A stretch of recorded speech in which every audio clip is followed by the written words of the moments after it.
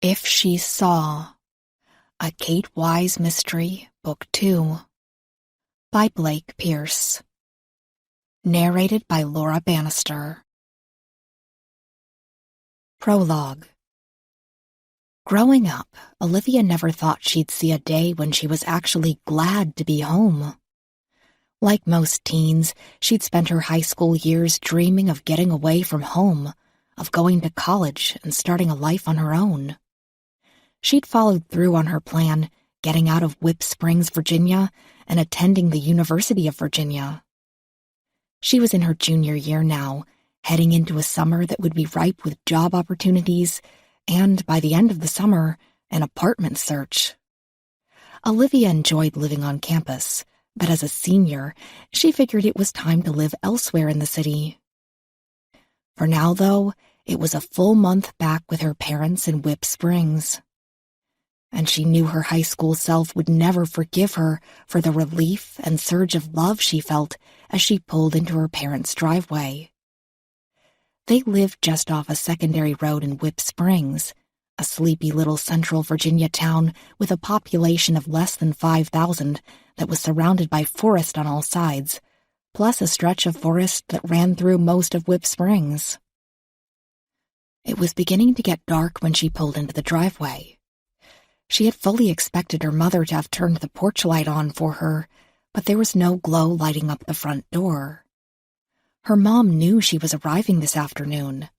They'd discussed it on the phone 2 days ago, and Olivia had even texted 3 hours ago to tell her she was on the way. Sure, her mother had not texted back, which was unlike her. But Olivia figured she was probably working overtime to make Olivia's childhood bedroom presentable, and forgot to return her text. As Olivia got closer to the house, she noted that not only was the porch light not on, it seemed as if every single light in the house was turned off. She knew they were home, though. Both of their cars were parked in the driveway, her mother's car parked right behind her father's truck, just like they had been doing for as long as Olivia could remember. If these cheeseballs are trying to throw me some sort of surprise welcome-home party, I might just cry, Olivia thought, as she parked beside her mother's car. She popped the trunk and got her luggage out, just 2 suitcases, but one of which seemed to weigh a ton. She hefted them up the sidewalk and toward the porch. It had been almost a year since she had been back here for a visit. She'd nearly forgotten how absolutely secluded the place felt. The closest neighbors were less than 1/4 of a mile away, but the trees surrounding the property made it feel like the house was completely isolated, especially when compared to the crowded dorm spaces back at school. She wrestled the suitcases up the porch steps and then reached out to ring the doorbell. When she did, she noticed that the door was partially open. Suddenly, the lack of light from inside seemed sinister, like an alarm of sorts. "Mom? Dad?" she called out as she slowly reached out and opened the door with her foot. It swung open, revealing the foyer and small hallway that she knew so well. The house was indeed dark, but as she stepped inside, against the advisement of her growing fear, she was instantly put at ease. From elsewhere in the house, she heard the television, the familiar dings and applause of Wheel of Fortune, a staple in their home from as far back as Olivia could remember. As she neared the end of the hallway and approached the living room, she saw the wheel on the TV, which was mounted above the fireplace, a very large screen indeed, making it seem as if Pat Sajak was right there in the living room. "Hey, guys," Olivia said, looking around the darkened living room. "Thanks so much for helping me with my stuff. Leaving the door cracked open was a—" It was meant as a joke, but when the words hung in her throat, there was nothing funny about it. Her mother was on the couch. She could have very well been asleep and nothing more than that, if it weren't for all the blood. It was all over her chest and soaked into the couch. There was so much of it that Olivia's mind couldn't quite comprehend it at first.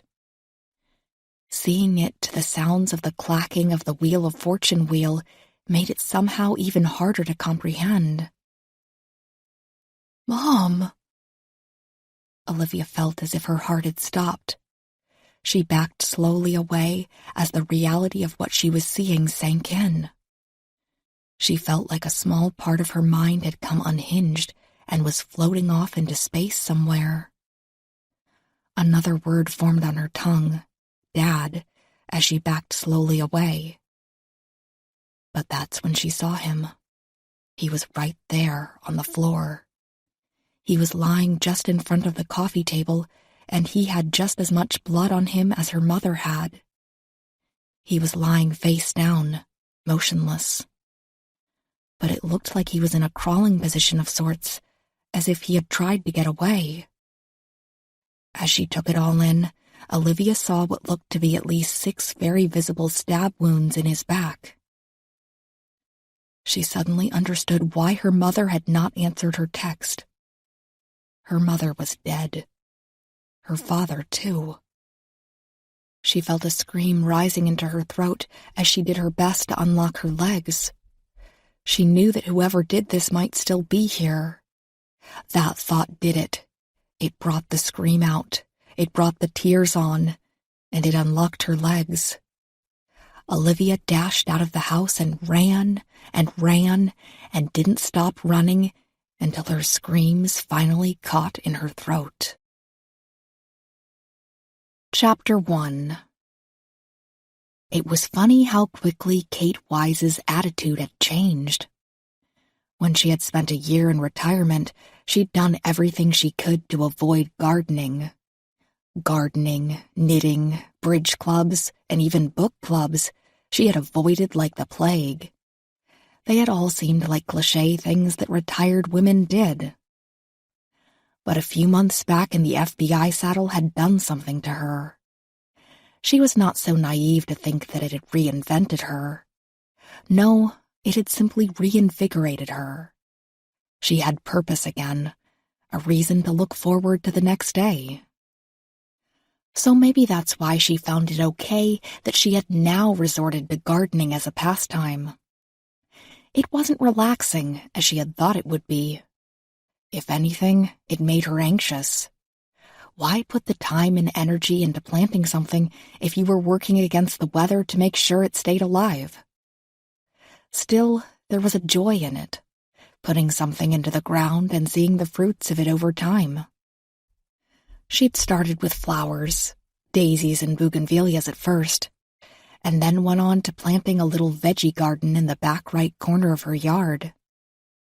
That's where she was currently mounding dirt over a tomato plant and slowly coming to the realization that she had not had any interest in gardening until she had become a grandmother.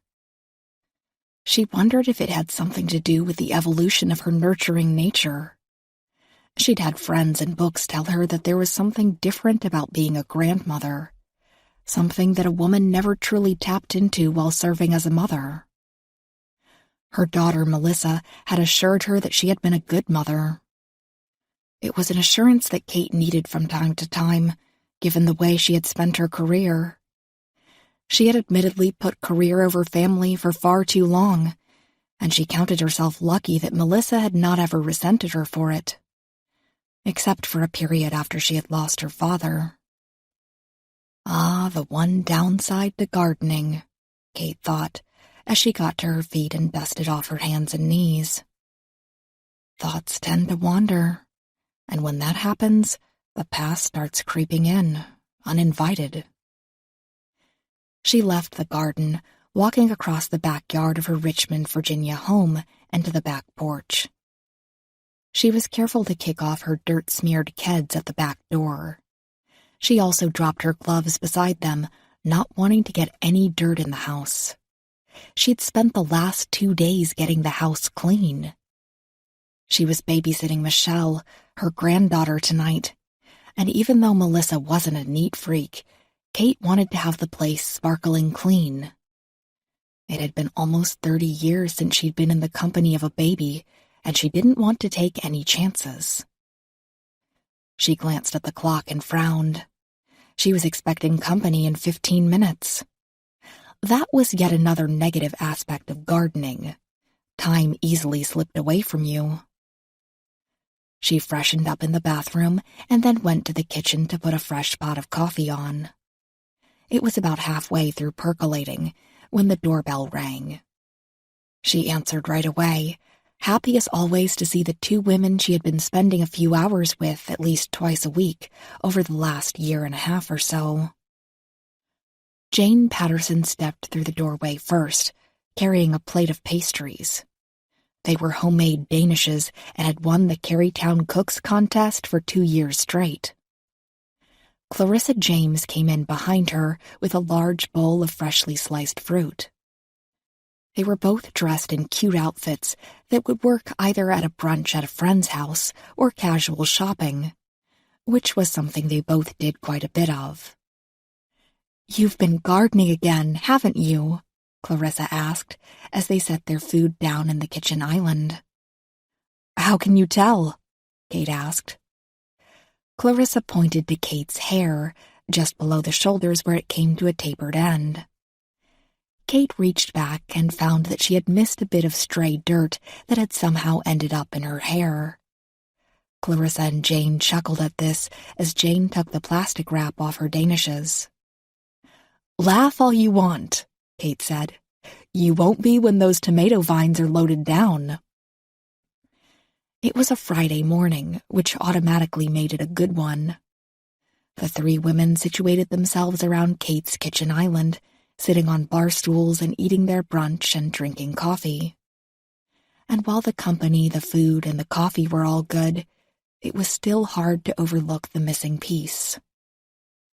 Debbie Mead was no longer part of the group. After her daughter had died, one of 3 victims of a killer Kate had taken down in the end, Debbie and her husband Jim had moved. They were living somewhere out near the beach in North Carolina. Debbie would send pictures of the coast from time to time, just to jokingly rub it in. They had been living there for 2 months now and seemed to be happy, to be moving on from the tragedy. The conversation was mostly light and pleasant. Jane talked about how her husband was eyeing retirement next year and had already started planning to write a book. Clarissa shared news about both of her kids, now in their mid-20s, and how they'd both recently received promotions. "Speaking of kids," Clarissa said, "how is Melissa doing? She loving motherhood?" "Oh, yes," Kate said. "She's absolutely insane about her baby girl. A little baby girl that I will be babysitting tonight, in fact." "First time?" Jane asked. "Yes, it's the first time Melissa and Terry are going somewhere without the baby. Like an actual overnight thing." "Has grandma mode kicked in yet?" Clarissa asked. "I don't know," Kate said with a smile. "I guess we'll find out tonight." "You know," Jane said, "you could go back in time and babysit like I used to in high school. I'd bring my boyfriend over with me, and as soon as the kids went to bed—" "That's pretty disturbing," Kate said. "Do you think Alan would be up for it, though?" Clarissa asked. "I don't know," Kate answered, trying to imagine Alan with a baby. They had been dating seriously ever since Kate and her new partner, DeMarco, had wrapped the serial case right here in Richmond, the same case that had taken Debbie Mead's daughter. There had been no real talk of the future. They hadn't slept together yet and rarely got physical at all. She was enjoying her time with him, though, but the thought of bringing him into the grandmother part of her life made her uncomfortable.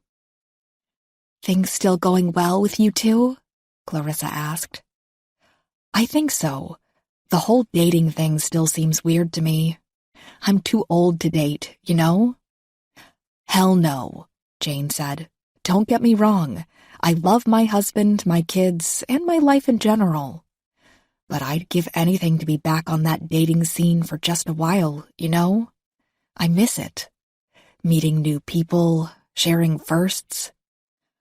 "Yeah, I guess that is pretty nice," Kate conceded. Alan finds the idea of dating strange, too. We have fun together, but it gets sort of weird when things start leaning toward the romantic end of things. Blah, blah, Clarissa said. But do you think of him as your boyfriend? Are we really having this conversation? Kate asked, starting to feel herself blushing a bit. Yes, Clarissa said. Us old married ladies need to live vicariously through you. And that also goes for your sort of job, Jane said. How's that going? No calls for about 2 weeks, and the last one was just to help with some research. Sorry, girls, it's not as adventurous as you're hoping it is. So, are you back to being retired? Clarissa asked. Basically. It's complicated. That comment ended the questioning as they delved back into local topics, upcoming movies, a music festival in town, construction on the interstate, and so on. But Kate's mind had gotten snagged on the topic of work. It was comforting to know that the Bureau was still considering her as a resource, but she had been hoping for a more active role after she had tied things up with the last case. But so far, she'd only heard from Deputy Director Duran a single time, and that was to get a performance review on DeMarco. She knew how strange it seemed to her friends that she was still technically an active agent, while also leaning into her role as a grandmother. Hell, it was strange to her as well. Throw in a slowly blossoming relationship with Alan, and she supposed her life was quite interesting to them. Honestly, she counted herself lucky. She'd be 56 years old at the end of the month, and she knew that many women her age would be envious of the life she lived. She always told herself this when she felt the pressing need to be more active at work. And some days, it worked. And as it just so happened, with her granddaughter coming to visit for the first time since her birth, today was one of those days.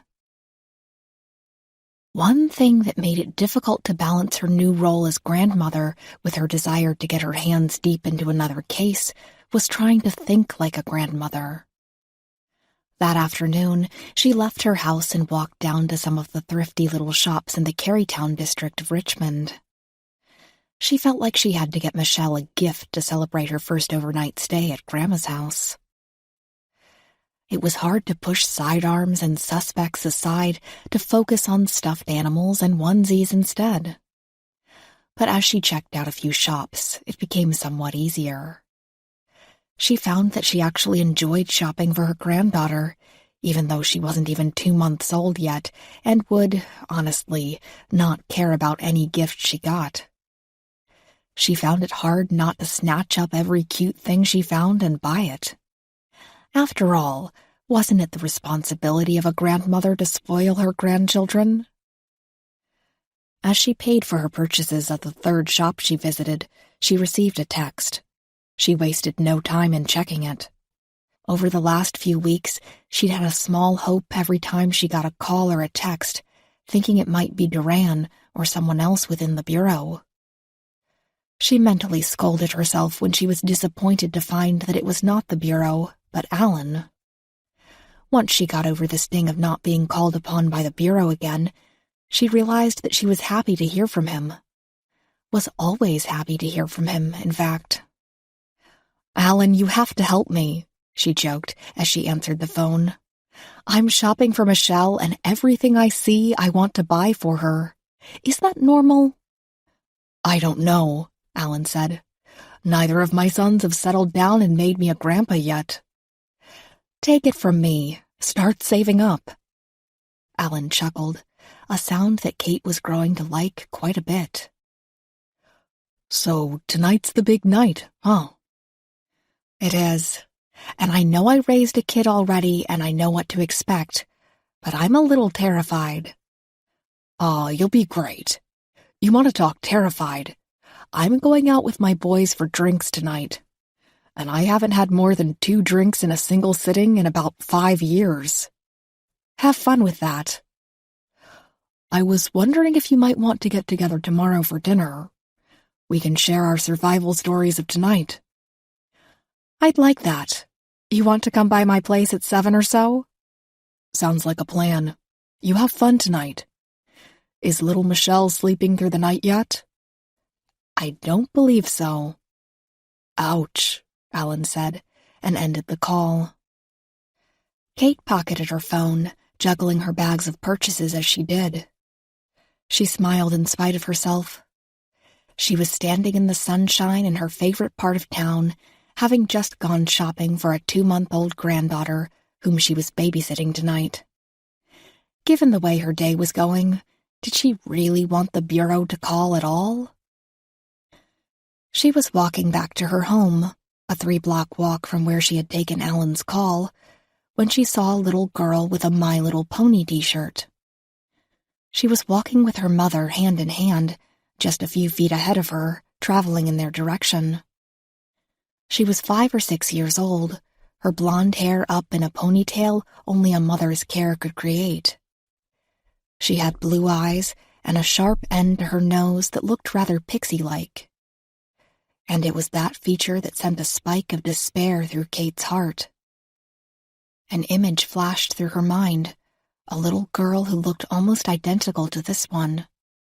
But in this image, the little girl had dirt and grime on her face, and she was crying. The lights of police cars flashed behind her. The image was so strong that it caused Kate to stop walking for a moment. She tore her eyes away from the girl, not wanting to appear creepy or strange. She clung to that image in her head and did her best to find the memory associated with it. It came to her gradually, and when it did, it unrolled itself slowly, as if she were reading the case report. 5-year-old girl found 3 days after reported missing. Stored in a fishing cabin in Arkansas with the dead bodies of her parents. The parents were the 5th and 6th victims of a serial killer that had terrorized Arkansas for the better part of 4 months. A killer Kate had eventually taken down, but only after he had claimed a total of 9 people.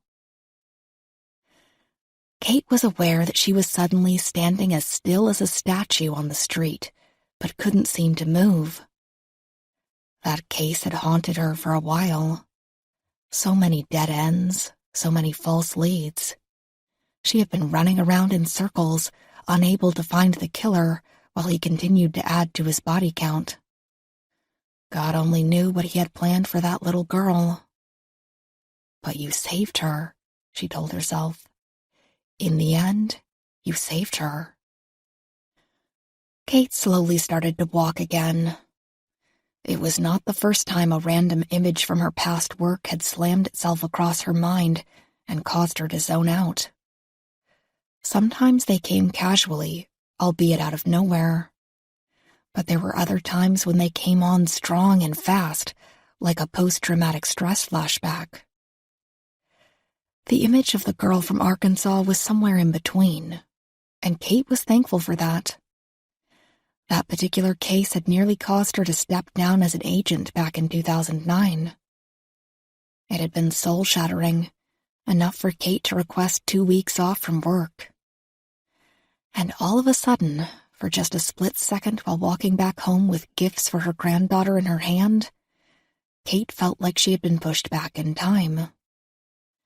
Nearly 10 years had passed since she had rescued that girl. Kate wondered where she was, wondered if she had outlived the trauma. "Ma'am?" Kate blinked, jumping a bit at the sound of an unfamiliar voice in front of her. There was a teenage boy standing in front of her. He looked concerned, as if he wasn't sure if he should be standing there or running away. "Are you okay?" he asked.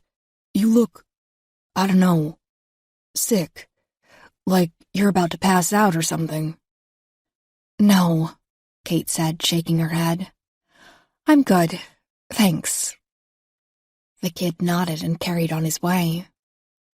Kate started walking forward again, ripped out of some hole in the past that she assumed had not yet quite closed up. And as she drew closer and closer to home, She started to wonder just how many of those holes from her past had been left uncovered, and if the ghosts of her past would continue to haunt her until she, too, became a ghost. Chapter 2. Kate spent the next hour or so tidying up the house, even though she had already done so before leaving to go shopping. It made her feel off to be so anxious to have Michelle coming to her house. Melissa had lived in this house during her high school years, so when she came to visit, which wasn't often enough in Kate's opinion, Kate didn't feel the need for the place to be spotless. So why was she so concerned about how it looked for a 2-month-old? Maybe it's some odd kind of grandmother nesting, she thought, while she scrubbed the sink in the powder room.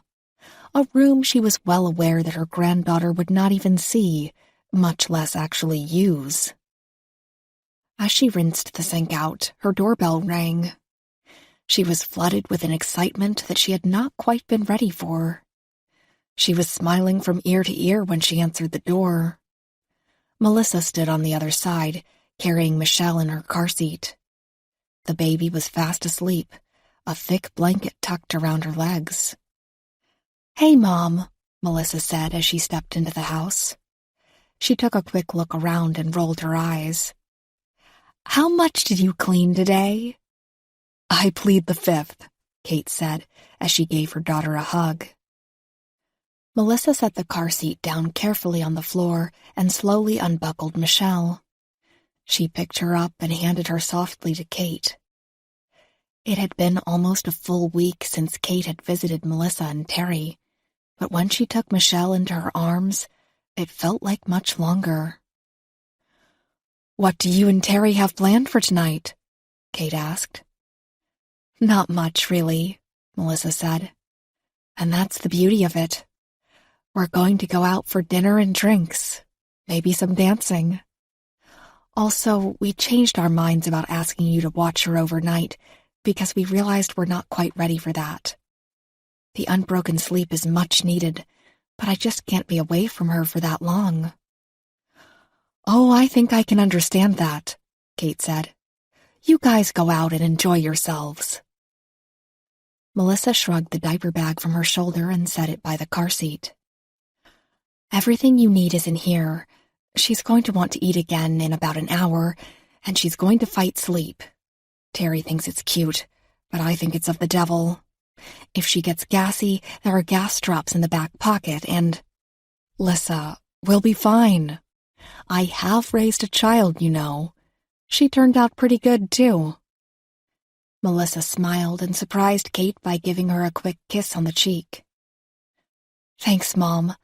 I'll pick her up around 11 or so. Is that too late?" "Nope, that's perfect." Melissa gave one final look to her baby, a look that made Kate's heart swell. She could remember being a mother and having that internal feeling of love fill her. A love that translated to the sheer will of doing anything and everything to ensure this human you'd created would be safe. "If you need anything, call me," Melissa said, though she was still looking at Michelle and not Kate. "I will. Now go. Have fun." Melissa finally turned away and headed out the door. As she closed it, little Michelle stirred awake in Kate's arms. She gave her grandmother a sleepy little smile and let out a tiny yawn. "So, what do we do now?" Kate asked. The question was playfully directed at Michelle, but she felt a weight behind it that made her wonder if she was simply voicing a rhetorical question to herself. Her daughter was grown up now, with a daughter of her own. Now here she was, nearing 56, with her first grandchild in her arms. So, what do we do now? She thought about that pull to return to work in any capacity, and, for perhaps the first time, it felt small. Smaller even than the little girl she now held in her arms. By 8 o'clock that night, Kate was wondering if Melissa and Terry had simply managed to create the most well-behaved baby in recorded history. Not once did Michelle cry or even get fussy. She was simply content to be held. After 2 hours in Kate's arms, Michelle nodded off to sleep. Kate carefully placed Michelle on the center of her queen-sized bed and then stood at the doorway for a moment to watch her granddaughter sleep. She wasn't sure how long she had been standing there when her phone buzzed from the kitchen table behind her. She had to tear her eyes away from Michelle, but managed to get to the phone within a few seconds. The single buzz meant that it was a text rather than a call, and she was not at all surprised to see that it was Melissa. "How's she doing?" Melissa asked. Unable to resist, Kate smiled and responded. "I limited her to just 3 beers. She went out with some guy on a motorcycle about an hour ago. I told her to be back by 11. The response came quickly. "Oh, you're not funny at all." The back-and-forth banter made her nearly as happy as the sleeping baby in her bedroom. After her father died, Melissa had become withdrawn, especially toward Kate. She'd blamed Kate's work for her father's death, and even though she had come to understand that was not the case later on in life, there were times when Kate felt that Melissa still resented the time she had spent in the bureau after his death. Oddly enough, though, Melissa had shown some interest in pursuing a career in the FBI herself. Despite a less than positive attitude about the events of the last year concerning her mother's interrupted retirement. Still smiling, Kate took her phone into the bedroom and snapped a quick picture of Michelle. She sent it to Melissa, and then, after some thought, she also sent it to Alan, only his had the message, "Partied out." She found herself wishing he was there with her. She found herself feeling this quite often as of late. She was not naive enough to think she loved him, but she could see herself falling in love with him if things kept going the way they were. She missed him when he wasn't around, and whenever he kissed her, it made her feel about 20 years younger. She found herself smiling yet again when Alan responded with a picture of his own. It was a selfie of him with 2 younger men who looked exactly like him. His sons, presumably. As she studied the picture, her phone rang in her hands. The name that appeared on the screen sent a flurry of excitement through her that she was unable to stop. Deputy Director Vince Duran was calling her. This would have caused a stir of excitement regardless, but the fact that it was after 8 o'clock on a Friday night set off alarm bells in her head. Alarm bells that she enjoyed the sound of. She took a moment, still staring at little Michelle, and then answered. "This is Kate Wise," she said, keeping her excitement in check. "Wise, it's Duran. Is this a bad time?" "It's not the absolute best, but that's okay," she answered. "Is everything okay?" "That depends. I'm calling to see if you'd be interested in taking on a case." "Are we talking a cold case like we've been discussing?" "No. This one, well, it looks and feels like one you cracked rather quickly back in '96. As it stands, we've got 4 bodies at 2 different sites in Whip Springs, Virginia. Looks like the murders occurred no more than 2 days apart. Right now, Virginia State Police are running the scene, but I've spoken to them. If you want the case, it's yours. But you'd have to move now." "I don't think I can," she said. "I've got a commitment I need to keep." Looking at Michelle, this was easy to say, but nearly every nerve in her body fought against her newly acquired grandmother instincts. "Well, listen to the specs anyway, would you? The murders are married couples, one in their early 50s, the other in their early 60s. The most recent were the 50-somethings. Their daughter discovered their bodies when she came home from college earlier today.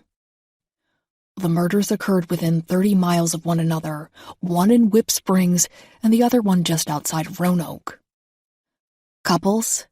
Any link between them other than that they were married? Not yet, but all 4 bodies were cut up pretty badly.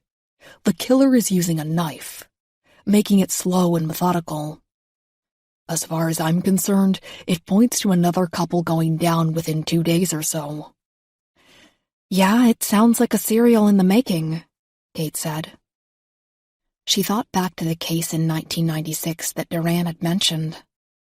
In the end, a crazed woman who had been working as a nanny had taken the lives of 3 couples within the span of just 2 days. It turned out that she had worked for all 3 of the couples within a 10-year period. Kate had apprehended the woman as she was on the way to kill a 4th couple and then, according to her testimony, herself. Was she really going to say no to this? After the intense flashback she'd had today, could she truly pass up another opportunity at stopping a killer? "How long do I have to think about it?" she asked. "I'll give you an hour, no more than that. I need someone on this now. And I thought you and DeMarco could work well on it. 1 hour wise. Sooner if you can." Before she could give an okay or a thanks, Duran ended the call. He was typically warm and friendly, but when he did not get his way, he could be very irritable. As quietly as she could, she went to the bed and sat down on the edge. She watched Michelle sleeping, the gentle rise and fall of her chest so slow and methodical. She could clearly remember Melissa being this small and had no idea where the time had gone. And that was where her problem sprung from. She felt that she had missed so much of her life as a mother and wife because of her job, but she felt a strong duty to it nonetheless. Especially when she knew that she could be out there right now, doing her part to bring a killer to justice. What kind of a person would she be if she turned the offer down, leaving Duran to choose another agent who might not have the same skill sets as she did? But what kind of grandmother and mother was she being if she had to call Melissa, telling her to come pick up her daughter early and end her night out because the FBI had come calling again? Kate stared at Michelle for about 5 minutes, even lying down next to her and placing her hand on the baby's chest just to feel her breathe. And seeing that little flicker of life, of a life that had not yet learned about the kinds of evil that existed in the world, made the decision much easier for Kate. Frowning for the first time that day, Kate picked up the phone and called Melissa. Once, when Melissa was 16, she'd snuck a boy into her room late at night when Kate and Michael were already asleep. Kate had stirred awake at some noise, which she later found out was likely someone's knee hitting the wall in Melissa's bedroom, and went up to investigate. When she opened her daughter's door and found her topless with a boy in her bed, she had thrown him off the bed and screamed at him to get out. The fury in Melissa's eyes that night was dwarfed by what Kate saw in her daughter's stare as she buckled Michelle into the car seat at 9:30, just a little over an hour after Duran had called her about the case in Roanoke. "This is messed up, Mom," she said. "Lissa, I'm so sorry, but what the hell was I supposed to do?" "Well, from what I understand, people actually stay retired once they've retired. Maybe try that." "It's not that easy," Kate argued. "Oh, I know, Mom," Melissa said. "It never was with you." "That's not fair. And don't think I'm just pissed because you cut my one night to relax short. I don't care about that. I'm not that selfish, unlike some people. I'm pissed because your job, which you were supposed to be done with over a year ago, mind you, continues to win over your family. Even after everything. After Dad. Lissa, let's not do this." Melissa picked up the car seat with a softness that was not present in her voice or her body's strained posture. I agree, Melissa spat. Let's not. And with that, she walked out of the front door, slamming it behind her. Kate reached out for the doorknob, but stopped. What was she going to do? Was she going to continue this argument outside, in the yard? Besides, she knew Melissa well. After a few days, she'd cool down and would actually listen to Kate's side of the story. She might even accept her mother's apology. Kate felt like a traitor as she picked up her cell phone. After she'd called Duran, he informed her that he'd planned on her showing up for the case anyway. As it stood, he had someone from the Virginia State Police lined up to meet with her and DeMarco at 4:30 in the morning down in Whip Springs. As for DeMarco, she had left D.C. half an hour ago with an agency car. She'd be at Kate's house sometime around midnight. Kate realized she could have easily kept Michelle until the originally planned on 11 o'clock and avoided the confrontation with Melissa. But she couldn't dwell on that now. The suddenness of it all had taken Kate slightly off guard. Even though the last case she had taken had seemed to come out of nowhere, it at least had some sort of stable structure to it. But it had been quite a while since she had been assigned to a case at such an hour. It was daunting, but she was also very excited. Excited enough to be able to momentarily push Melissa's anger toward the back of her mind. Still, as she packed a bag while waiting for DeMarco to arrive, a stinging thought pierced her. And it's that right there. Your ability to push everything to the side for the sake of the job had caused so much trouble between the two of you in the first place. But that thought, too, was easily pushed to the side. Chapter 3. One of the many things Kate had learned about DeMarco during their last case was that she was punctual. It was a trait she was reminded of when she heard a knock on her door at 12:10. I don't remember the last time I had a visitor this late, she thought. College, maybe? She walked to the door, carrying her single-packed bag with her. Yet when she answered the door, she saw that DeMarco had no intention of just rushing out to drive to the crime scene. At the risk of seeming rude, I really need to use your bathroom, DeMarco said. Chugging 2 Cokes to stay awake for the ride was a bad idea. Kate smiled and stepped aside to let DeMarco in. Given the speed and urgency Duran had instilled in her during their phone calls, DeMarco's abruptness was the kind of unintentional comic relief she needed. It also made her feel comfortable to know that even after almost 2 months apart, she and DeMarco were picking back up on the same comfort level they had shared before parting ways after the last case. DeMarco came out of the bathroom a few minutes later with an embarrassed smile on her face. And good morning to you, Kate said.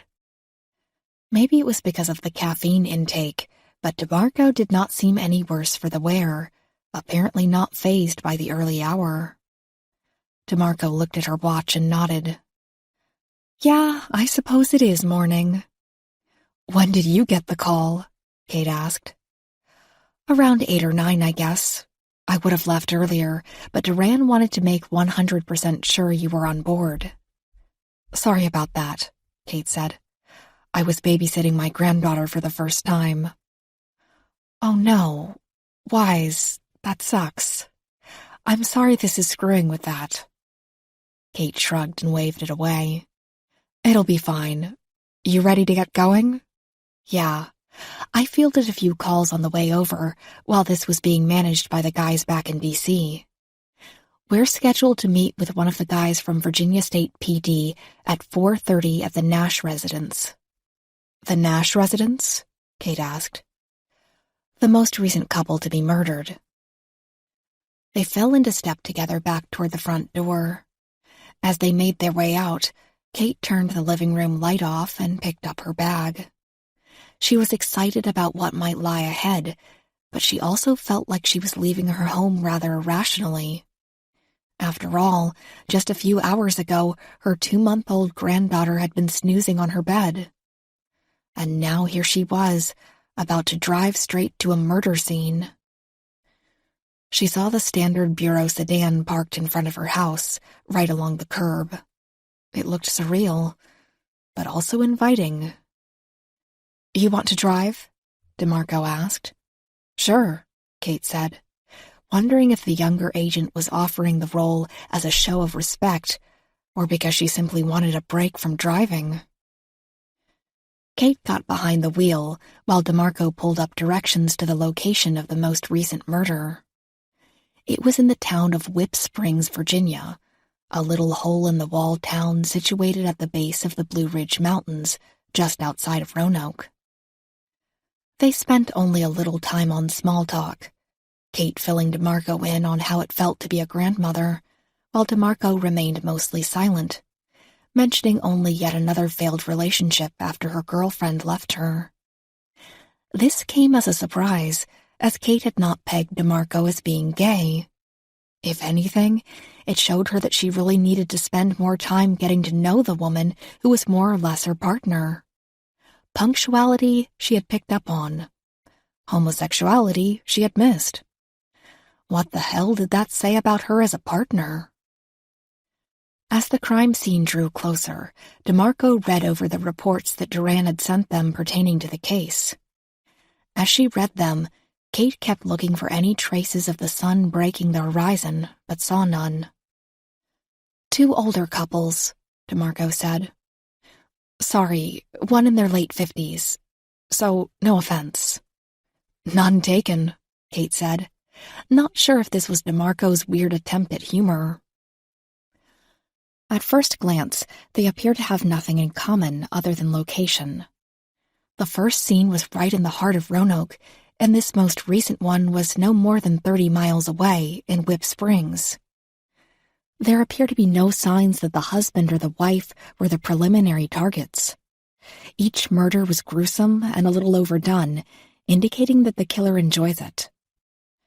And that typically points to someone who feels that they have been wronged by the victims in some cases, Kate pointed out.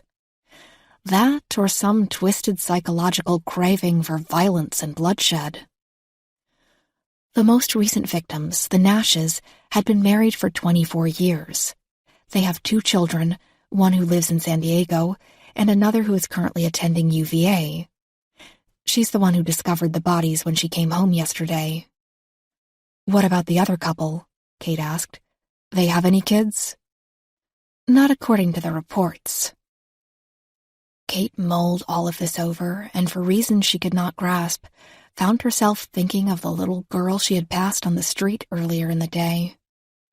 Or rather, the flashback that little girl had spurred up in her mind. When they arrived at the Nash residence, the horizon had finally started to catch some of the light from the rising but still absent sun. It peeked through the tree line that surrounded most of the Nash's yard. In that light, they could see a single car parked in front of the house. A man stood propped against the hood, smoking a cigarette and holding a cup of coffee.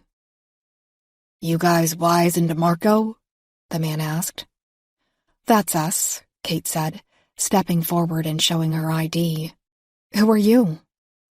"Palmetto, with the Virginia State PD. Forensics. I got the call a few hours ago that you two would be taking the case. Figured I might as well be here to hand off what I have.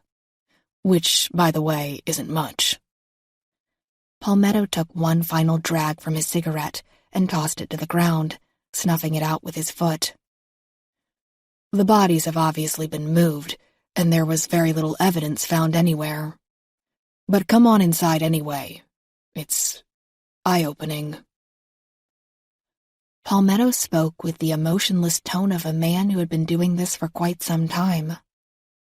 He led them up the Nash's sidewalk and onto the porch. When he opened the door and led them inside, Kate could smell it. The smell of a crime scene where a lot of blood had been spilled. There was something chemical to it, not just the coppery smell of blood, but of recent movement and people with rubber gloves looking over the scene recently. Palmetto turned each light on as they made their way into the house, through the foyer, down a hallway, and into the living room. In the bright glare of overhead lights, Kate saw the first splotch of blood on the hardwood floor, and then another and another. Palmetto led them to the front of the couch, pointing to the bloodstains like a man simply confirming the fact that water is indeed wet. The bodies were here, one on the couch and one on the floor. It appeared that the mother was killed first, probably from the cut to her neck, although one did seem to land pretty close to her heart, but through the back. It's theorized that there was a struggle with the father. There was bruising on his forearms, some blood coming out of his mouth, and the coffee table had been knocked askew.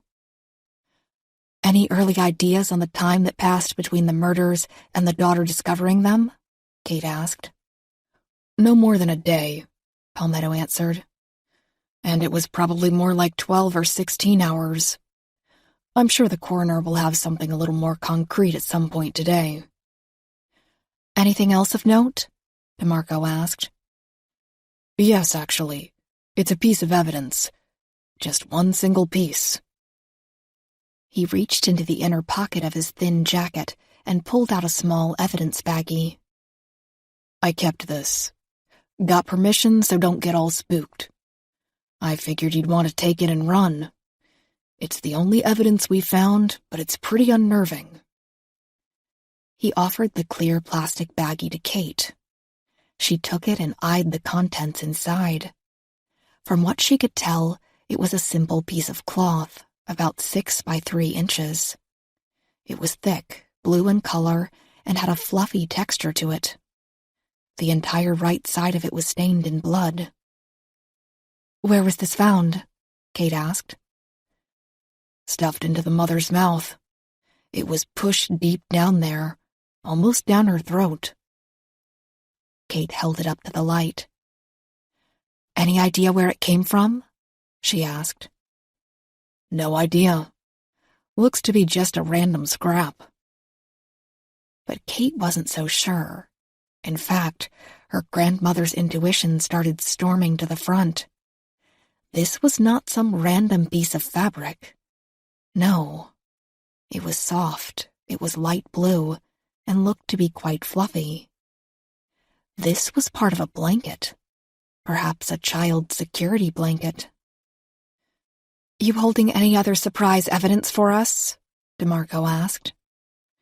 No, that's it out of me, Palmetto said, already heading back for the door. If you ladies need any help from this point on, feel free to give us a call at the state PD. Kate and DeMarco shared an annoyed look behind his back. Without having to say anything, they each knew that the term, you ladies, had pissed the other off. Well, that was brief, DeMarco said, as Palmetto gave them a non-committal wave from the front door. Just as well, Kate said. This way we can start looking the case over with our own eyes, without the influence of what anyone else has found. You think we need to speak to the daughter next? Probably. And then we'll look into the first crime scene and see if we can find anything there.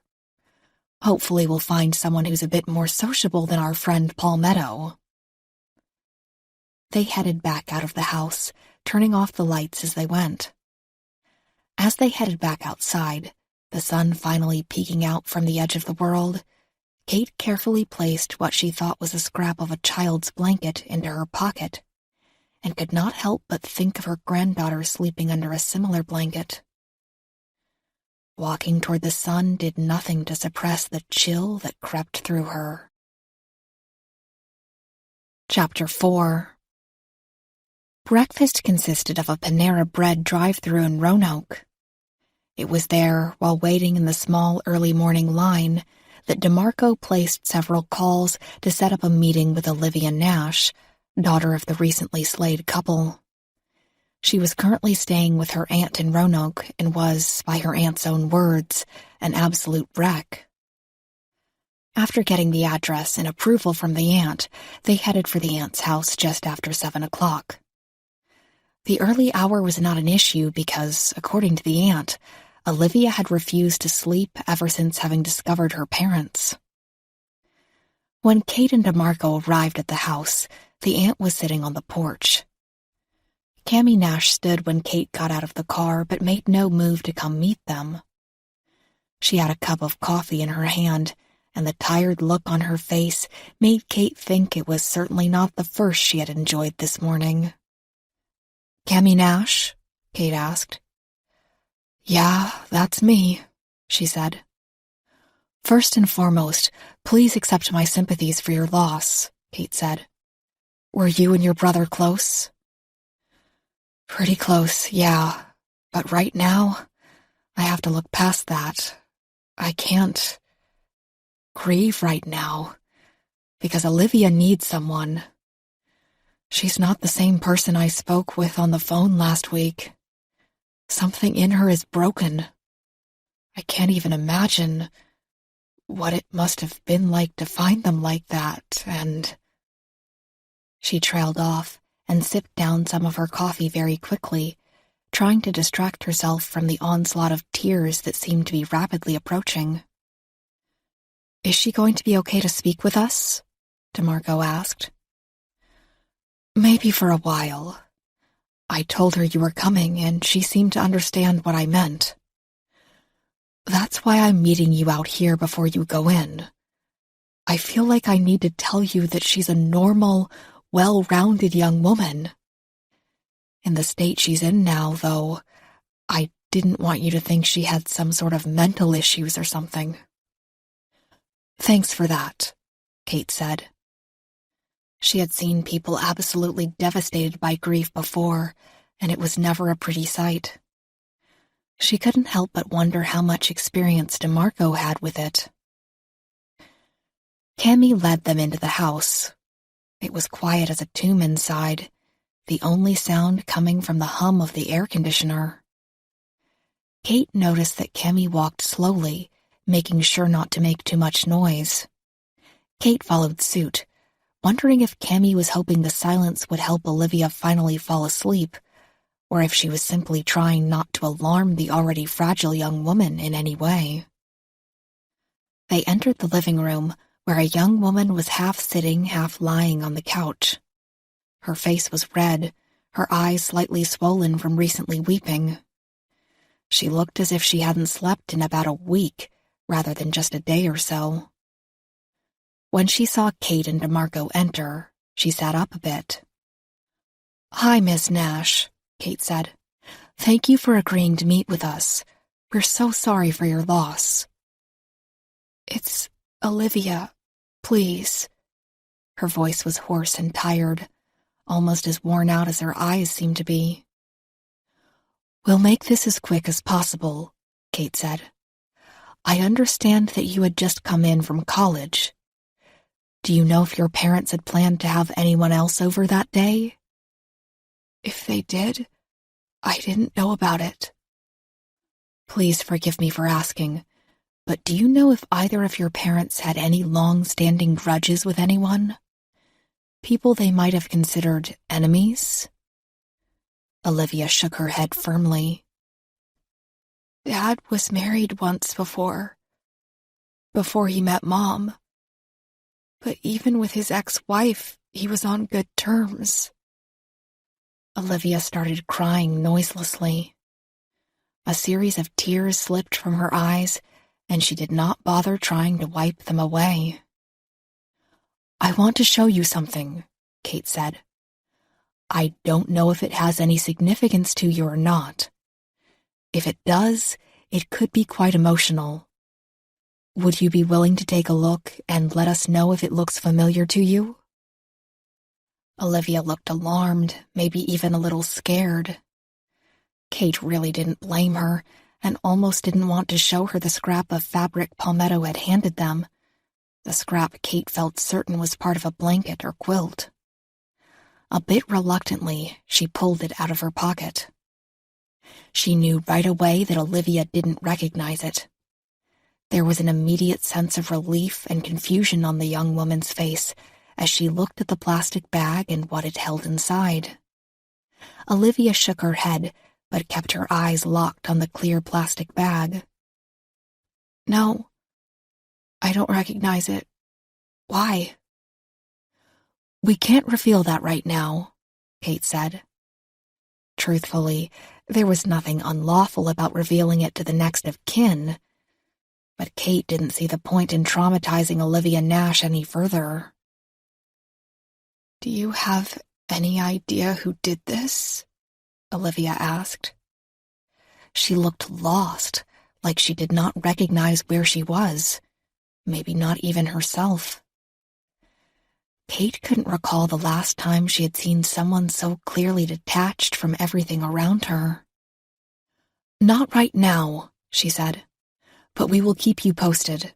And please," she said, looking from Olivia and then to Cammy, "contact us if you can think of anything that might help." At that remark, DeMarco withdrew a business card from the inner pocket of her jacket and handed it to Cammy. Perhaps it was the year she had spent in retirement or feeling guilty for having to abandon her post as grandmother last night, but Kate felt awful when she left the room, leaving Olivia Nash to her intense grief. As she and DeMarco made their way out onto the porch, she could hear the young woman let out a low moan of distress. Kate and DeMarco shared an uneasy glance as they headed to the car. From within her inner pocket, Kate could feel the presence of that scrap of fabric, and it suddenly felt very heavy indeed. Chapter 5. As Kate left the small town of Whip Springs and headed for Roanoke, DeMarco used her iPad to pull up the case files on the first set of murders. It was nearly an exact copy and paste of the Nash crime scene. A couple had been murdered in their home in a particularly gruesome fashion. Preliminary results turned up no likely suspects, and there had been no witnesses. "Does it say anything about anything left behind in the throats or mouths of either of the victims?" Kate asked. DeMarco scanned the reports and shook her head. "Not from what I can see. I think it's maybe a... No, wait. Here it is. In the coroner's report. The fabric wasn't discovered until yesterday, a day and a half after the bodies were discovered. But yes, the report says there was a small piece of fabric lodged in the mother's throat." "Does it give a description?" "No, I'll give the coroner a call and see if I can get a picture of it." DeMarco wasted no time, making the call right away. While she was on the phone, Kate tried to think of anything that might be able to link two seemingly random couples, given what had been found in the throats of the females. While Kate had yet to see the piece of fabric that had been taken from the throat of the first female victim, she was fully expecting it to match the one that had been found in the throat of Mrs. Nash. DeMarco's call was over 3 minutes later. Seconds after she ended the call, she received a text. She glanced at her phone and said, "We've got a match." Approaching a stoplight as they inched their way further into the city of Roanoke, Kate looked over to the phone as DeMarco showed it to her. As Kate expected, the fabric was soft and blue in color, an exact match for the one found in the throat of the Nash mother. "We've got pretty extensive records on both couples, right?" Kate asked. "Decent, I suppose," she said. "Based on the records and case files we have, there might be some stuff missing, but I think we've got quite a bit to go on." She paused here as the GPS app on the iPad dinged. "Turn left at this light," DeMarco said. "The house is half a mile down this next street." Kate's mental wheels were turning quickly as they neared the first crime scene. Two married couples slaughtered in a brutal way. Remnants or scraps of some sort of old blanket found in the throats of the wives. There were many ways to go with the clues they had been given. But before Kate could focus on a single one and put it together, DeMarco was speaking up. "Right there," she said, pointing to a small brick house on the right. Kate pulled up alongside the curb. The house was located on a thin side street, the kind that connected two main roads. It was a quiet street with a few other small houses taking up the space. The street had an almost historic feel to it, the sidewalks faded and cracked, the houses in a similar state. Faded white letters on the mailbox read, Langley. Kate also spotted a decorative L hanging on the front door, made of aged wood. It stood out against the bright yellow of the crime scene tape that hung from the porch railings. As Kate and DeMarco headed for the front porch, DeMarco half read, half recited the information they had in the reports on the Langley family. Scott and Bethany Langley. Scott 59 years of age, Bethany 61. Scott was found dead in the kitchen and Bethany was in the laundry room. They were found by a 15-year-old boy who was taking private guitar lessons from Scott. It's estimated that they had only been killed a few hours before the bodies were discovered. When they entered the Langley residence, Kate stood in the doorway for a moment, taking in the layout of the place. It was a smaller house, but well kept. The front door opened into a very small foyer, which then became the living room. From there, a small bar-top counter separated the kitchen from the living room. A hallway stood off to the right, leading to the rest of the house. The layout of the house alone told Kate that the husband had likely been killed first. But from the front door, there was pretty much a clear view into the kitchen. Scott Langley would have had to have been quite busy not to notice someone walking through the front door. Maybe the killer came in some other way, Kate thought. They entered the kitchen, where bloodstains still stood out prominently on the laminate floor. A frying pan and a can of cooking spray were sitting by the edge of the stove. He was about to cook something, Kate thought. So maybe they were killed right around dinner time. DeMarco started for the hallway and Kate followed her. There was a small room immediately to the left, the door opening to reveal a crowded laundry room. Here, the blood spatter had been much worse. There were bloodstains on the washer, the dryer, the walls, the floor, and on a load of neatly folded clean clothes sitting in a hamper. With the bodies already removed, there seemed to be very little the Langley residence could offer them. But Kate had one more thing she wanted to check. She walked back out into the living room and looked at the pictures on the walls and atop the entertainment center.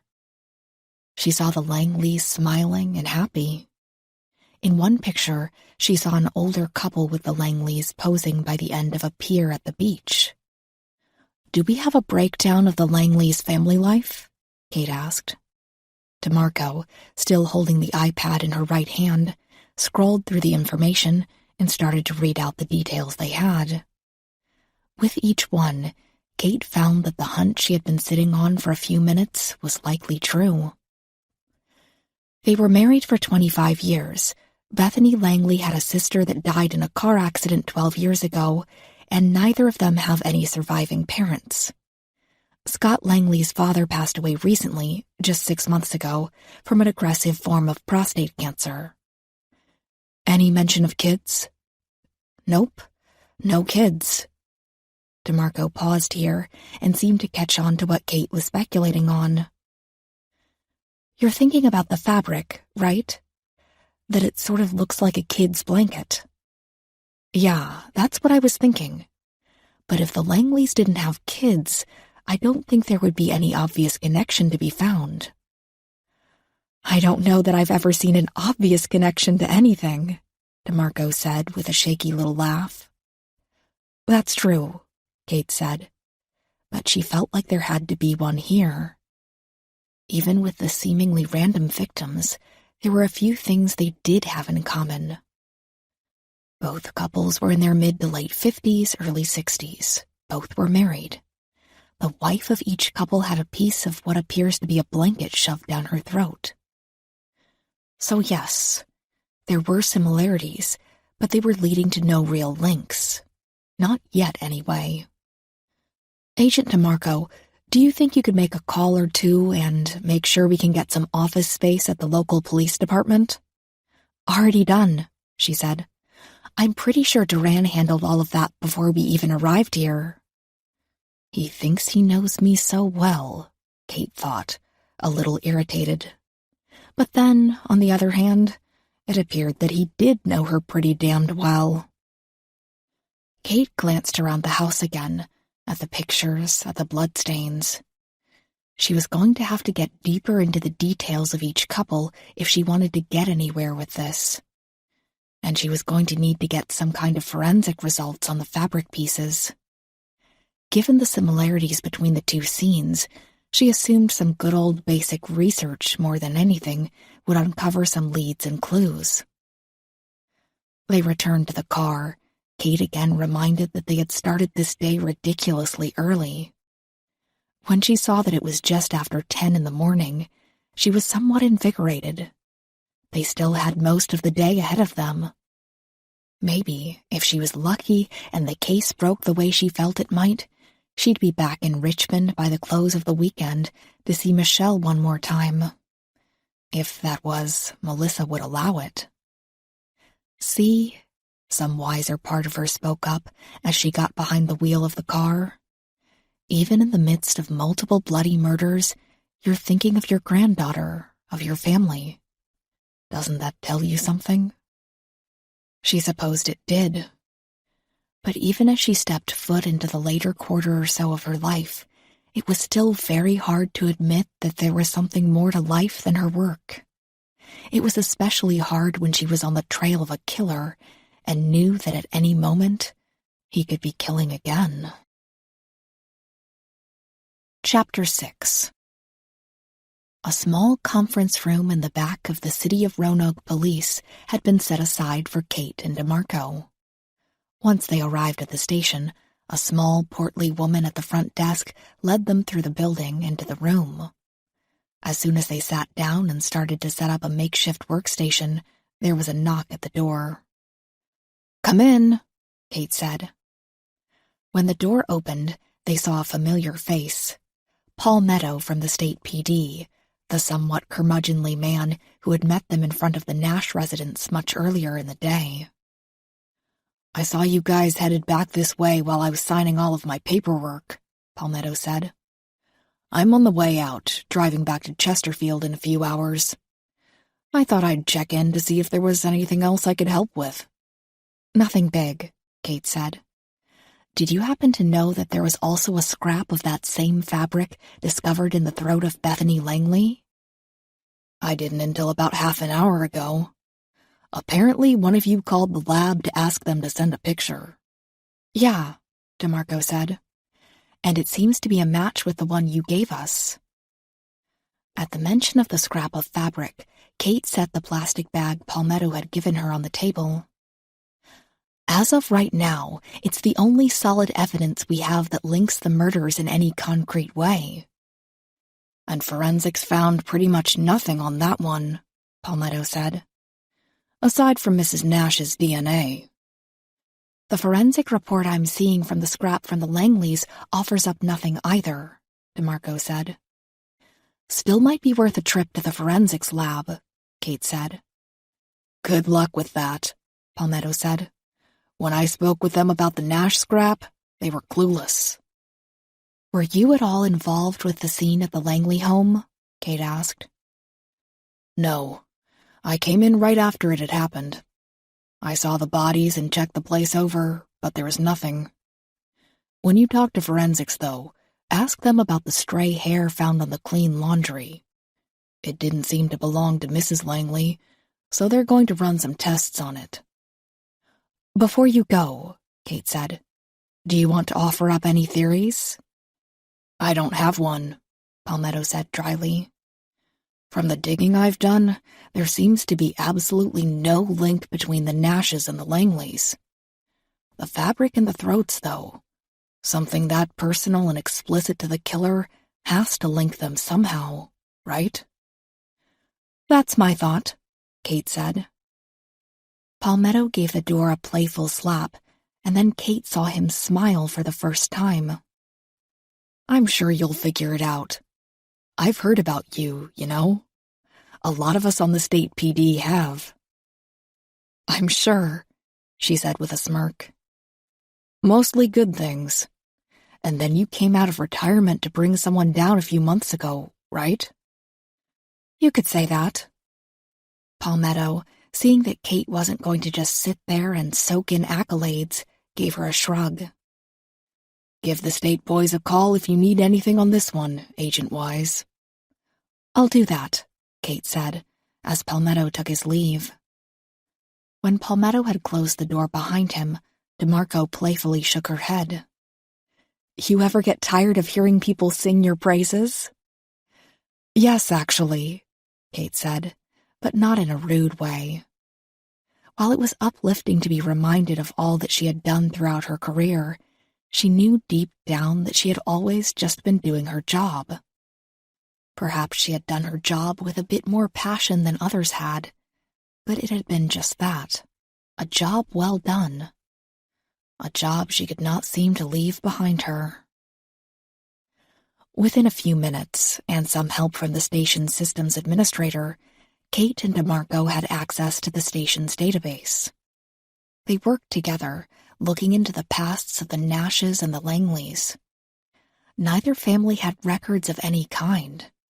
In fact, both families had records that made it hard to imagine anyone having a grudge against them. As for the Langleys, they had served as foster parents for a few years of their lives, so they'd had to undergo rigorous background checks several times throughout the course of their lives. The Nashes were heavily involved in their church and had been on several mission trips in the past 20 years, most notably to Nepal and Honduras.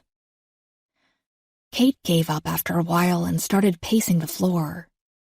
She used the conference room's dry erase board to jot down notes, hoping that seeing everything written down in one place would help her to focus. But there was nothing. No link, no clues, no clear course of where to go. "You too, huh?" DeMarco said. "Nothing?" "Not so far. I think maybe we just go with what we do have rather than trying to find something new. I think we need to reevaluate the fabrics. While the forensics tests came up with nothing, maybe the fabric itself can point us somewhere." "I don't follow you," DeMarco said. "That's fine," Kate said. "I'm not sure I do either. But I'm hoping we'll know it when we see it." Kate felt the first true pangs of fatigue as she and DeMarco drove from the police station to the forensics lab. It was a stark reminder that she had not slept in about 27 hours, and that her workday had started insanely early. 20 years ago, this would not have bothered her. But with 56 staring her right in the face from a few weeks across the calendar, things were different now. The drive to the lab was only 5 minutes, located in close proximity to a little network consisting of the PD, the courthouse, and a holding jail. After showing their IDs, they were escorted past the front desk of the Forensic Sciences Lab and into the central laboratory area. They were asked to sit in a small lobby for a moment while the technician who had been in charge of the fabric swabs was paged. "You think there's any chance the fabric is just some kind of calling card for the killer?" DeMarco asked. "It could be. Might not have anything to do with the why of the case. It could just mean something to the killer. Either way, right now it seems that the fabric, from a blanket of some kind I feel quite sure, is our only real connection to him." It made Kate recall a gruesome case she'd once been a part of early in the 90s. A man had killed 5 people, all ex-girlfriends. Before killing them by choking them, he had forced each one to swallow a condom. In the end, he had no real reason for doing so other than his hatred for wearing condoms during sex. Kate could not help but wonder if these fabric fragments would turn out to be just as insignificant to the case. Their wait was a short one. A tall, older man came hurrying out of a door directly across from them. "You're with the FBI?" he asked. "We are," Kate said, showing her ID. DeMarco did the same, and the man studied each one quite carefully. "Nice to meet you, agents," he said. "I'm Will Reed, and I ran the tests on the fabric from the recent murders. I assume that's why you're here? Agent DeMarco, I believe you were the one I sent the picture to earlier?" "That's right," DeMarco said. "We were hoping you could shed some more light on those scraps." "Well, I'd be more than happy to assist with whatever you need, but if it's about those 2 scraps of fabric, I'm afraid there's nothing I can offer. It seems that the killer not only went through great lengths to shove the fabric into the mouths of the victims, but that he was also quite careful about not leaving any traces of himself behind." "Yes, we understand that," Kate said. "But without any firm physical results to go on, I was wondering if there's anything you could tell me about the fabric itself." "Oh," Reed said, "that I can help with." "I'm of the opinion that both scraps came from the same source material," Kate said. "Most likely a blanket." "I think that's a safe bet to place," Reed said.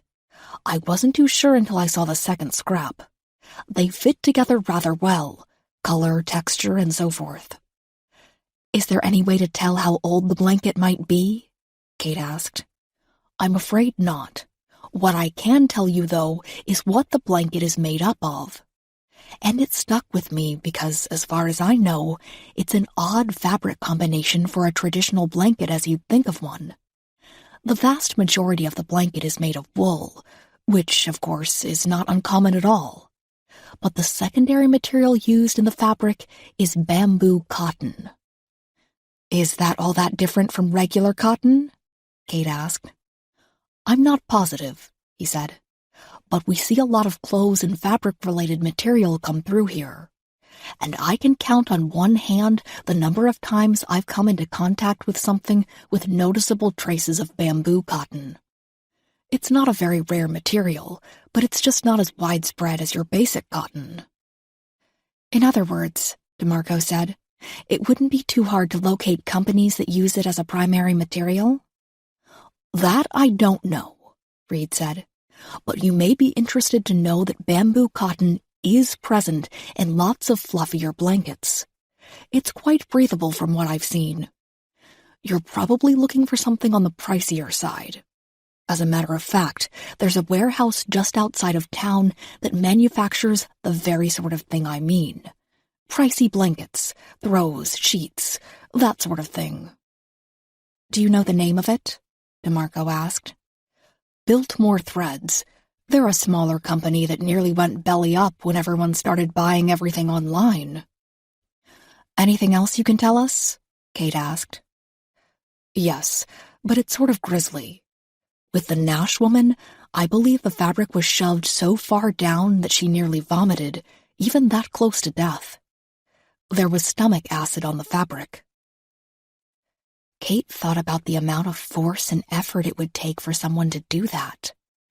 About how much of one's hand would go into the victim's mouth.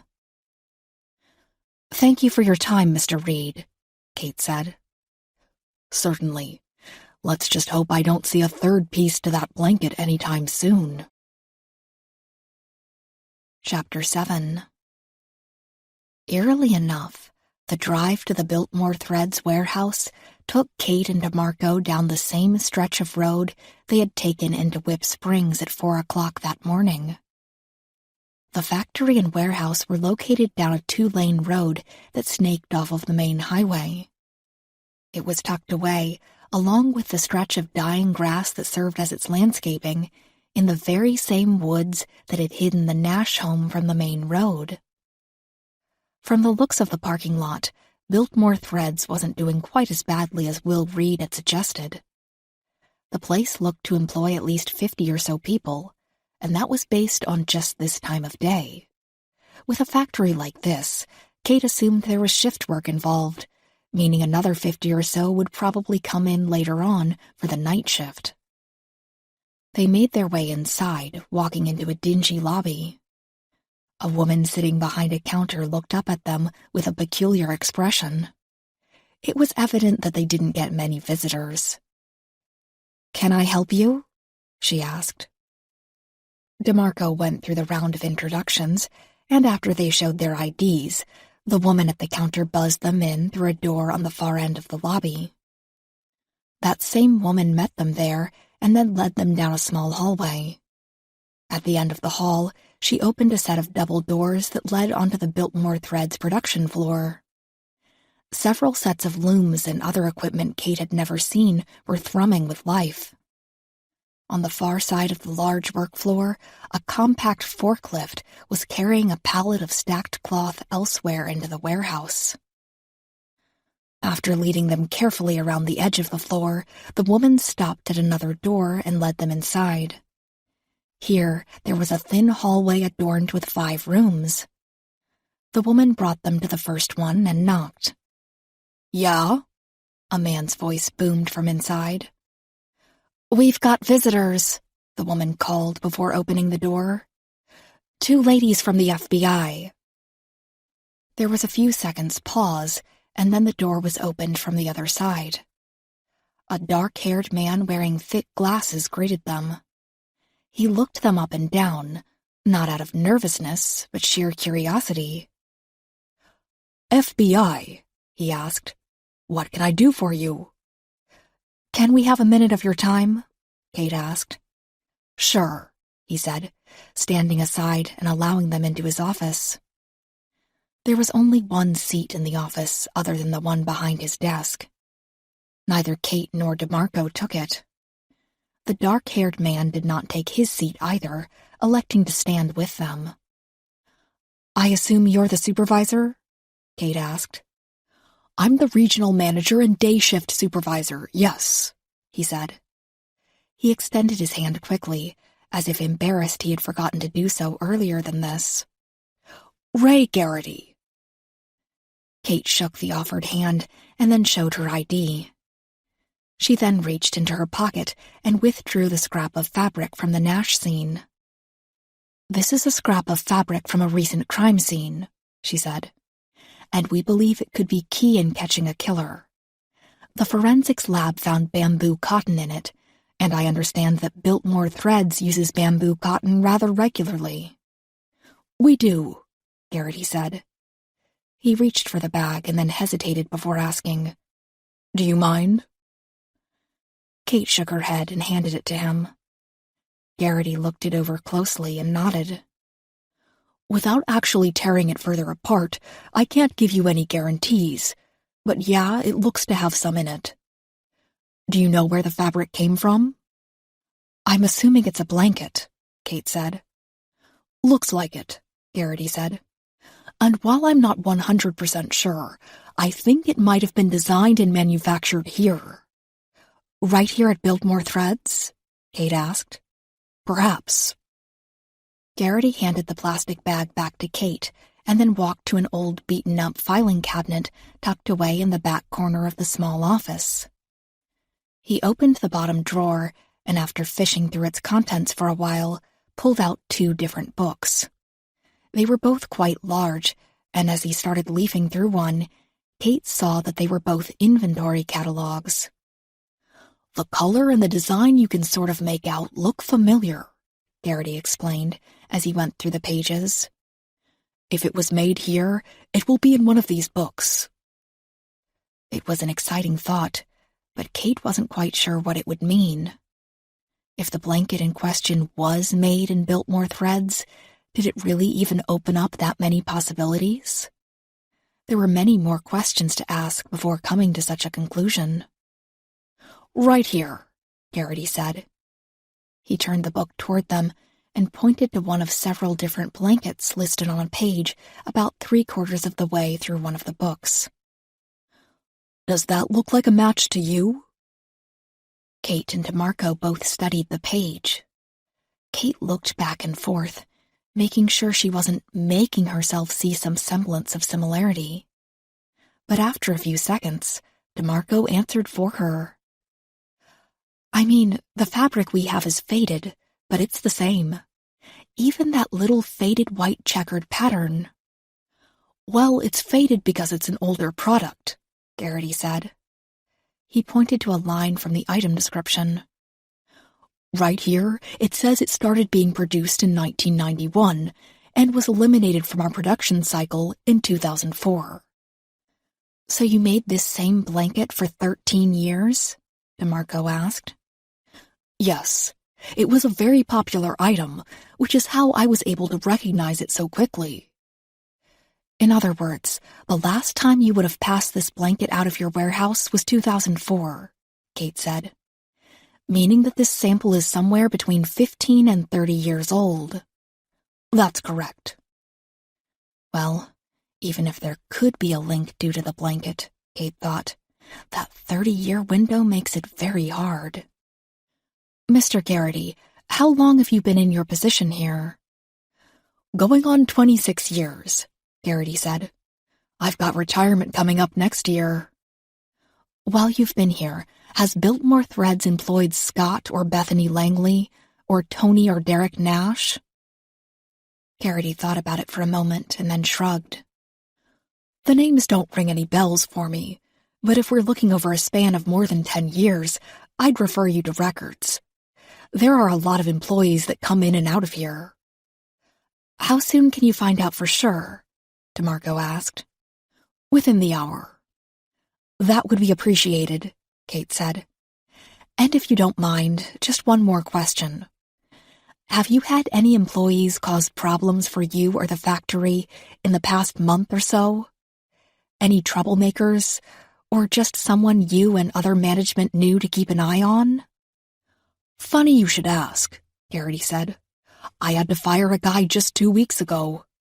He was showing up to work stoned, and we were pretty sure he was stealing material.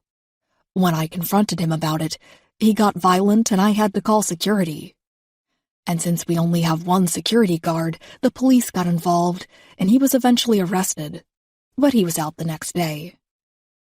Stealing material, DeMarco said, an edge of excitement to her voice. Yes, but not that one, he said, pointing to the plastic bag. If that's been discontinued, we haven't had that fabric in the warehouse for years. No, he came out and told us later, when he cooled down, that he had been stealing it for some projects his girlfriend was creating. She has an Etsy shop or something. Can we get a name? Kate asked. Travis Rogers. He's about 30 years old.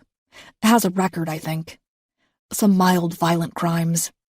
But we tend to give people a second chance at Biltmore Threads, you know?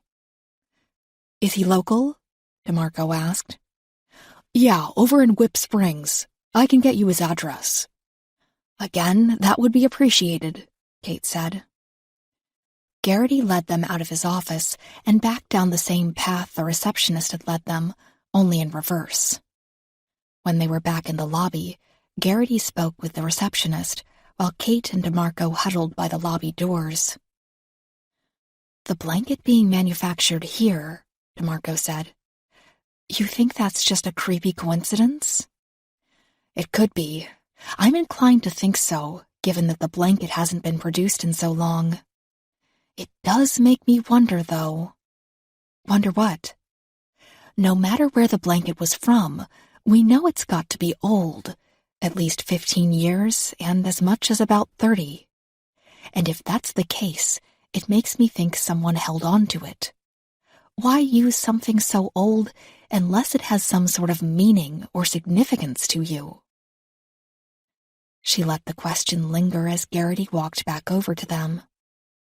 He handed Kate a slip of paper with an address scrawled on it. I also went ahead and had her look to see if any of those names you gave me were in the system as former employees, Garrity said. We got nothing. That's fine, Kate said. It just needed to be checked. Thank you for your help. Glad to do it, Garrity said, still looking as if the entire visit had thrown him off. Kate and DeMarco headed back outside. As they headed for the car, Kate looked past the dead lawn in front of the factory and warehouse.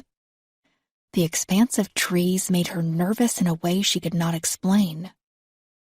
Thick forests had always made her feel like that. They offered far too many places to hide. She gave the woods a skeptical look as she got back behind the wheel. GPS says this Travis Rogers lives less than half an hour away, on the other side of Roanoke. Then let's pay him a visit, Kate said. Maybe it was because the day had started so early, or maybe it was because she could feel herself getting more and more tired by the minute, but she was starting to get a good feeling about this case. A feeling that it might be over much sooner rather than later. She pulled out of the parking lot of Biltmore Threads, desperately hoping that she was right. Chapter 8. Travis Rogers lived in a townhouse not too far away from the thick traffic of a mall complex. Given that it was creeping up on lunchtime, the traffic was pretty bad as Kate neared the place. Passing a Starbucks and a Dunkin' Donuts also made her realize that, unprofessional or not, she was going to have to stop for coffee after they questioned Travis Rogers, or she might very well fall asleep on the job. She soldiered through and parked in front of the townhouse about 40 minutes after leaving Biltmore Threads. She and DeMarco hustled up to the front door, neither of them having much hope that a man in his 30s would be at home in the middle of the day, especially not one who would likely be searching for a job. So they were both surprised when the door was answered by a ruggedly handsome man. He looked a little scraggly around the edges, but well-groomed. He did look a little tired, though, maybe like he had just rolled out of bed. "Are you Travis Rogers?" DeMarco asked. "I am. Who's asking?" DeMarco took the lead this time, showing her badge and taking a step toward the door to let him know that they weren't going to be turned away. "FBI? What the hell for?"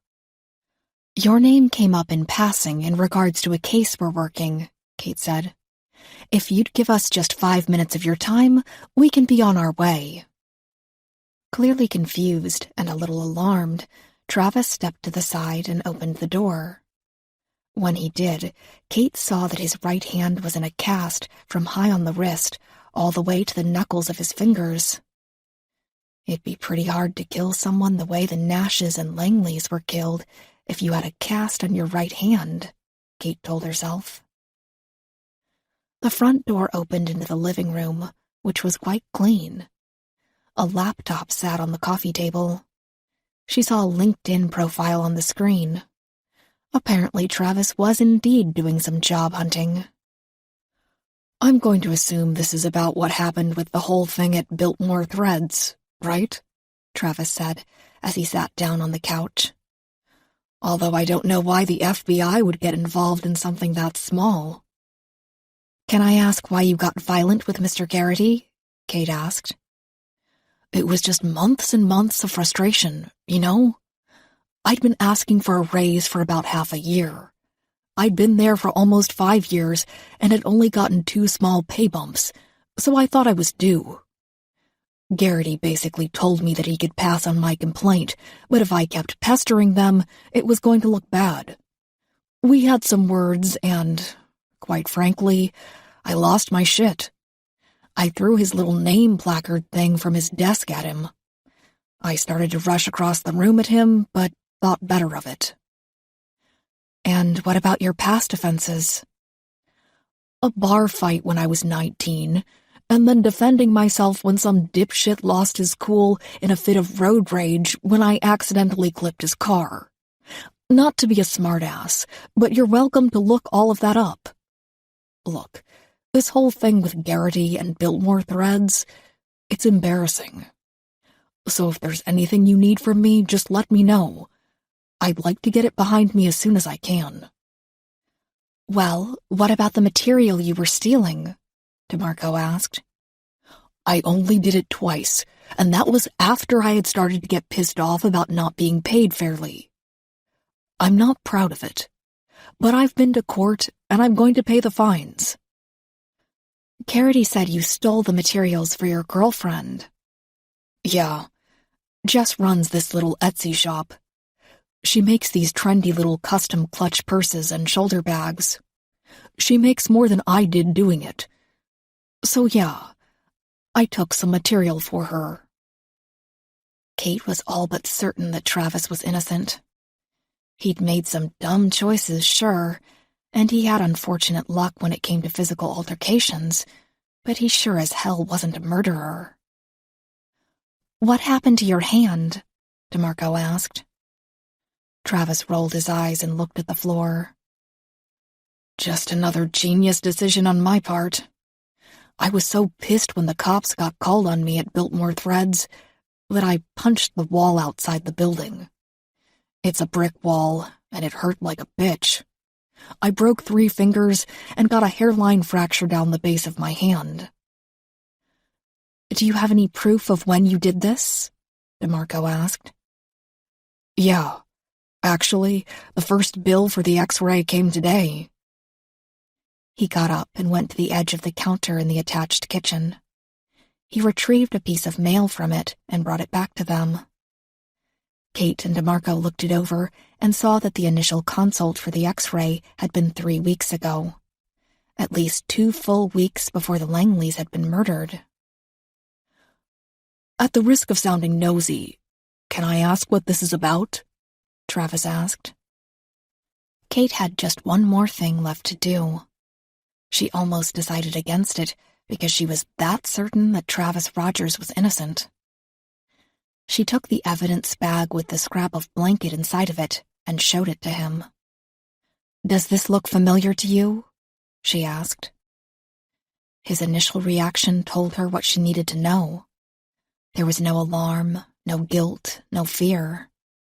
He merely looked closely at it and shrugged. "I don't think so. Is it something from Biltmore Threads?" "It is," Kate said, pocketing the bag again. "Thank you for your time, Mr. Rogers." When they headed back out to the car, the feeling Kate had experienced coming out of Biltmore Threads started to unravel. The blanket fabric coming from Biltmore had seemed like an omen of sorts, a sign that they were on the right track. But now, back to having no leads whatsoever, she felt a little lost. "You think we should try speaking to the neighbors of the victims now?" DeMarco asked when they were back in the car. "That's the best idea I can think of," Kate said. "Of course, the Nashes had no immediate neighbors, no one who would be able to see any coming and going from around their house." "So the Langleys, then," DeMarco said. "Right," Kate agreed. "But first, I have to get some coffee. This whole regular sleep thing that comes with retirement has ruined me." Coffee in hand, Kate stepped out of the car adjacent to the Langley residence. She looked to the house next to it and realized that they may have hit the jackpot. While she hated to give in to stereotypes, especially in her line of work, there was one that she had found usually proved itself true. The older the woman, the more prone they were to gossip. And there was just such a woman standing on the porch next door to the Langley home. She was carefully filling a bird feeder with some sort of liquid. A hummingbird feeder, if Kate was seeing it correctly. Kate and DeMarco approached slowly, not wanting to seem threatening or in a hurry. The woman gave them an uncertain smile as she finished up with the bird feeder. It swung gently as she released it, the red liquid she had just put inside of it looking almost like Kool-Aid. "Hummingbirds?" Kate asked.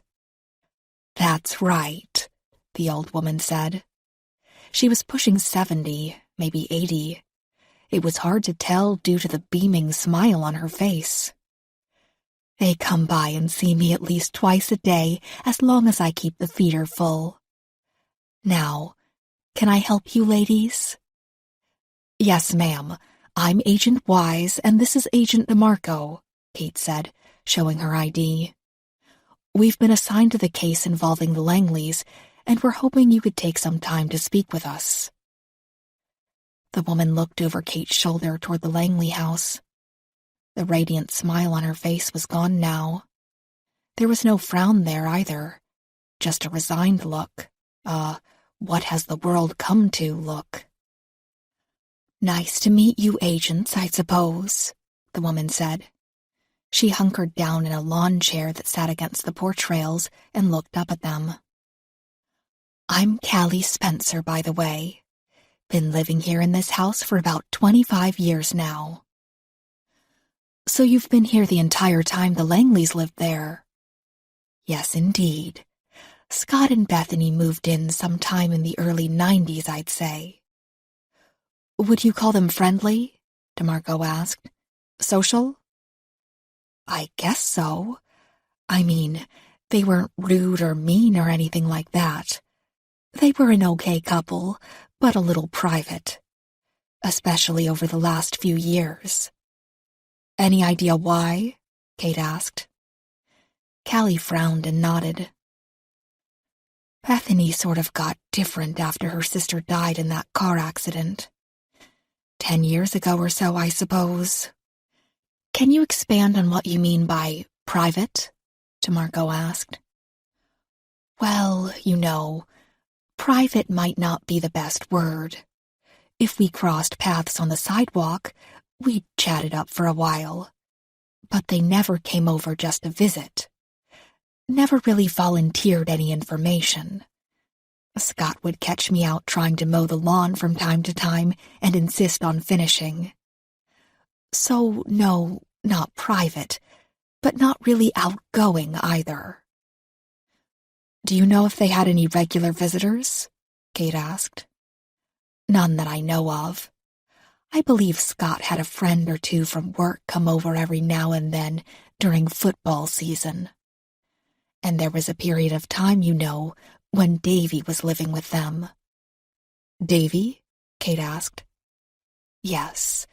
Well, I called him Davy. His real name is David. He's their nephew, the son of Bethany's sister. When she died, he came and stayed with them. He was only 10 years old. He'd stay with the Langleys for a while and then would go away for months at a time. I found out later from Scott that during those times, he was staying with his uncle from his father's side, down in Texas." Kate and DeMarco shared a look. This wasn't necessarily a lead, but it was new information that could take them several different places. "Do you happen to know how long ago Davy was still living with them?" "Oh, I think he moved out for good 2 or 3 years ago. About time, too. I felt sorry for him, Passed back and forth between families. But the Langleys were good for him, I think. They were sweet people. They were foster parents. Did you know that?" "Yes, ma'am," Kate said, recalling the information they had found while digging around at the Roanoke Police Department. "When was the last time they fostered someone?" DeMarco asked. "Oh, I can't say with any certainty. At least a few years, I think. One time they kept this little girl for a few months. The sweetest thing. She'd come over here and we'd play checkers on the porch." "And what about Davy?" Kate asked. "Did you have many interactions with him?" "Not many. They were keeping Davy for the first go-around when my husband passed away. They all came over here, Davy too, and gave their condolences. But being neighbors, it's pretty easy to sort of just see things about people, And with Davy, he was always very quiet. He had this sort of brooding quality to him. I do know that as he got older, he became very hard to handle. Defiant, I guess." "Do you know where he ended up after leaving the Langleys' care?" DeMarco asked. "Oh, he's still around. He ended up going to community college, but he ended up dropping out. I don't know why. Grades or just no commitment, maybe. I'm not sure where he's living, but I do know where he works. He's been working at Gino's Pizza for at least several months now." "You're certain of this?" Kate asked. "I know he was working there, about 6 months ago, because he delivered a pizza to my door. I usually think it's stupid to have pizza delivered, because then you have to give a tip.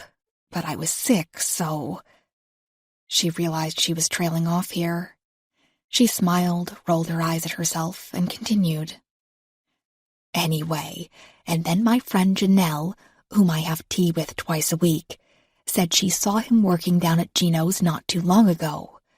Maybe about 2 or 3 weeks. Thank you, Kate said. Hold on, wait. You don't think Davy had anything to do with their murders, do you? Most likely not, Kate said. But he'd be a great source of information about the family. And right now, every bit of information is critical. Callie seemed relieved at this, giving them a nod. As she did, a hummingbird floated into view at the feeder. The 3 women watched it for a moment, the smile returning to Callie's face. I do hope you can find who did this, Callie said. Rumor has it that a family out in Whip Springs was killed, too. A husband and wife. Is that right? We can't comment on that, Kate said, hating the sound of it. She knew that to someone like Callie Spencer, that non-committal comment would sound like a big fat yes. Well, best of luck, agents, Callie said, as Kate and DeMarco started back down the stairs. DeMarco got behind the wheel this time. As Kate opened the passenger door, she looked back to Callie Spencer on her porch. She was staring hard at the hummingbird, which had now been joined by 2 more. It was then that Kate realized that Callie wasn't so much interested in the birds as she was intent on not looking in the direction of the Langley's house. Finding something both sad and comforting about this, Kate got into the car and pulled up directions for Gino's Pizza. Chapter 9. They arrived at Gino's just as the lunch rush had apparently died down. Once inside, Kate's stomach responded right away to the delicious smell of pizza and calzones. She could barely remember grabbing breakfast that morning, seeing as how much of the earlier part of the day seemed to be nothing more than a blur. Hungry? DeMarco asked. You read my mind. They approached the small booth adorned with a sign reading, Please wait to be seated. A teenaged girl greeted them with a smile. Table for 2? She asked. And if you don't mind, we'd like to speak to a young man that works here. Is Davy here today? No, not today, the hostess said. How about the manager? DeMarco asked. Is he here? Yes. Do you need to speak with him? Yes, please, Kate said. She looked around the place and saw that it was practically dead. She wondered if this was a reflection of the food, but her stomach was too hungry to really care. So she added, While we eat, if you don't mind. The hostess led them to a table at the back of the restaurant, took their drink orders, and headed back toward the kitchen area. After looking over the menu and deciding that they were both starving, Kate and DeMarco opted for a large pizza. They bickered over toppings for a moment. DeMarco was one of the oddballs who thought pineapple belonged on pizza, and it brought a smile to Kate's face. This was only the second case they had worked together, and they had a natural chemistry that most partners took a long time to build. I really need to get to know her better, Kate thought. The hostess came back 3 minutes later with their drinks. A hefty, middle-aged man was with her. His little nameplate pinned to the breast of his shirt read, Teddy. The hostess took their order, leaving them with Teddy. He looked at both of them with a nervous look on his face, perhaps assuming they wanted to complain about the service or the employee they had mentioned by name to the hostess. I'm Teddy King, the man said in a soothing tone. It was the sort of tone someone who was used to making apologies tended to adapt to. I was told you needed to speak with the manager? Yes, Kate said. She again took a look around the place. If there had been more patrons, there were currently only 3, all older people sitting together on the opposite side of the restaurant, she would not be speaking about the case at a table out in the open. But this place was currently about as private and quiet as any place else. She took out her ID and plopped it on the table, not wanting to give those other 3 patrons the opportunity to see it if they happened to look over in this direction. "I'm Agent Wise with the FBI, and this is my partner, Agent DeMarco. We're working a case that has led us to one of your employees, a young man named Davy." "That would be Davy Armstrong," Teddy said. Kate thought she caught an edge of irritation in his voice. "It sounds like you aren't too surprised that the authorities might be looking for him," Kate pointed out. Teddy sat down at the chair at the edge of the table and shrugged. "Well, I wouldn't paint him as a criminal or anything, but he's just the sort that always makes you feel on edge. He's a decent employee when he wants to be, I guess. A little lazy at times. I've nearly fired him on 2 different occasions, but I don't know. I'm a sucker for a sob story." "What's the version of his sob story that you've heard?" Kate asked. "Well, I knew his mother. Went to high school with her. And when he came in looking for a job about a year or so ago, I made the connection right away. I'd sort of kept up with him through word of mouth after his mom died. He was bounced around from family member to family member, never really having a home. I talked to him one time about his mother, just to let him know I had known her and thought she was an amazing woman. It made him sad, but he seemed to enjoy hearing it. But even then, when trying to connect with him, I felt like it might have been a mistake to hire him." "A mistake?" DeMarco asked. "Why is that?" "Well, he's just not very responsible. He's 26 and just isn't motivated. And he's not very good with people. After I realized this, I made a point to put him on as a delivery driver, keeping him out of the shop and away from paying customers, you know? Plus, he sometimes gets this look about him that, forgive me for saying so, creeps people right the hell out. I've had waitresses complain about it. And you know, he seems to prefer that, being out in the car, driving around and delivering food. If I were to give you a few small windows of time, would you be able to tell me if Davy was making deliveries during those times?" "Yeah, just let me go grab the schedule." Teddy got up, leaving Kate and DeMarco to mull over what they had just heard. Kate tried to imagine a lackluster 26-year-old who had been dealt a rough hand at life working in a place like this. Even driving deliveries around, she supposed she could see how someone like Davy Armstrong might seem to have a storm cloud on his heels at all times. Teddy came back with the schedule and sat back down. He also brought their pizza with him. Kate was impressed. It had taken less than 10 minutes to get it, which, in her experience, had to be a record of some kind. Maybe it was the FBI badge and ID. It came with certain perks, and apparently getting pizza quickly was one of them. "The first date would be yesterday, sometime between lunch and 6 in the afternoon," Kate said. "The other isn't as certain, but would likely have been 4 or 5 days ago. So let's say Monday or Tuesday." Teddy scanned the schedule and pointed to a column with Davy's name at the top. "Well, he was off Monday, but he worked the 7-hour stretch from 2 to 9 on Tuesday night. And then, yes, he was working yesterday from 5 in the afternoon until closing." "Did you happen to notice anything off about him on either of those days?" Kate asked. "Well, like I said, he always seemed a little off.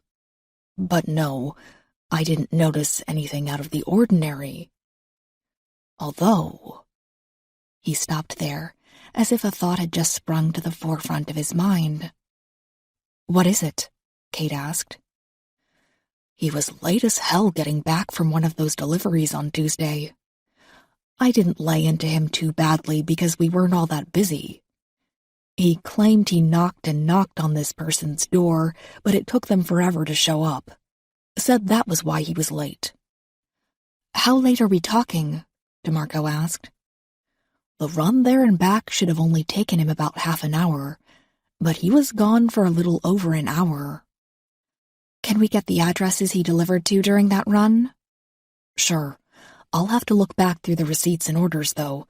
Might take a few minutes. No hurry, Kate said. When you do get the information, just give us a call. She slid a business card over to him and then added, By any chance, did you ever happen to hear him talk ill about the Langley family?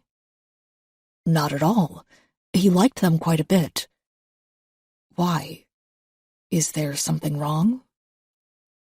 Kate did not want to tell this man the news of the Langleys. She was actually surprised he had not yet heard it. It made Kate wonder if Davy had learned the fate of the family that had raised him for a while. I'm afraid Scott and Bethany were killed 3 days ago. Oh my God, Teddy said. Well, I don't think Davy has any idea. 3 days ago? It appears that way, DeMarco said. And you think Davy had something to do with it? It's far too early to make such a speculation, Kate said. Do you happen to know where he lives? I do, actually. I had to give him a few rides home when his car was on the mend. And I'm pretty sure you'd catch him there right now. He might not seem very committed to work, but he's sure as hell committed to Fortnite. Kate had heard of Fortnite. She was pretty sure it was a recent online game that was insanely popular with teens. She didn't want to say anything, though, because she wasn't quite sure. Ah, old age strikes again, she thought. Would you mind giving us the address? Kate asked. I don't know the exact address, but I can give you the directions. You won't be able to miss it. He listens to his music so damned loud that his neighbors have called in noise complaints on him. That would be fine, Kate said. And as Teddy gave them directions to Davy's apartment, Kate's mind wandered a bit. How could Davy not know about the deaths of the people who had helped raise him? It seemed peculiar to her. But even more peculiar than that was the idea that maybe he did know and had decided to keep it to himself, deciding not to tell Teddy or anyone he worked with. And why would he do that? Kate could only think of one thing. Because he was hiding a degree of guilt. Chapter 10. A simple call to the police was enough for Kate to discover that Davy Armstrong had not been informed of the Langleys' deaths. He was not listed as next of kin in any reports, the only link being a doctor's form from 8 years ago, where Bethany Langley had been listed as his emergency contact. This made the impromptu visit all the more pivotal. Not only were they going to be questioning him about his whereabouts during the time of the murders and get a gauge on his mental state, but they were apparently going to be informing him of the deaths of his aunt and uncle. Teddy's directions had been quite detailed, so they found the apartment complex with no problem. It was actually not so much a complex as it was a large house-looking structure with 5 separate living quarters. It was in a small complex with 3 other structures. As Kate and DeMarco got out of the car, they heard yet another of Teddy's details that turned out to be spot on. The booming sound of music turned up to an obnoxious volume. It was some sort of heavy metal from what Kate could tell. Grinding guitars and a machine gun fire beat from double bass drums. It was coming from apartment 3B, just as Teddy had said. The agents approached the door, and Kate wasted no time trying to be polite. She pounded hard on the door, making sure she could be heard over the roar of the music. A demonic, throaty voice had joined in with the guitars and drums now.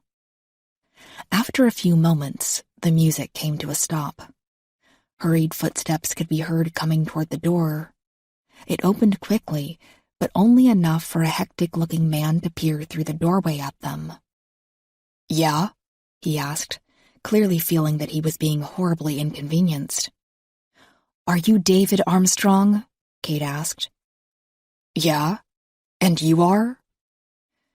Kate and DeMarco showed their IDs in almost perfect sync. Davy studied them with great interest, his expression going from awe to fright. He looked suspiciously at them, but still showed an edge of irritation. "I'm Agent Wise, and this is my partner, Agent DeMarco. It has come to our attention that you are the nephew of Scott and Bethany Langley." "I am," he said. He then peeked over his shoulder. Kate could see a computer behind him, the screen on some game menu screen. "Why is the FBI interested in me or the Langleys?" "Can we come in?" Kate asked. "Is that really necessary?" Davy asked. "It would make things much easier, and we'd be out of your hair faster," Kate said. "Fine." Davy stepped to the side and allowed them inside. As they passed through the doorway, DeMarco wasted little time. "When was the last time you spoke with them?" she asked. "I don't know," Davy said. He sat down behind his computer desk and checked something on the screen. Kate assumed he was playing Fortnite, as Teddy had suggested. "Maybe a month or so. Aunt Bethany called to say hi. Just sort of checking in." Kate looked to DeMarco and gave her a look that she hoped communicated to, "Don't worry, I've got this." "Mr. Armstrong, I'm sorry to be the one to tell you this, but Bethany and Scott are dead. They were killed in their home 4 or 5 days ago." Something similar to shock washed over Davy's face, but it didn't stay there for very long. He looked at the floor for a moment, and it was then that Kate was certain he would break into tears. But he did nothing of the sort. He looked back up at the agents, looking back and forth between the two of them. "Do you know who did it yet?" Davy asked. "Have you caught them?" "No," DeMarco said. "That's why we're here. We were hoping you might be able to shed some light on why someone might want to kill them." "Oh," he said rather absently. He at least seemed to not care as much about the game behind him, but he also didn't seem quite as upset as Kate had expected. He looked detached, almost as if he was thinking about something else entirely. "Yeah, I don't know. They were good, you know? Good people. I can't think of anyone that would want to kill them." "Davy, are you okay?" Kate asked. He looked up at her then, and when he did, she saw the fear in his eyes. He was scared and clearly uneasy. Kate knew that the human mind went through a ton of stages as it tried to accept monumental loss, but this seemed out of place. "And you're certain you hadn't spoken to them recently?" Kate asked. "I told you, it's been weeks," he said, snapping at her. "Look, I just need to go. I need to get out of here and—" He got up and headed for the door. He moved in such a way that for a split second, Kate thought he was going to attack, perhaps pulling a gun out. But he only made a beeline for the front door, doing everything he could not to look at them. DeMarco surprised Kate by jumping to her feet and moving with cat-like guile. She made it to the door before Davy, blocking his way. "Davy, we know this is some miserable news to digest, but we really need you to stay here with us for a bit longer. Just a few more questions and we can—" Davy let out a gut-churning scream that was half anger and half desperation. He threw a hard shoulder into DeMarco, sending her back hard against the doorframe. Just as her head rebounded from the frame, Davy bounded through the door. Kate noted that he had not fully closed it when they entered, indicating that he had planned to make a run for it from the start. Kate leaped to her feet and chased after him. DeMarco looked a little woozy, bracing herself against the wall to make sure she didn't fall down. She took 2 huge strides after him as he slammed the door in her face from the outside. She blocked it with her forearm and pushed through it. She stepped out onto the porch just as Davy made it down the small flight of stairs. Kate knew right away that she would not be able to match him in a foot race, so she decided to take a chance to eliminate the race altogether. Rather than running after him, she took 1 big stride to the edge of the porch and launched herself forward. She knew right away that she had overestimated the distance. Rather than take him in the back of the knees, she was going to end up slamming into his upper back. She braced for the impact and felt a twinge of pain in her neck as they collided. Her full weight slammed into him from behind. He went down so quickly and so fast that as he fell, his legs nearly came up over his head in a half flip.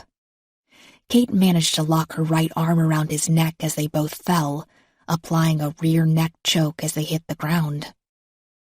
The air went out of her, and the jarring pain that shot through her reminded her that she was well north of 50 years of age.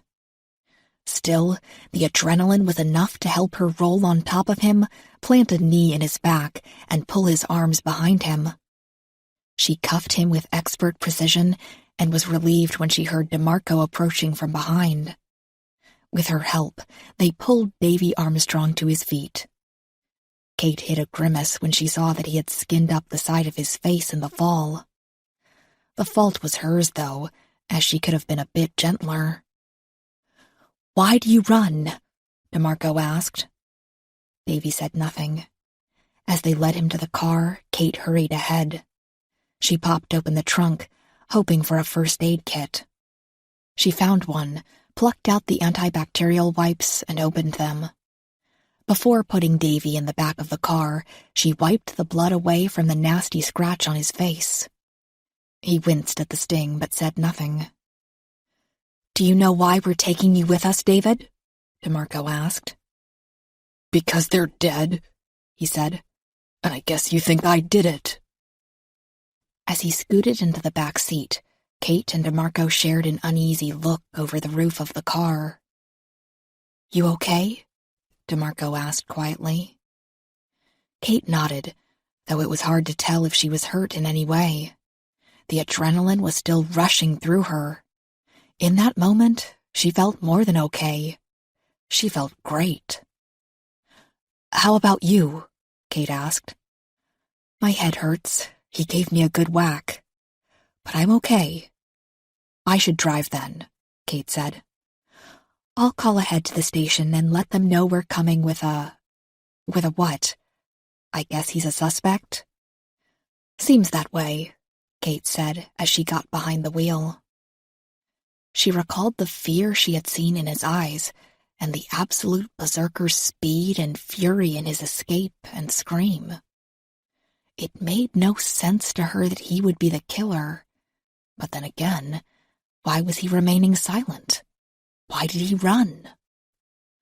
With the last dregs of adrenaline coursing through her, Kate pondered these questions. In the back of the car, Davy Armstrong remained quiet, as if sitting on some dark secret. Chapter 11. Kate was nursing another cup of coffee and waiting for her turn to speak with Davy Armstrong. She was sitting with DeMarco in the conference room that was serving as their temporary office, watching footage on a mounted television on the wall as the police chief sat down across the table from Davy in an adjacent holding cell. There was no formal interrogation room in the City of Roanoke Police Department, so Davy was currently in an informal holding cell. From what Kate could tell, Davy was still not talking. She stared at his silent figure on the screen, trying to work it out in her head. "You think it fits?" DeMarco asked. He has the history to suggest that there might be some sort of strain between him and the Langleys. But no, those murders were grisly. If he killed them, I think he'd be more interested in talking. letting us know why, letting us know how. What if he's just staying quiet because he wants to see how much more we know? DeMarco asked. What if he's killed more people and wants to know if we've discovered the bodies yet? The Nashes, for instance. It was a good thought and one worth running with. On the screen, the chief started to get to his feet, apparently tired of trying to get Davy to talk. As he started heading for the door and partially off of the screen, Kate's cell phone rang. It was an unfamiliar number with a Roanoke area code. "Hello?" she said. There was a man's voice on the other end. He spoke to her for about 30 seconds before Kate said, "Okay, thank you so much." She ended the call and started for the conference room door right away. "Come on," she told DeMarco. "We got him. Davy Armstrong is our killer after all." Kate sat across from Davy on the same chair the chief of police had sat in moments ago. She looked at Davy through the bars of the holding cell. DeMarco sat beside her, deep in thought about the revelation that Kate had just told her. "I'm going to give you one last chance to say something," Kate said. "I just got a phone call that doesn't tell the entire story, but it tells enough of the story. Enough to formally arrest you for murder. So you have 5 seconds to figure out something to say." Kate gave him the 5 seconds. She noticed DeMarco silently keeping count on her fingers as the seconds passed. "Fine," Kate said. "Earlier today, we spoke with Teddy King, your manager at Gino's. He told us that on Tuesday afternoon, you were very late coming back from one of your deliveries. He just called me a few moments ago with the names and addresses you visited on that run. One of them was the home of Scott and Bethany Langley. And that just happens to be within the window of time in which they were killed. So, now do you have anything to say?" He looked up at them with all the integrity of a trapped animal. He'd been caught and he knew it. He gave a lazy shrug and, for the first time since being told that his aunt and uncle had died, shed a tear. "I lied before. I actually hadn't spoken to them in months," he said. "Maybe as much as a year. They weren't exactly happy with me. They didn't kick me out of their house, but strongly urged me to leave. So I enrolled in college, got a job and a place of my own. They'd try to stay in touch, but I sort of froze them out." "Why did they ask you to leave?" DeMarco asked. "This was almost 10 years ago," Davy said. "I started doing drugs. Just a little coke here and there. I wasn't an addict. Not then." He trailed off here, sensing that he was either getting off the point or not ready to face a truth that was trying to surface. "Was there an altercation of some kind when you stopped to deliver their pizzas?" Kate asked. "No, I didn't even knock on the door. I left the pizzas on the porch, beeped the horn on the car, and took off." Kate didn't believe him, not one bit. He was talking too fast, like someone saying the first thing that popped into their heads. "When you deliver pizzas, do they have to sign anything?" Kate asked. "No, not unless they pay with a check." She could see the uncertainty in his eyes as he tried to calculate his next move. She could practically see the wheels turning in his head as he tried to anticipate every way out of this conversation. How to not get caught in a lie, how to answer each question in a way that wouldn't nail him down. "How did the Langleys pay?" DeMarco asked. "If you just ditched the pizzas and ran, they had to have paid in advance, right?"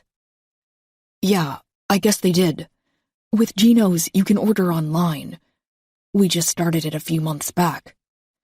I guess they paid like that because the order didn't say anything about having to collect payment." Kate considered all of this and made the decision to let it rest for now. Whether Davy realized it or not, he had just given them more than enough information. Based on everything he had just said, there would be more than enough to either catch him in a blatant lie or free him. As for Kate, she was fully expecting a lie. "Thanks, Mr. Armstrong," she said. "We do need to check on a few things, but if you're telling the truth, you should be able to leave within a few hours." "Check what?" he asked. "How the hell am I a suspect here?" Kate smirked, unable to hide it. "Because I've been doing this long enough to know when I'm being lied to." And with that, she left the room. She had expected Davy to voice some final truth as she left, but he stayed silent. After a few seconds, DeMarco followed behind her, leaving Davy alone in the holding cell. "Did you see his forearms?" DeMarco asked the question almost half-heartedly. She was looking directly at the wall, as if looking at a diagram that had all of the answers to the case. "No," Kate said. "Should I have looked at them?" DeMarco shrugged. "I almost missed it, but there were track marks. Faint, but there. If I didn't have some history with it, a relative, not me, so don't worry, I wouldn't have even seen it." "Heroin?" Kate asked.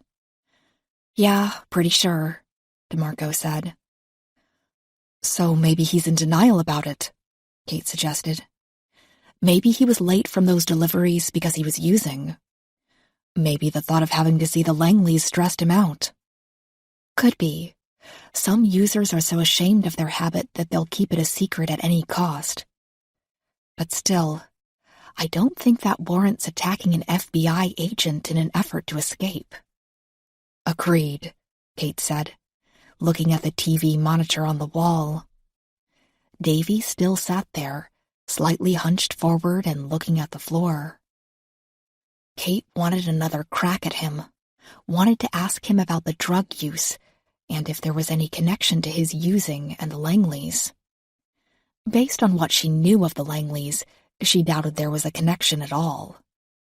But any chance to get him to talk about his aunt and uncle would either dig him deeper into the pit or give them just cause to release him.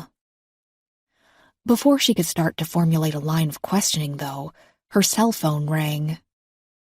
When she saw that it was Duran, she cringed. She knew the man was like a magician at getting details in a quick and timely manner. She wondered if he had somehow found out about her too rough handling of Davy Armstrong.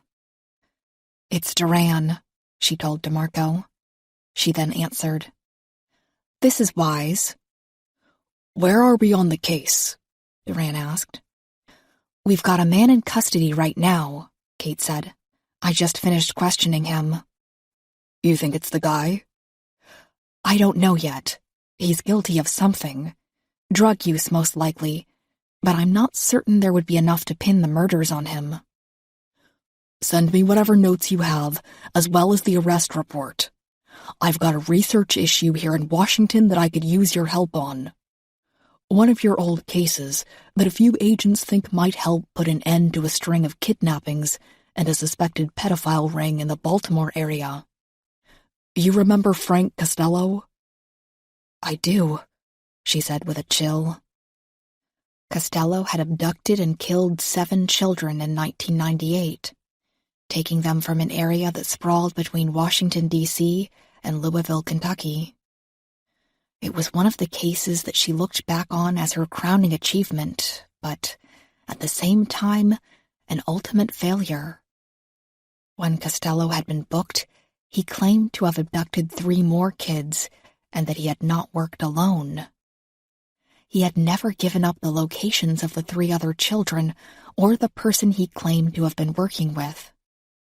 That information went with him to the grave, as he killed himself by gnawing open one of his wrists in his cell 3 days after being caught. "I'd like you to come meet with this team. So much of what they've come up with mirrors Costello's movements and mannerisms. We can't help but wonder if this latest string of kidnappings is the work of the man Costello says he was working with." Yeah, I can be there. Good. I thought about just Skyping, but these guys could use you there face-to-face. A great learning opportunity. So, sorry, Wise. I feel like maybe I overbooked you. If there's more to that case there in Roanoke, do you think DeMarco could handle it on her own? Yeah, I think so. Good. Have her send me that info over and get back into town. If you could be here tomorrow, that would be ideal. You good with that? Kate looked over at Davy Armstrong on the monitor. If he was the killer, she and DeMarco had wrapped the case much faster than she had expected. If he wasn't, Kate didn't think he'd do much in helping them locate the actual killer. But she also didn't think she was in any kind of position to tell Duran no. If she wanted this little deal they had worked out between them and the Bureau, she had to resist any urge to push back. That should be fine, she said. I'll see you tomorrow. With that, Duran ended the call. Kate pocketed her phone as a thought occurred to her. The story about leaving the pizzas on the porch just seemed too weak. There should be some way to easily find out if it was the truth or not. Maybe a call to Teddy King. Certainly a customer that found their pizzas on the porch would call to complain, right? Did you say, see you tomorrow? DeMarco asked. Yeah, he wants me back in D.C. There are some agents who apparently found ties to one of my cold cases about a pedophile ring. I told him I thought you'd be good here. I appreciate that, she said, her expression signifying that she meant it. Agent DeMarco, would you mind gathering up the police report and making sure a copy is sent to Director Duran as soon as possible? But first, maybe we should figure out your car and housing situation. DeMarco nodded. She looked a little excited at the prospect of being left to run solo on this case, but at the same time, Kate thought she saw a smidge of disappointment. You okay? Kate asked. Yeah. I ran cases by myself all the time when I was working violent crimes. And even if Davy Armstrong isn't our man, there's got to be a lead hiding on him or in one of his stories somewhere. Maybe, Kate said. But she really didn't think that was going to turn out to be the case at all. Chapter 12. You know, Kate said as she drove DeMarco to the closest Holiday Inn, you don't need me to crack this. You're capable of doing it on your own. I know, she said. But if I'm being honest, I just don't like the way Director Duran thinks he can just yank and pull you around like he wants. You went, what, a month without him calling at all? And now he sends you out here to check out these murders and then expects you to shift gears and abandon the case at the drop of a hat? Oh, I feel the frustration too, Kate said. But there's a really bizarre working arrangement with me coming back from retirement. Until something more concrete is established, I can't rock the boat too much. I imagine it's a little easier to be back in D.C., though, right? DeMarco asked. I mean with your granddaughter. Yeah, Kate said, feeling a sting in her heart when she was reminded of how she had ended her night yesterday. Hard to think of it as yesterday when I still haven't slept, Kate thought. What about you? Kate asked. Any reason for you not to want to be around D.C.? No, not really. I've always liked to travel, so the job suits me. My mom lives in Bethesda, but other than that, there's no family around up there. No love interests either. Yeah, you mentioned that on the way down here, Kate said. And I have to admit, I feel like I need to apologize. I haven't really done a good job in getting to know you. I had no idea you were gay. DeMarco shrugged. I'm not the type that lets it define me, you know? I don't have it on my business card or monogrammed on coats or anything. You and I, We just never had a conversation where it came up in a normal fashion." "I know," Kate said. "And I think that might be because the conversations have always been about me and what it's like to come out of retirement. Kind of selfish of me." "No worries at all," DeMarco said. "I can't even imagine trying to stay on this job when you have grandkids. And you've done it well for so long." Kate said nothing, though she wanted to explain to DeMarco that her dedication to her work had been a huge strain on her family. She also kept all thoughts of her husband, Michael, at bay, certainly not wanting to tell her that even after Michael had been killed, work had come first. It had simply been something she had never been able to unhinge herself from. "You said your mom lives in Bethesda," Kate said. "Are you guys close?"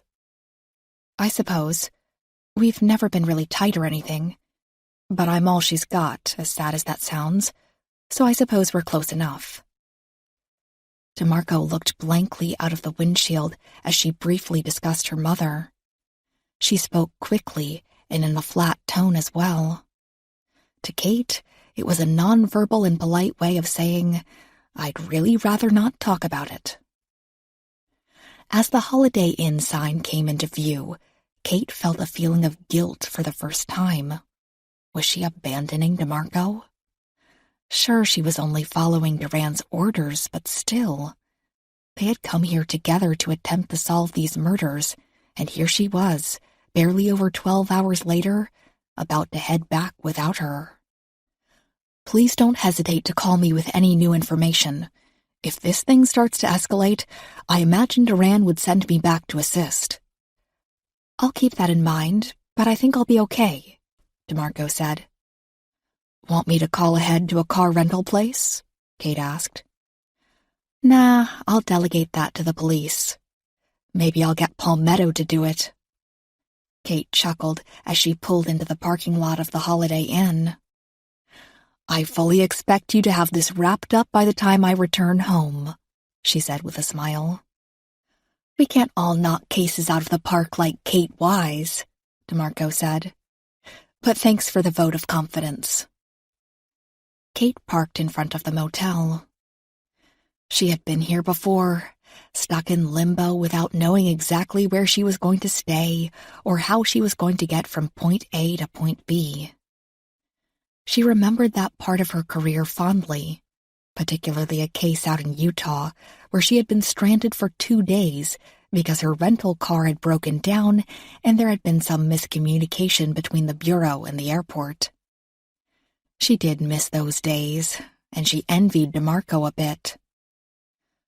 "Be careful and take care," Kate said. "Says the 55-year-old that threw a flying tackle on Davy Armstrong 3 hours ago," DeMarco said. With a grin and a nod, DeMarco got out of the car.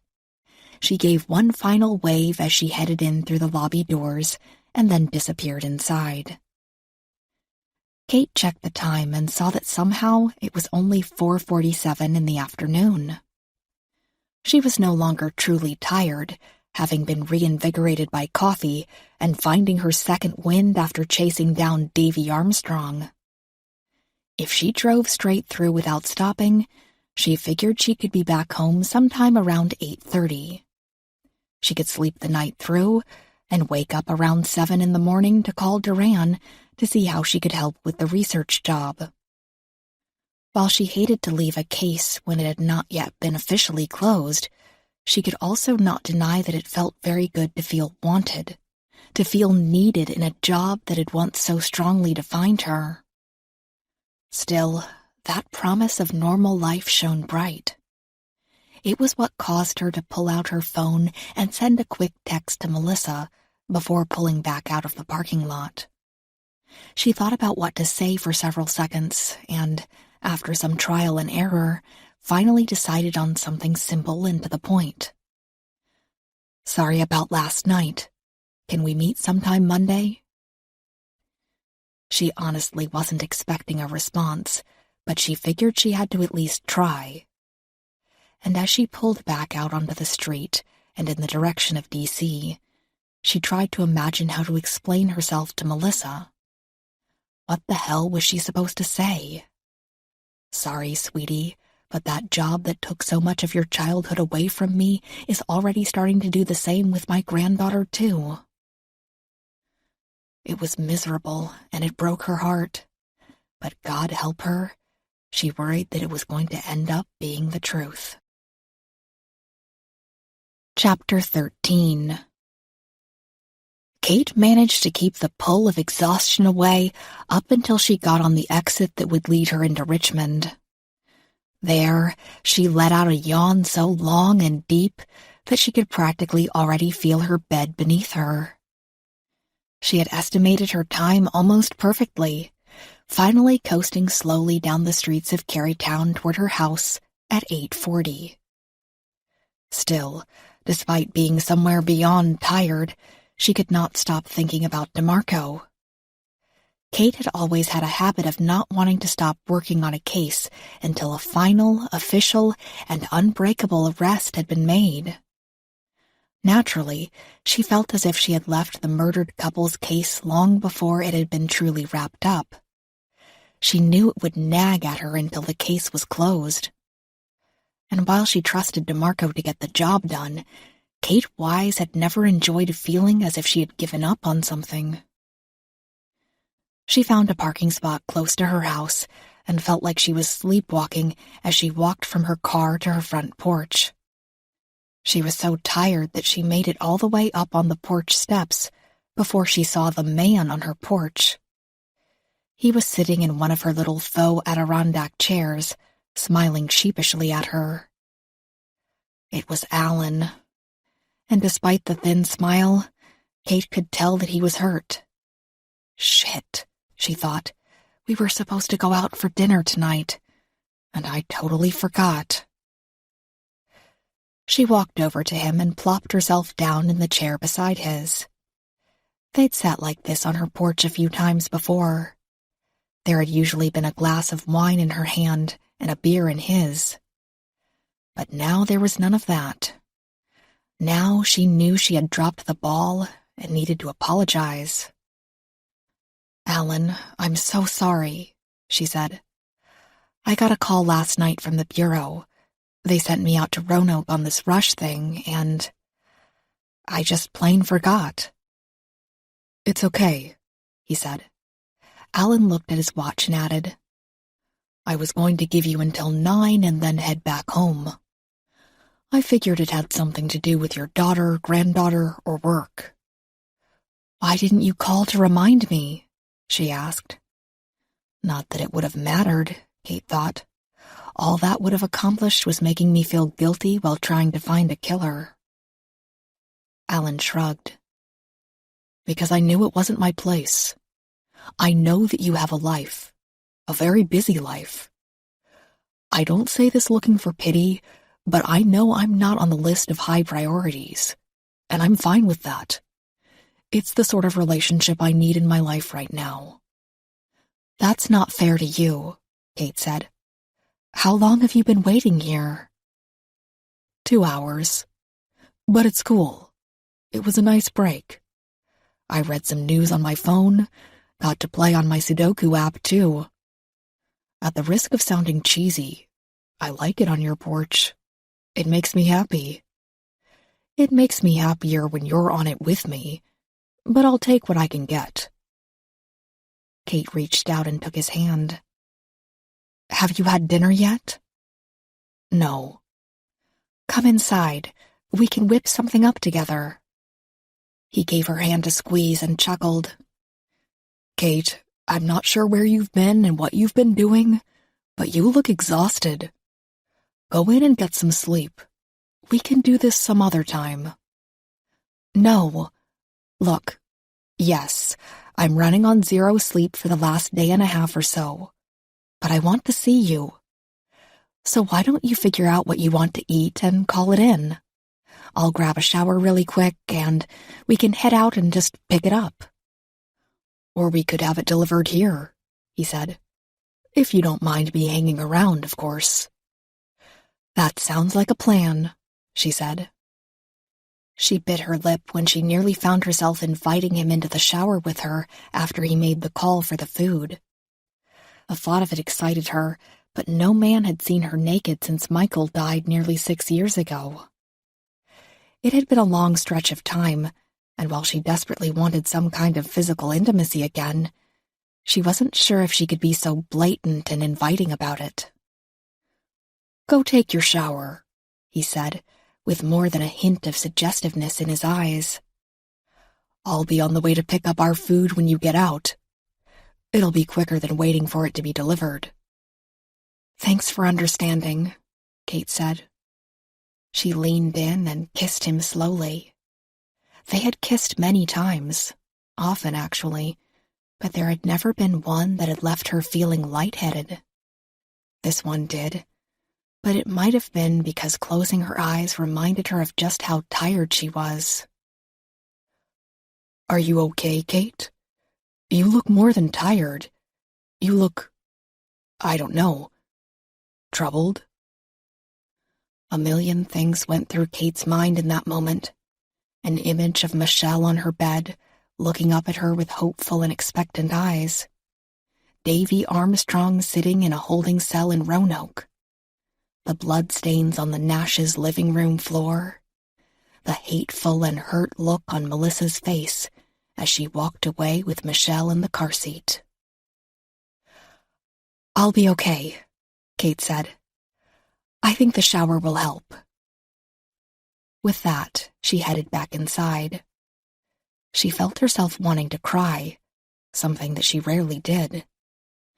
Maybe a shower would wake her up a bit, but as far as all of the other things swimming around in her head, no shower of any warmth or length would be able to wash it all away. Alan was setting the table when she came out of her bedroom.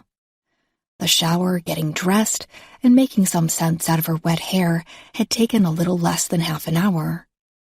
In that time, Alan had apparently decided to just walk 3 blocks down the street to the Italian deli.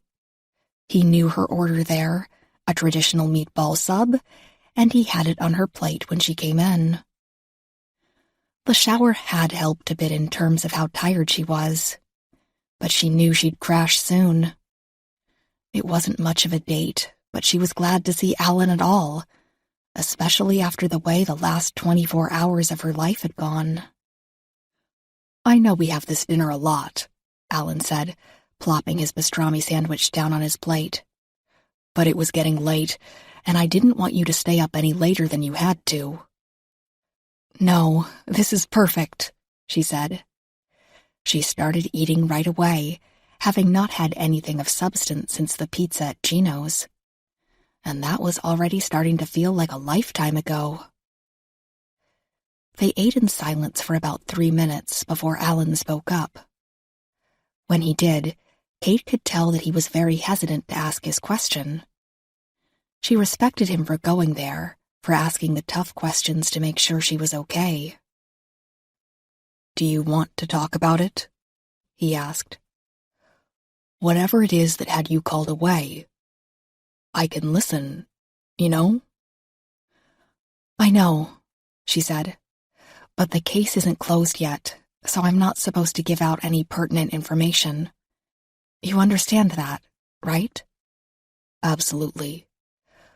So if it was such a rush sort of job, what brought you back so soon?" She did her best to explain the situation, letting him know that she was needed for some type of research role to help bring a high-profile local case to a close.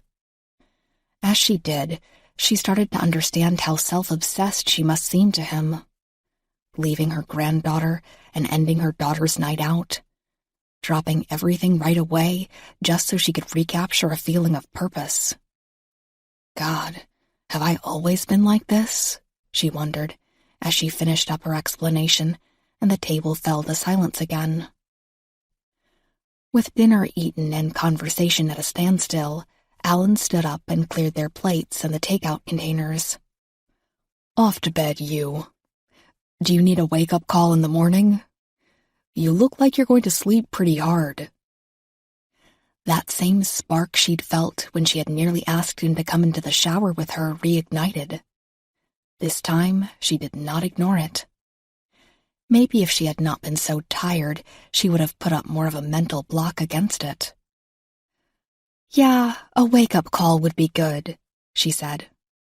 She got up and walked over to him as he put the dishes into the sink. "So at about 7 in the morning, I need you to roll over and shake me a bit." He didn't bother playing dumb. He just gave her a curious look and smiled. "You sure?" "I am," she said. To punctuate this, she stepped forward and placed her hands on his waist. She pulled him to her and kissed him softly, but with a deep passion she had not felt in a very long time. He responded in kind, and somehow she ended up with her back pressed against the sink. She had to stop the kiss just to catch her breath. With his face still directly in front of hers, their lips no more than an inch apart, he looked into her eyes. "This will be the last time I ask," he said. "I'm trying to be polite, but I'm still a man and all. Are you sure?" She gently pushed him away from her and walked to the kitchen window. She closed the blinds and then turned to face him.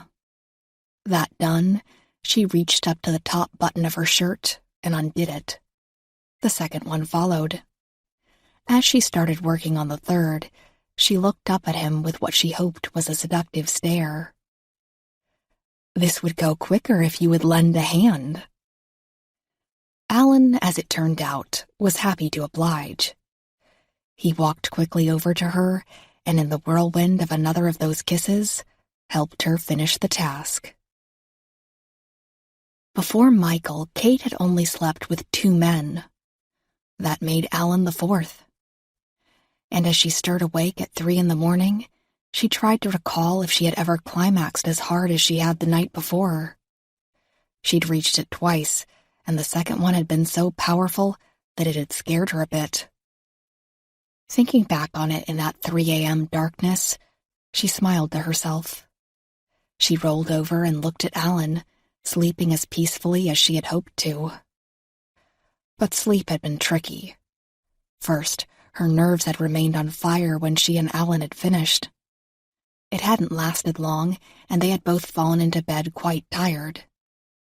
But her body had remained amped up until almost 11, and then she had come awake just after 3 with the images of the bodies of the Langleys in her mind. She saw them as she had only ever seen them, in the glossy portrait paper within the case files. Bloodied, massacred. And for what? Then, for reasons she was not clear on, she started ruminating on the case that had attacked her memory leaving a Carytown shop 2 days ago. Something about the case would not leave her alone. At the end, a little girl had been saved, and a man who had been actively killing people at an alarming speed had been brought to justice. Only that really wasn't the case, she thought in the darkness with Alan beside her. Her director at the time had insisted they had their man, even though some of the evidence had been questionable at best. They'd called the case a wrap, and then, after that little girl had been returned safely home, 2 more kids had been found murdered a month later in another state. They'd eventually found the real killer, but Kate had never forgiven herself for ignoring her instincts, for not arguing against her former director when she had felt that the man they had apprehended was not the killer. As quietly as she could, she got out of bed and walked into the kitchen. She got a glass of water and sat in her recliner, thinking back about that case, thinking about DeMarco, and a man she was now starting to think was not guilty at all. "You okay?" She turned and saw Alan standing in the doorway of the bedroom. He had put his boxers back on, but the rest of his body was bare. He looked damned good for a 54-year-old, and her mind, if only briefly, jumped away from the darker things she had been dwelling on and to the activities of about 5 hours ago. "Yeah, I just couldn't sleep." "Is it bad? Like, Can I make a joke about you coming back to bed and us not sleeping at all?" She smiled and moved toward him. "Make any jokes you want," she said, "so long as you're ready to back them up." And before he could make another comment, she was kissing him and leading him back to her bed. Chapter 14. 7 miles away from where a man named Davy Armstrong lay half asleep on a cot in a holding cell, another man woke up quickly in bed. He stared at the digital numbers of his alarm clock and saw that it was 5:05. He had an internal alarm that had been waking him up at this time ever since he'd been a child, as early as the age of 10. Like an automated machine, he got out of bed, took 6 steps to the rug in front of his bed, 6 steps which he counted under his breath every morning, and assumed a push-up position. He blasted through 100 push-ups and then immediately went to the shower. He scrubbed himself and washed his short black hair with the same machine-like mannerisms in which he had gotten out of bed and exercised. 5 minutes later, he was toweling off as he walked back into his bedroom. He dressed quickly for the day, a black t-shirt and a faded pair of jeans, and walked into the kitchen. He saw that it was 5:27 and frowned. He was 2 minutes off. He lived his days by a very strict schedule, and even 2 minutes off could make or break his mood. And this morning, he was in a very good mood. He felt good, better than he had in quite some time. Maybe that was why he was in the kitchen 2 minutes early. After all, he'd been on a very busy schedule for the last week or so. He sat down at his kitchen table with a bowl of cereal and scrolled through Facebook on his iPhone. As usual, he saw nothing of interest. Trump had said something dumb again. Some racist person had said something racist. People were posting little videos of cats and cute kids and women in swimsuits that showed everything. He smirked at it all as he ate his cereal. He cast his thoughts to later in the day, not when he was supposed to head into work, but to some task he had set for himself beyond his monotonous job. He worked at a small plastics factory on the far side of town, pushing buttons, snipping wire, and repeating it 1,000,000,000 times. He loathed the job, but it gave him ample time to think. It gave him the opportunity to think back on his past and figure out where everything had gone so terribly wrong. Of course, other than his father killing his mother, he could come up with nothing. And he'd been so young when that happened. Maybe there had been something else as he'd gotten older. He spent some of his time at work trying to think of the first time the darkness had entered his mind, when he'd first had those violent and bloody thoughts. But nothing concrete ever came to him. But he didn't like to dwell there very often. It made him feel like there was something wrong with him. So he turned his thoughts back to all of the wonderful things he had been doing in his spare time lately. That always got him in a much better mood. He figured if he could keep it up and be done with it within a few more days, he might actually be able to become a better person. He might finally be able to put the past behind him. Done with his cereal, he placed the bowl in the sink and headed back to his room. He had 15 more minutes before he needed to be at work.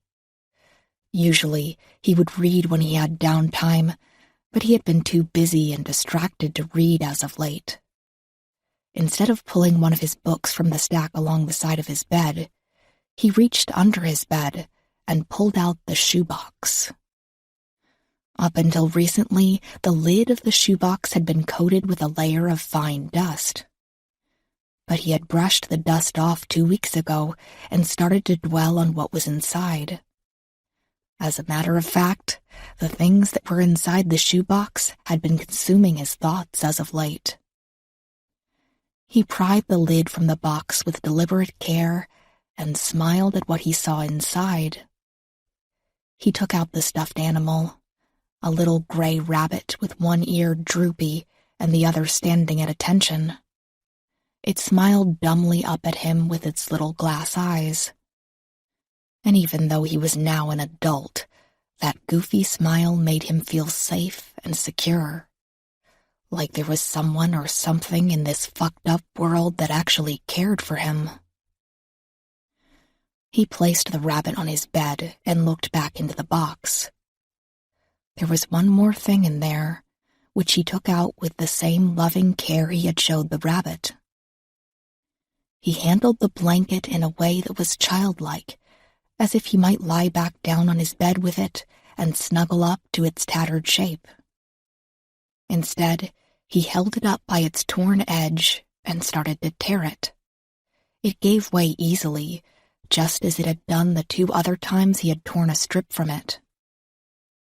He looked at the new fragment of the blanket and smiled. He was tempted to do it now, to do the job in the morning. He could call in sick to work and just do it. But no, he liked having the day to wait, to build up the excitement. He placed the box back under the bed with its contents returned, all except that one scrap of fabric which he laid in the center of his bed. He stared longingly at it for a moment before leaving the room to get his day started. Chapter 15. It was beyond bizarre to wake up with someone on the opposite side of the bed. Kate took a moment to appreciate the feeling as she quietly got out of bed. She grabbed a pair of underwear and her robe and snuck out of the room while Alan still slept. It made her feel a little immature, but she could not get over how happy she was. She hadn't had a man sleep over since Michael had died. There was something freeing about it, something that made her remember that it was okay to live a little selfishly from time to time. She walked into the kitchen and started brewing a pot of coffee. She then cracked a few eggs and started making some omelets. As the coffee brewed and the eggs cooked, she impulsively went to the kitchen counter and opened her iPad, pulling up the files on the case in Roanoke. As was her usual approach, she knew she would not be able to stop thinking about the case until it was 100% officially wrapped up. She looked for any details she might have missed, but there were none. She knew that as the coroners finished up their jobs and forensics had everything submitted, there would be more to go on. But for now, she felt that she and DeMarco had done just about everything they could. Still, that did nothing to eliminate the fact that she could not get over the feeling that they were missing something that was right in front of their faces. Kate closed down the files and then opened up her email. She had several, all of which were related to the research assistants she had lined up later in the day. It seemed very cut and dried, and if the agents she was overseeing worked well together, they should be able to have their current case wrapped very quickly. She also saw that she was being asked to be in D.C. by 3 that afternoon. She read over the case brief that had been put together for her, reading it twice and committing it to memory. It really did seem like a case that was one good theory or lead away from being wrapped up. She heard footsteps behind her. Before she could turn around, she felt Alan's hands on her shoulders, gently massaging her. He kissed her on the back of the neck, sending a delightful chill through her. "Good morning," he said. "Good morning to you too," she said. She clicked the iPad to sleep as she turned to face him. "You shut the iPad down right away," he said. "Sensitive information?" "Sort of," she said. "You hungry?" He looked to the bar where she had set their plates. She had slightly burned the omelets because she'd been distracted with the case files, but she didn't think Alan was the type who would complain about such a thing. "Absolutely," he said. He walked to the bar stool along the counter, dressed in the same clothes he'd been wearing last night. He had a look on his face that mirrored Kate's own feelings. She was starting to think that Alan very rarely found himself in these sorts of situations either. "Are you going back to it all because you miss it, or just because retirement isn't your thing?" Alan asked, nodding toward the iPad. "I ask myself that almost every day," she said. "It's mostly because I miss it. It's all I was ever good at." "After last night, I beg to differ," he said with a sly little smile. She turned away a bit as her cheeks flushed. "Anyway, I need to be in DC by 3 o'clock this afternoon. It'll probably be a quick trip if you want to try to make some plans for tomorrow." "Yeah, that sounds good to me," he said, cutting into his breakfast. "Sorry again that I made you wait so long last night." "Oh, that's okay," he said. "Really. Part of me is a little enamored with what you do. I'd like for you to not tell me any different, but I imagine you kicking in doors and wrestling perps to the ground. It's sort of hot." She couldn't contain her smile when she thought of tackling Davy Armstrong to the ground yesterday. "Yes, sure," she said. "It's like that for me just about every day. Lots of running and tackling."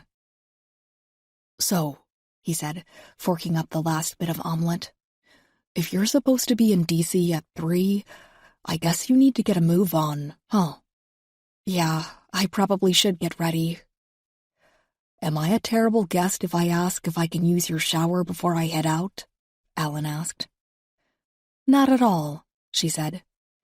"Give me some time and maybe I'll join you." Now it was his turn to hide a little redness in his cheeks. He placed his plate in the sink and took one last sip of his coffee before heading out of the kitchen. He placed a small kiss on the corner of her mouth and headed back toward the bedroom.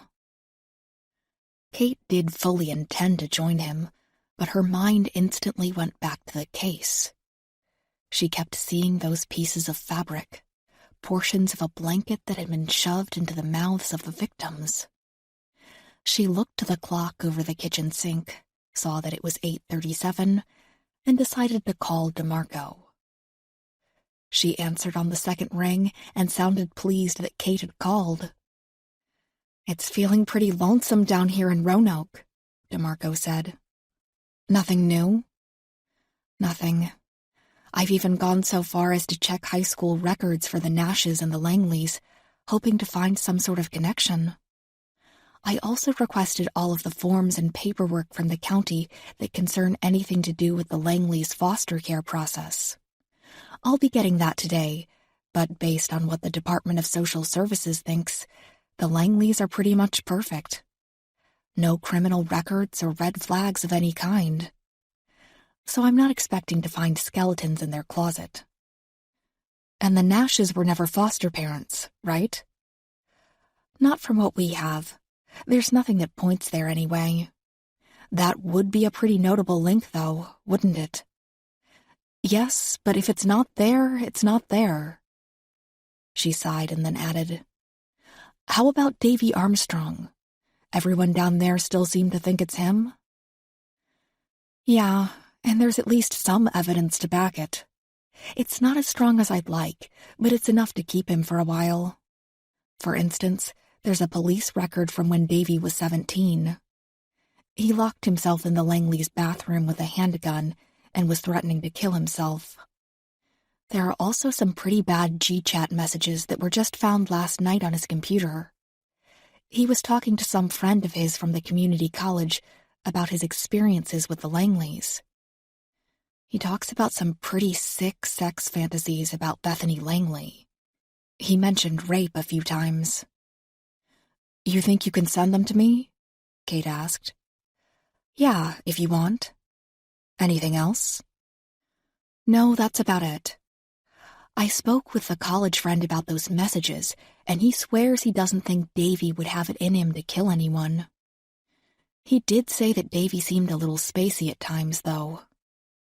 To tell you the truth, I can see Duran calling me back up to DC tomorrow if nothing else big breaks on this thing." Well, keep me posted, Kate said. Let me know if you need anything. They ended the call, and Kate instantly tried to think of Davy Armstrong as a teen, living in the Langleys' house and harboring sexual fantasies about his aunt. That added item made the whole thing a little different. Maybe there was something Davy wasn't telling them. Maybe he was ashamed not only about the drug use, but about the way he'd felt about his aunt as well. The idea of it made her uncomfortable. And although she had told Alan she might join him in the shower, any thoughts of sexual activity were erased from her mind with this new update about Davy Armstrong. Instead of joining Alan, she remained at the counter, poring over the files once again and sipping from her coffee. What the hell am I missing? She asked herself, sure that there was something right in front of her that had somehow eluded her so far. Alan didn't comment on Kate deciding not to join him in the shower. He seemed to understand that her mind was usually never on one single track, but all over the place. Kate figured if they were going to eventually explore a longer relationship later on, this might be something they'd have to tackle head-on. But for now, she simply appreciated the fact that he was understanding. She had started packing when he came out of the bathroom. His pants were on, and he was toweling off his hair. "You okay with this?" he asked. "With what?" she asked. He shrugged as he slid his shirt on. "Well, last night was amazing, don't get me wrong. But now the coming and going of your busy life. I don't know. I feel like maybe I used you or something. Maybe I took advantage of your busy schedule and situation. Is that stupid?" "No," she said, her heart warming for him. "If anything, it's incredibly sweet. No, you did not use me, and I didn't do it out of guilt for making you wait either, so don't bother going there." "Good to know," he said. "You mind if I hang around until you leave?" "Not at all." Within a few minutes, he was in the kitchen washing the dishes from breakfast. He helped himself to another cup of coffee and sat with her in the bedroom while she packed. They had a pleasant enough conversation about surface-level things, the week's forecast, restaurants they'd like to try, movies they might see together in the theater in the coming weeks. As far as Kate was concerned, it was nice to have such innocent and mundane conversations. She was packed up and heading for the door by 9:30. That would put her in D.C. at least 2 hours before she was due there, but that was fine with her. She figured she might try to catch up with Duran to discuss the case in Roanoke. Alan carried her one bag out for her and placed it in the trunk of her car. He then reached out and took her hand. "I like this," he said. "This, of course, not having a definition. Whatever it is that's going on between us, I like it." "I do too," she said. "I'll call you when I'm on the way home." "You don't have to. I promise I won't wait sadly on your porch until you get back." "But I want to," she said. She nearly voiced the reasoning behind it, but let it remain in her head instead. "I like the idea that someone is waiting for me, someone who is looking forward to seeing me again." With that thought in mind, she also realized that Melissa had yet to return her text. This pained her, but she could not focus on it right now. Then when? She asked herself as Alan opened the car door for her. If you want that relationship to work, you need to face it sooner rather than later. She got into the car with a heavy sigh, trying to ease the storm in her head. "You okay?" Alan asked. "Yeah, just a lot on my mind. Work, Melissa. I really am just a big mess. You'll figure it out pretty soon, I guess." He smiled at her, leaned into the car, and kissed her. The kiss carried some heat, and it had her buzzing in all the right spots. When he pulled away, God help her, she was lightheaded. "Be careful out there," Alan said. "I'll try. See you soon." He closed her door and gave her a little wave as she started the car. When she pulled off, she looked back and saw him still watching from the sidewalk. She smiled at the sight of him, and, for the first time in a very long time, wondered if maybe there was something to life other than the niche she had carved out for herself at work. Sure, there was Melissa and Michelle, but there was also this unnameable thing between her and Alan. Not love, not yet anyway, but some sort of tug that felt like being wanted. That, in tandem with knowing that she would get to watch little Michelle grow up, made her feel an intense joy that caught her off guard. It was something she had not felt in a very long time. Something other than her job that actually had her excited for the future. Chapter 16. Kate had to admit, it felt good to be back around the mild chaos and business of D.C. The moment her eyes fell on the J. Edgar Hoover building, she felt a sense of well-being that she had rarely felt at home following her retirement. She had spent so much time there, had etched out a name and a legacy for herself in that building. It brought back more than memories. It brought back a feeling of purpose and accomplishment that she had been struggling to find back at home in Richmond. She'd hit a snag in traffic, and so had not arrived as early as she had hoped. Therefore, she parked in the same parking garage she had parked in for nearly 30 years of her life. Of course, it had been updated, modified and added to a lot in those 3 decades, and headed straight into the building. It was never truly empty, but it was closest to vacant as it ever was on Sundays. She passed by only 5 people on her way to the 2nd floor, where one of the larger conference rooms had been reserved for the meeting.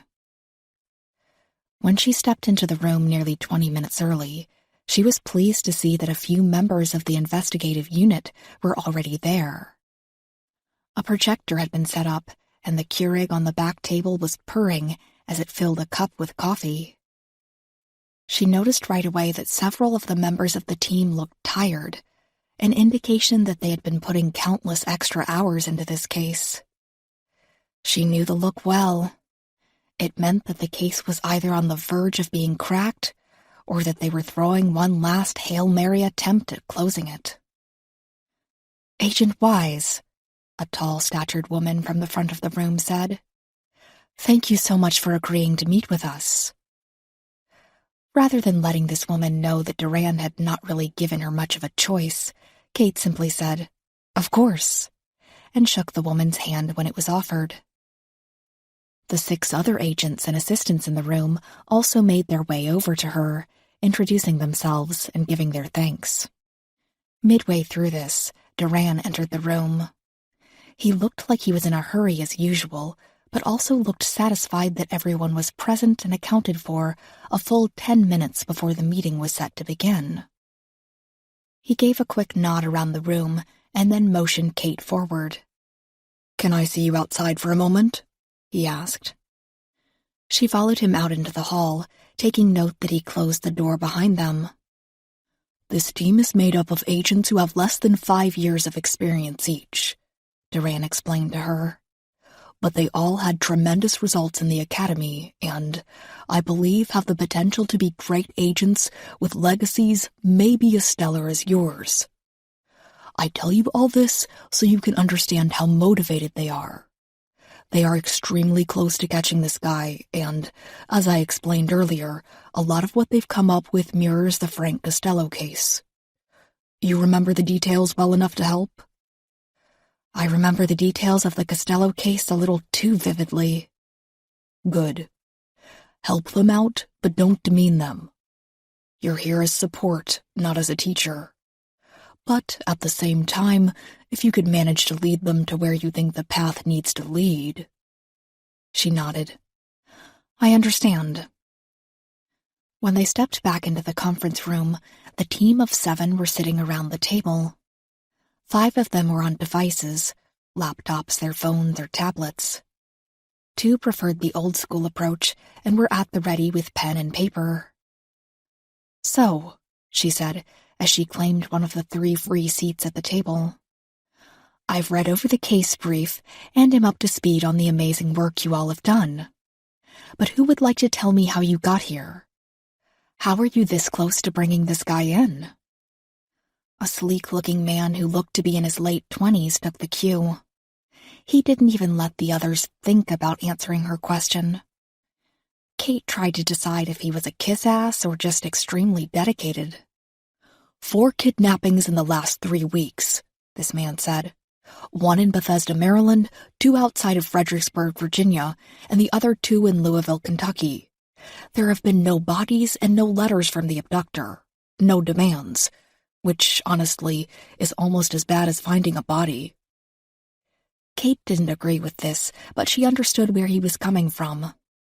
If there were no demands being made for the release of the children, there was no telling what they were going through.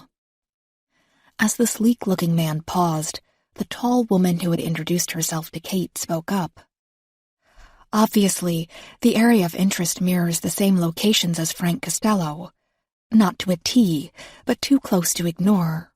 Also, like Frank Costello, there is no preference of boys or girls. So far, 2 of each have been abducted." "Walk me through each potential abduction scene," Kate said. Another woman took this one. She sounded nervous and tired. 2 were taken from playgrounds while the mothers were there with them. One of them admits to scrolling through Facebook while her kid was on the monkey bars. She guesses that there was perhaps 15 to 20 seconds between her peering up from her screen. The 3rd seems to have been taken after straying a bit away from her father in a Walmart in Louisville. The 4th had been walking to her grandmother's house, just 6 houses down the street from her own home. She'd done it dozens of times, according to her mother. "Not a single witness at all," the sleek man said. "Somehow, we don't even have this fucker leaving that Walmart on the security cameras." "How's that possible?" Kate asked. "Lawn and garden," one of the agents said. "There's only one security camera in the lawn and garden department of that particular Walmart. It faces in from the open area of the flower section. If someone knew the layout of the store well enough, they would know how to make an exit through lawn and garden without being seen." Kate's brain was already kicking into high gear, trying to put the pieces together. "Have you checked past employees with knowledge of the camera systems?" "We've interviewed 11, the tall woman said. 2 were questioned a second time. In the end, it all came down to nothing." Kate took a moment, getting out of her seat and walking to the front of the room.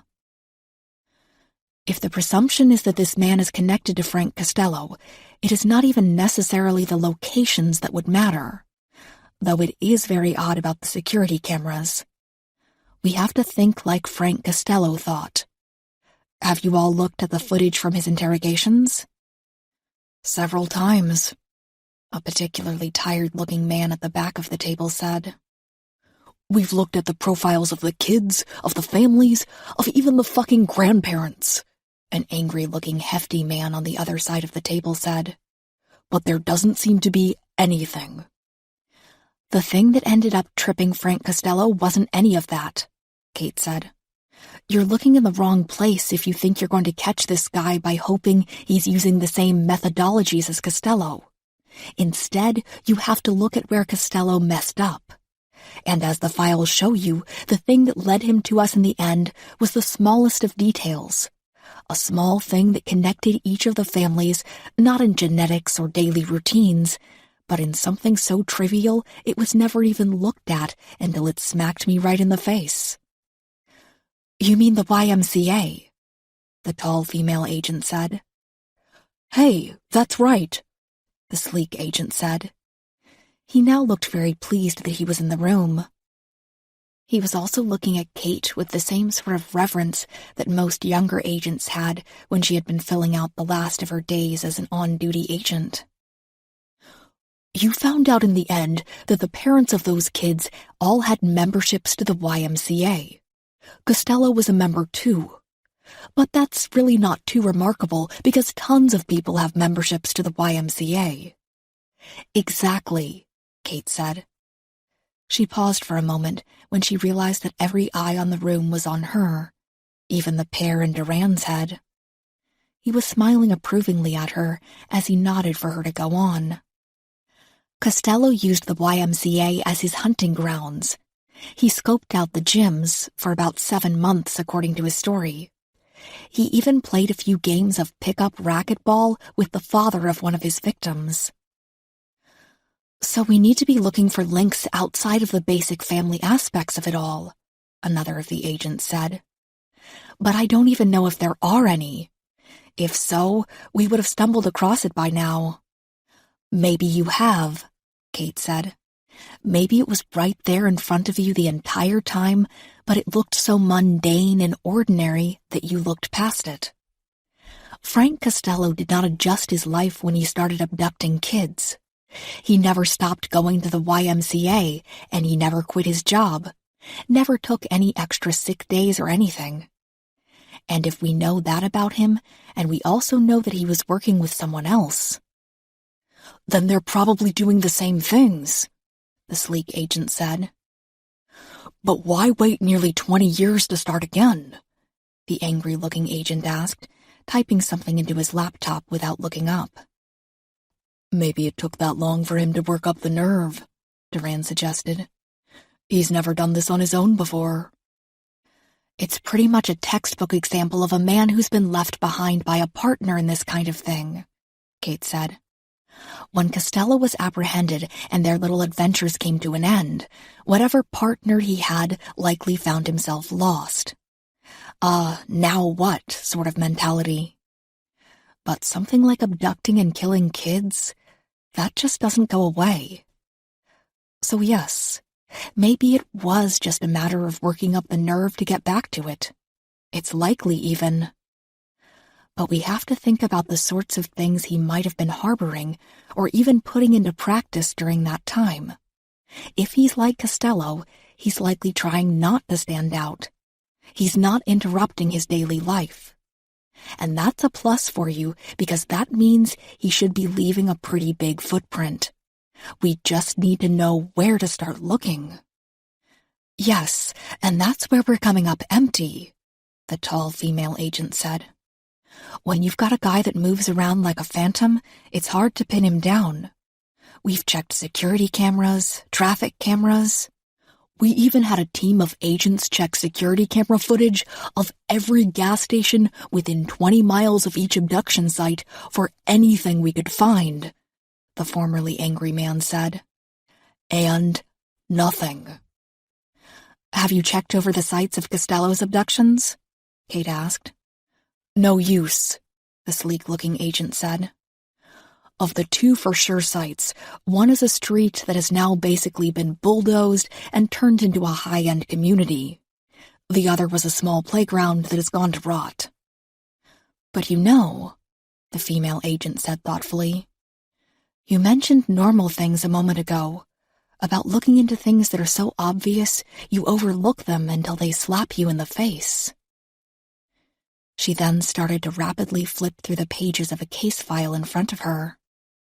Without looking up, she said, Lockridge, do you have the findings from the playground the 3rd victim was taken from? Yeah, the sleek-looking agent said. He clicked around on his laptop for a few seconds and added, What are you looking for? The wastebasket from the corner of the playground. It had been recently emptied, and the man from grounds maintenance believed anything in that can could not have been any older than 5 or 6 hours. You have the list of what was in there? 2 Coke cans, a flyer for a local business, an empty bag of ranch-flavored peanuts, a cracked sippy cup with a picture of Elmo on it. The female agent pulled a sheet of paper from her pile and slammed it on the table with such force that a few of the others huddled around the table jumped. Right here, she said, excited. The 4th victim, taken presumably while she was walking to her grandmother's house. Remember what forensics said they found in the street? Holy shit, one agent said. Wait, let's not assume, Lockridge said. Nuts of some kind, probably pre-packaged, the woman said. Not cashews, but something similar. Kate had been in rooms where an aha moment had been reached. The feeling of electricity in the air never got old. She felt it rustling through the conference room in that moment, as the team of agents shared looks of acknowledgement or stared at their laptop screens at the information they had accumulated. Sensing that she had more or less started rolling a small snowball down a steep hill, Kate went on. So you start there. Go back to those gas stations and convenience stores. Some of them will likely be able to pull transaction records from as far back as a month. Align each purchase of those nuts to the security footage. That will give you a handful of suspects. After that, they can cross that bridge when they get there, Duran said. For now, Agent Wise, if you wouldn't mind just giving them a quick criminal profile on Frank Costello. Of course, she said. She reached back into her nearly flawless memory and saw the information from the case file. It was one that had stuck with her, as it had been pivotal to her career. Yet, even as she started detailing the troubled childhood that Frank Costello had endured, Kate's mind went back to Roanoke. She started to once again focus on the murders that were taking place there. She had said something moments ago that was just now setting something ablaze in her mind. Maybe it was right there in front of you the entire time, but it looked so mundane and ordinary that you looked past it. This thought swirled at the edges of her mind for the next half an hour, as she told the room everything she knew about how Frank Costello had carried out his abductions and murders. Combined with the breakthrough she'd assisted with moments ago, she had no doubts that this highly capable team would have someone in custody within 48 hours. When she called the meeting to a close, the agents got up from the table quickly, anxious to get back out on the trail. Yet as everyone else cleared out, the tall woman hung back. She approached Kate with a look of apprehension as she slung her laptop bag over her shoulder. Agent Wise, she said. I had to take the moment to introduce myself. My name is Rebecca Miner. I've been admiring your work since I first joined the Academy.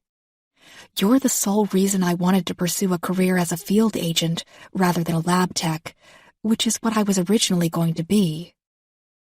Thank you, Kate said, not sure how to take such a compliment. I have to admit, I have a lot of your archived case files printed out and in a binder at home. I used them as study guides while I was at the Academy. Well, it seems that they helped. You're doing a fantastic job from what I can see. You'll have this guy sooner than you think. You're on the right path, you know. Just let it... Her phone buzzed in her pocket, interrupting her. She gave an "I'm sorry" look to Agent Miner as she checked it. When she saw that the call was coming from DeMarco, she smiled wanly at Miner and turned away. She marched quickly to the back of the room and took the call. Hi, DeMarco, how's it going? Well, it could be better. He did it again. The killer? Yeah. Kate looked back across the room to where Duran was still standing by the door. He saw her looking, and the glance exchanged between them communicated everything. Before she even ended the call with DeMarco, Kate knew that she was heading back to Roanoke. Chapter 17. Kate felt a sense of unease spreading through her as she entered the driveway of the third murder scene. From the sight of the house alone, she could tell that there was something different about this one, that the killer had to be incredibly motivated to strike here. First of all, the house was gorgeous. It was an enormous house, done in an altered colonial style. The grass was perfectly cut and green, bordering the porch like something out of a gardening magazine. Behind the house, she could see the edge of a pond peeking out. The house was situated up on a hill, as if whoever lived inside felt the need to look out on top of the city of Roanoke, which sat to the east as just a tangle of shapes against the trees. It would have been a beautiful sight indeed, if not for the presence of the 2 police cars and the black sedan. The sedan, she knew, was what DeMarco was driving. Kate parked behind the sedan and walked toward the house. As she made her way up the porch stairs, a policeman came out of the front door. She wasn't too surprised to see that it was Palmetto. He looked tired, but managed to smile when he saw her. "Agent Wise," he said. "Good to see you again." "Likewise," she said. "You headed out?" "Yeah. I'm going to see if I can help relieve you guys of some of the monotony. I'm going to see what I can find out from family and friends of the newly deceased. Going to get a few of the local officers to assist. I'll meet back up with you guys later today." "Thanks for that," Kate said, as she headed inside the house. "Sure." He regarded her with a strange look that made her think he meant to say something else, but he simply returned to his car and started the engine. Kate made her way into the house and quickly discovered that the interior was just as beautiful as the exterior. The front door led to a tall foyer that showed the full staircase leading upstairs. It was there, looking at her out over the railing, that DeMarco stood. A trail of drying blood led up the stairs to her, stopping at a crumpled shape at DeMarco's feet. "How long have you been on the scene?" Kate asked, carefully making her way up the stairs. The blood was not in a simple single trail, but splattered here and there. As she reached the landing at the top of the stairs, the puddle grew thicker and darker. "A little over an hour, I guess." "Anything worthwhile?" "Not that I could find. There is a huge difference here, though, so different that I at first thought this murder was not related to the others. The victim's name is Monica Knight. She's a pretty big-time local lawyer. She also happens to be single. She was married for less than 6 months, but her husband had an affair and left her. That was about 12 years ago, from what I'm being told." "So not a couple this time." "That's right," DeMarco said. Kate reached the landing and looked down to the body. She was lying on her back, staring up at the ceiling with wide eyes. She had been stabbed multiple times, with most of the attention given to her stomach. One grisly wound etched across her neck, and that was where most of the blood seemed to have come from. "So what makes it connect to the other murders?" Kate asked. DeMarco held up a plastic evidence baggie. There was yet another piece of the blanket inside of it. "It was rough," she said. "It was shoved down her throat just like the others. The corner of it was sticking out of the wound in her throat. It had been shoved down in there so hard that one of her front teeth was loose." "Any connection to the other victims?" "Nothing apparent. That's what Palmetto is checking for us right now. He's tried reaching out to the ex-husband to warn him that he might be in danger, but so far there's been no word." Kate nodded and hunkered down into a squatting position. She looked closely at the victim's face and frowned. Monica Knight was very pretty, aside from all the blood. It was apparent that she took good care of her blonde hair and her complexion. But Kate also noted that Monica's beauty might come from another factor altogether. "Hold on. Do we know how old she is?" DeMarco scanned through some notes she had taken on her phone and said, 39. "So she's at least 10 to 15 years younger than the other victims," Kate pointed out. "And single." "Yeah, that seemed weird to me too," DeMarco said. "The piece of fabric in her throat directly ties her to the other victims, but that's where the connection ends." So that eliminates the field of thought that the killer is only targeting couples, Kate thought.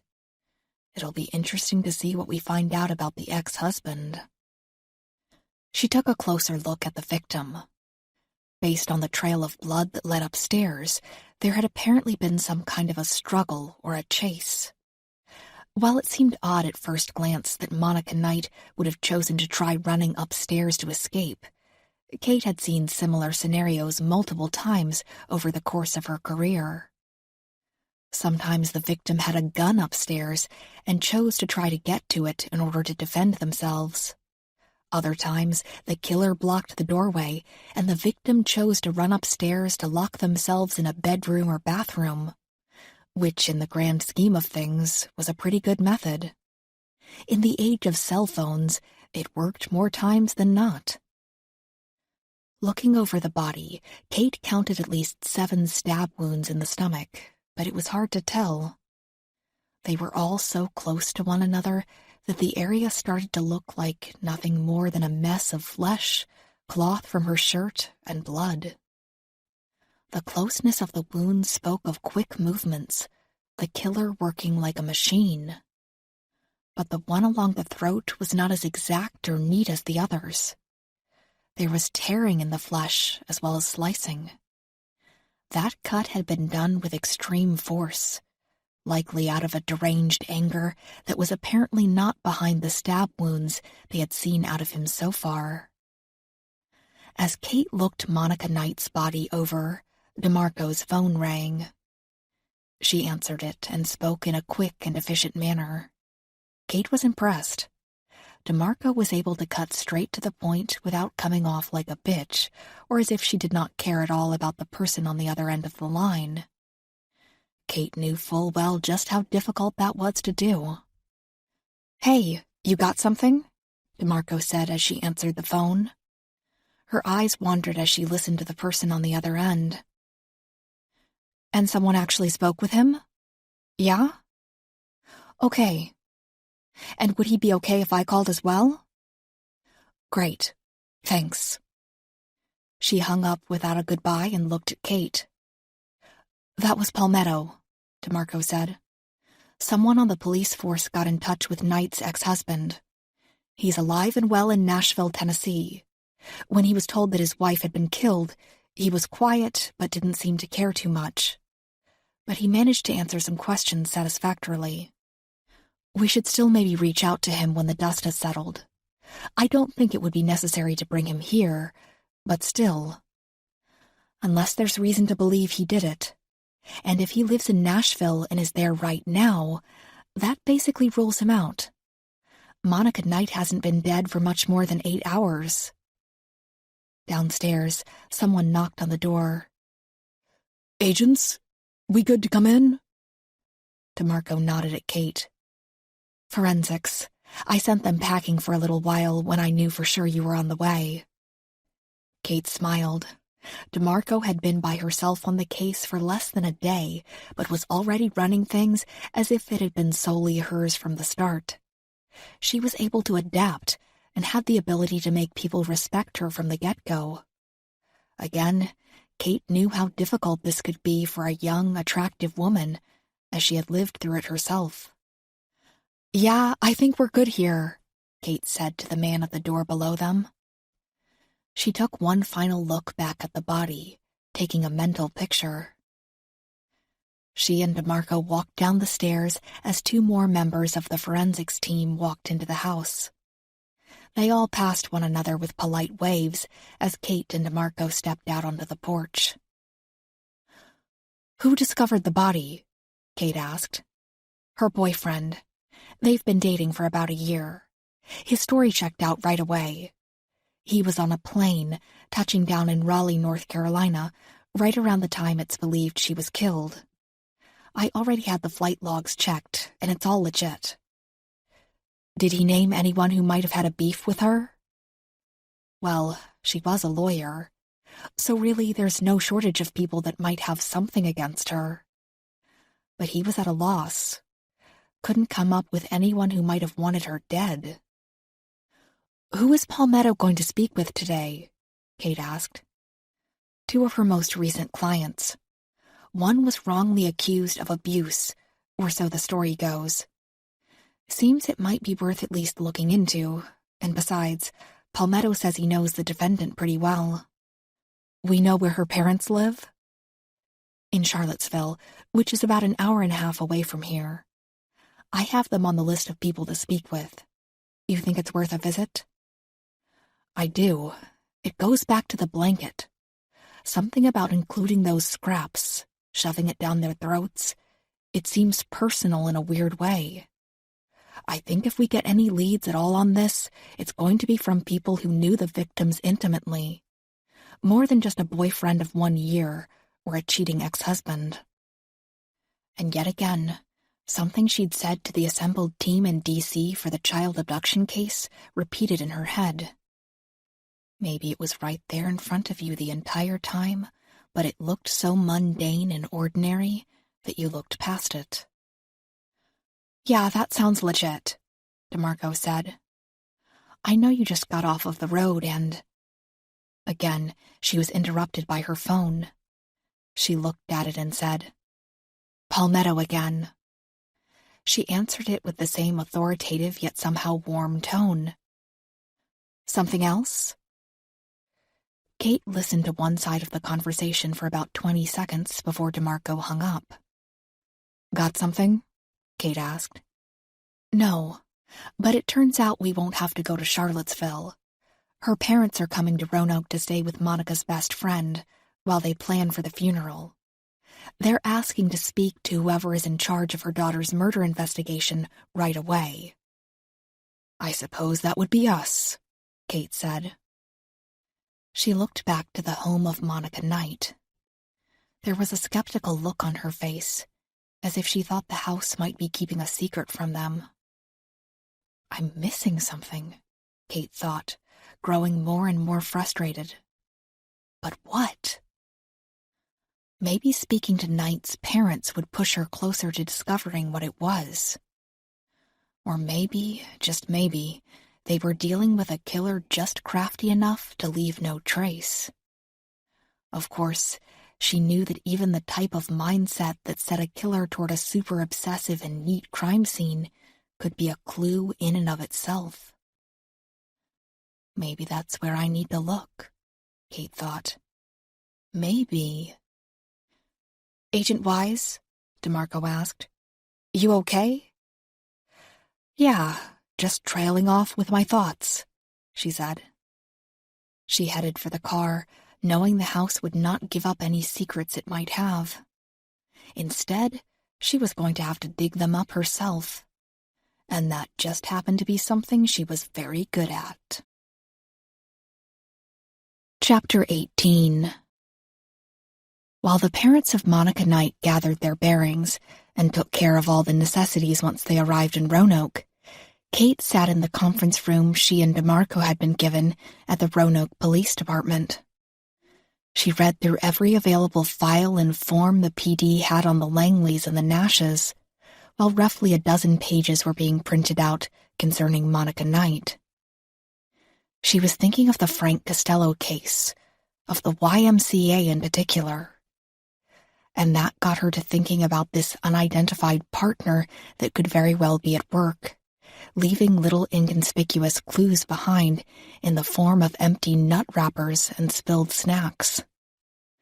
What was her spilled snack here? What was right in front of her but going unseen? DeMarco entered the room with the Knight files and handed Kate a copy. They looked through the files together, bouncing findings and ideas off of one another. Her college transcripts show that she had originally gone to school to study psychology, DeMarco said. Namely, early child development. Seems sort of creepy when you think of the blanket we've been finding traces of in the victims' throats. That does seem ominous, Kate said. But what do you make of the 2 different requests to have fingerprints taken voluntarily, all within the last 5 years? DeMarco flipped through her pages until she came to this information. That does seem strange. One of the requests is linked to an additional information request that she also sent to the Department of Social Services. Kate hung on that bit of information, sensing that there was something else there, something that could maybe tie it all together. But there was one thing missing, something she could not yet place. Something in the Langley file, something similar. She started to reach for the Langley file when there was a knock at the door. One of the deputies poked his head in, a frown on his face. "The parents of Monica Knight are here. Should I send them in?" "Yes," Kate said. "Give us 2 minutes, please." The deputy nodded and the moment was gone. Kate quickly thumbed through the Langley file. It didn't take her too long to find what she was looking for. "There's a fingerprint request here for the Langleys, too," she said. She tapped at a carbon copy of the fingerprints of Scott and Bethany Langley. Right here, they had to be fingerprinted when they were going through the process to be approved as foster parents. "Maybe that's why Monica Knight needed to get fingerprinted," DeMarco suggested. "It would certainly align with the ties to an information request to DSS." Kate pondered this for a moment as she gathered up the files in front of her. The last thing she wanted was for a set of grieving parents to come in and see the life of their dead daughter crudely summed up in a series of pages. DeMarco followed suit and stuffed all of the paperwork into her laptop bag. "Have you had to actively speak with grieving parents before?" Kate asked. "A few times," she said. "You never really get used to it, though. I mean, when I was working violent crimes, there were other agents that did that sort of thing. Agents with a knack for grief psychology. Makes me wonder how doctors manage to do it all the time." There was another knock at the door. This time when it opened, the same sad-looking deputy led an older couple into the room, Monica Knight's parents. Kate thought the mother might normally look rather young for her age, but the act of furiously crying over the unexpected death of a child had taken its toll on her. She looked around the room wildly, as if untrusting of everything. As for the father, he was a tall gentleman who looked like he was sleepwalking. The redness around their eyes made it clear that they had spent the better part of the last several hours crying over their child. But Kate could also see determination in the father's face. He was determined to be as strong as possible through all of this for his wife. "This is Dean and Gloria Knight," the deputy said. "With all due respect, agents, they want to help in any way they can, but they also have family local to the area they'd like to get back to as soon as they can." "We'll be as quick as we can," Kate said. "Thank you, deputy." The deputy left, leaving the room in silence. Kate had been down this road 1,000,000 times and had learned not to dwell too much on the recent loss. It was often best to cut right to the chase, not to dwell on the murders, but to start looking for solutions. It not only eliminated the chance of one of the parents breaking down, but it also made them feel assured that they would have answers soon. "I understand your need to get back to your family as soon as possible," Kate said, "so we'll get right to it. We're looking for a connection between what has happened to your daughter and 4 other people in the area within the last 4 days. Up until Monica, we were under the assumption that it was just couples, and there are no direct links between the victims. So we were hoping you might be able to provide us with some insight. Any people that might be upset with Monica, or anything she might have mentioned to you recently that threw up a red flag." "She never really spoke about the negative aspects of her work," Dean Knight said. "But we've been asking ourselves the same thing. With her job, there would be far too many people that might have something against her, right?" "The local PD is looking into it right now," DeMarco said. "And if no immediate answers are found, we'll also get Bureau resources on it. For now, though, we're trying to concentrate on areas that might not be so obvious. Things that may make your daughter similar to the others." "That's right," Kate said. "We know that she was married at one time. And she had no children, correct?" That's right, Gloria Knight said. In fact, I've always believed that's one of the reasons her no-good husband ran out on her. Monica always wanted kids. She used to joke about how she wanted to start trying to get pregnant as soon as her honeymoon. But her husband was never on the same wavelength. She was going to adopt for a while, Dean said, but I think she started to get far too involved in her career. Did she ever actually adopt? Kate asked, starting to feel a thread picking up and knitting itself into the narrative. No, Gloria said. She did foster for a while, just short-term things here and there, though. How long did she do that? Kate asked, thinking about those fingerprint requests and DSS paperwork. About 3 or 4 years, I suppose, Gloria said. Kate knew what she wanted to do next, but measured the possible outcome for a moment.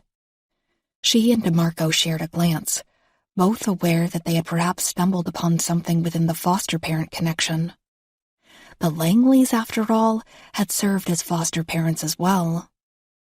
That still left the Nashes unconnected from it all, but at least it felt like they were getting somewhere. I'd like to show you something, Kate said. She took the scrap of blanket that she had been holding on to ever since they had first met Palmetto. She did not set it on the table, but held on to it in the event that it did look familiar to the Knights. If they responded harshly, she wanted to be able to hide it away as soon as possible. But she could tell right away that it meant nothing to them. Gloria Knight stared at the scrap of fabric so hard that Kate was pretty sure she was trying to make herself find some connection, anything to find answers about her daughter's death. But after several seconds, she shook her head. No. Should it? We don't know, DeMarco said, but scraps similar to this have been found at all of the crime scenes. So far, it seems to be the only stable connection. As for now, Kate said, I believe that's really all we need. We'll let you get back to your family, but please, if you think of anything, no matter how small or insignificant it may seem, please contact us. We will, Dean said, as he slowly got up.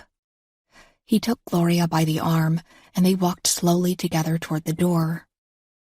Gloria gave one hopeful look back and said, Please find out who did this. She made her way through the door like a woman in a dream. The moment the doors were closed, DeMarco took the files and papers back out on the 3 different crime scenes. There's nothing in the Nash's history dealing with foster care in any way, shape, or form, she said.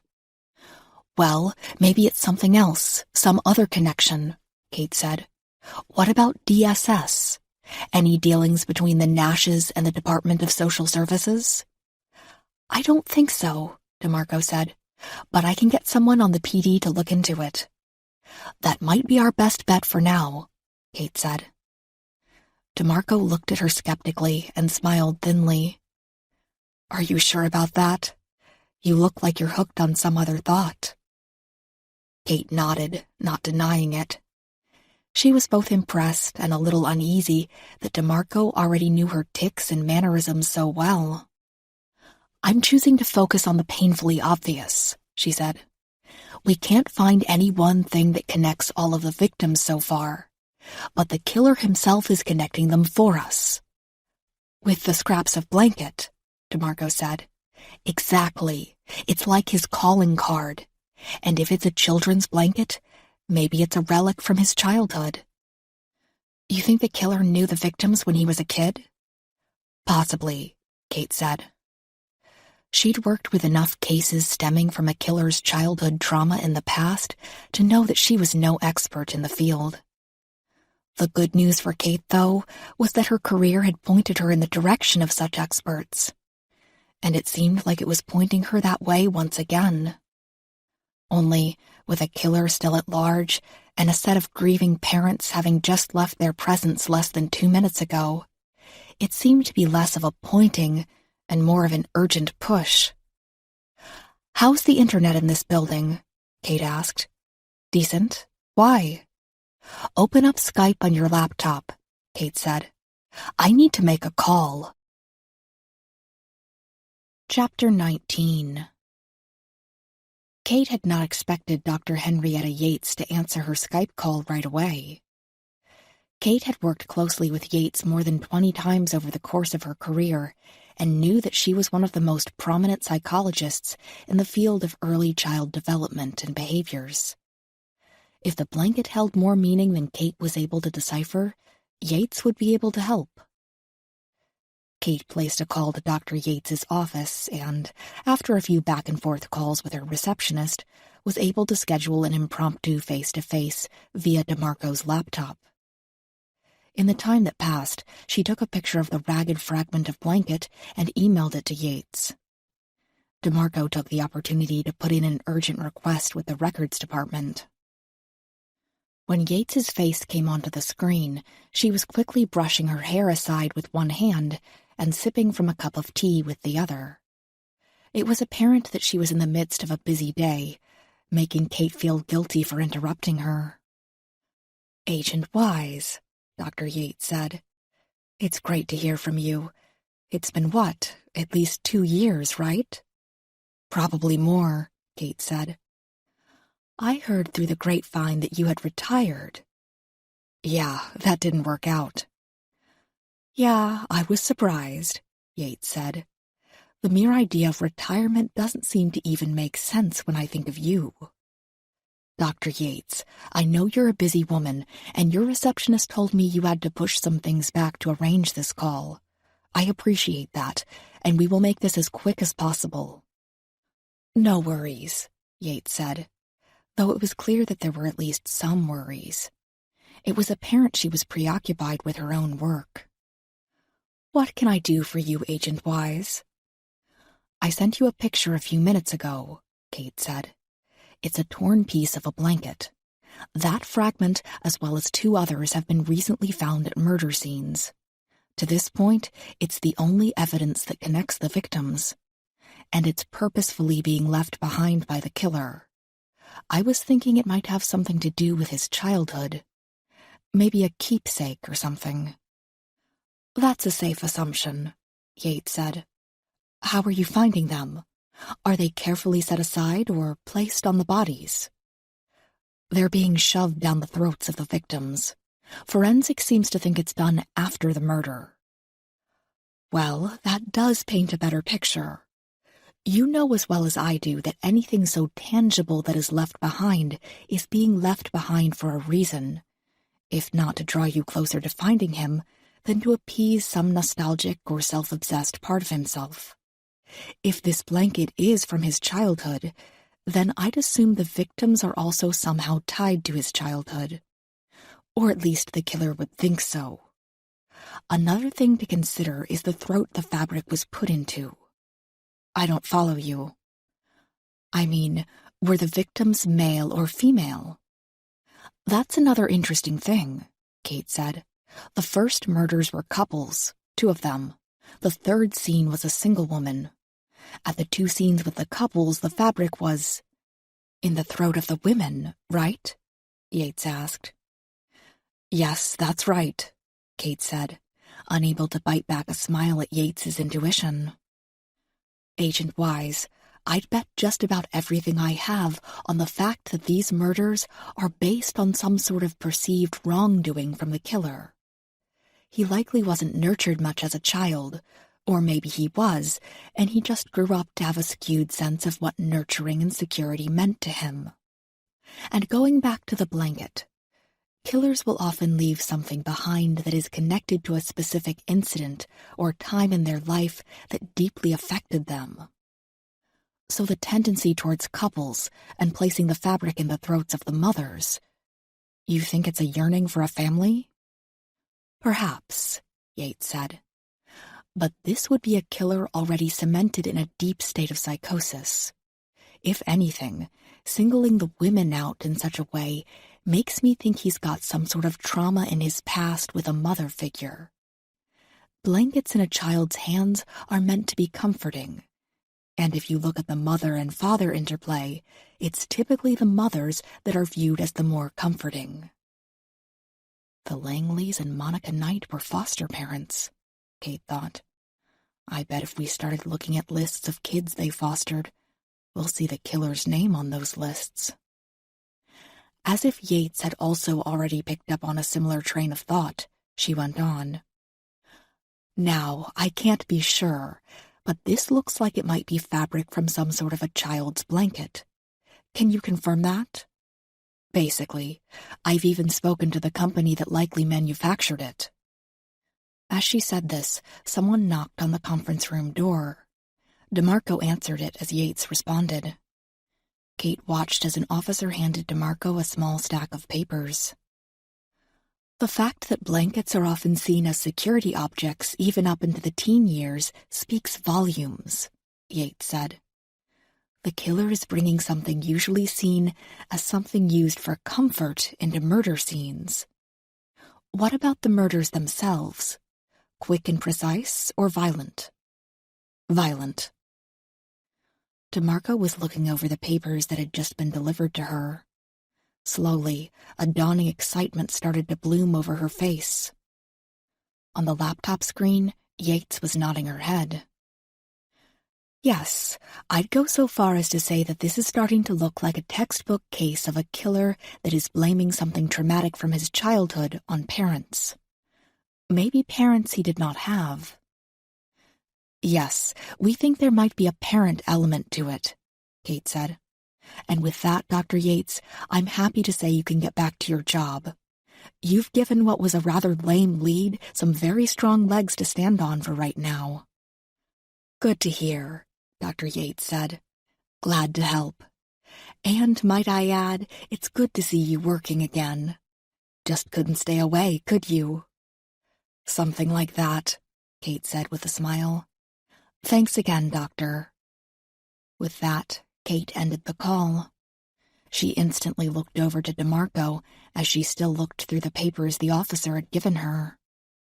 What have you got? Kate asked. Just a bit more information on the Nashes, she said. She slid a Xerox sheet over to Kate and added, It appears that the Nashes also set up an appointment to get fingerprinted at some point in the past, and it appears that it had to do with this. She slid another sheet over to Kate. Kate looked them over and knew instantly where this was headed. She saw a copy of the Nash's fingerprints taken in 2007. With the prints were the typical form requests for a background check. With the background check information, there was also a request for the information from the Department of Social Services. The second sheet was fresher.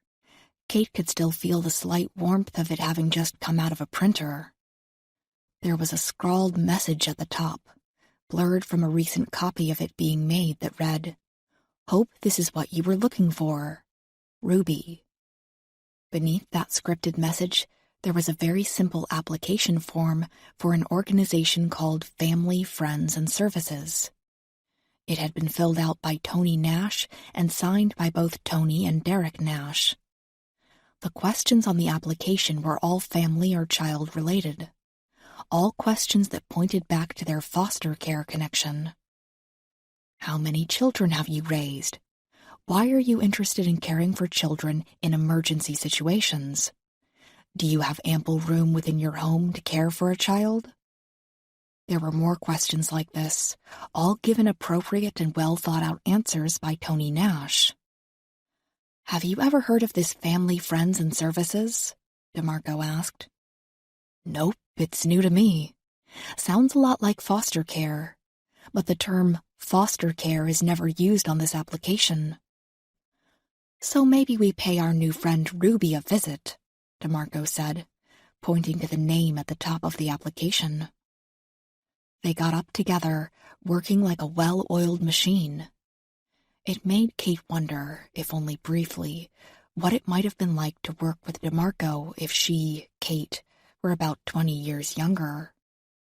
They had a connection established between them already that most paired agents could only hope to have after years of working together. As they left the station, Headed for the offices of Family, Friends, and Services, Kate was once again reminded why she loved this job.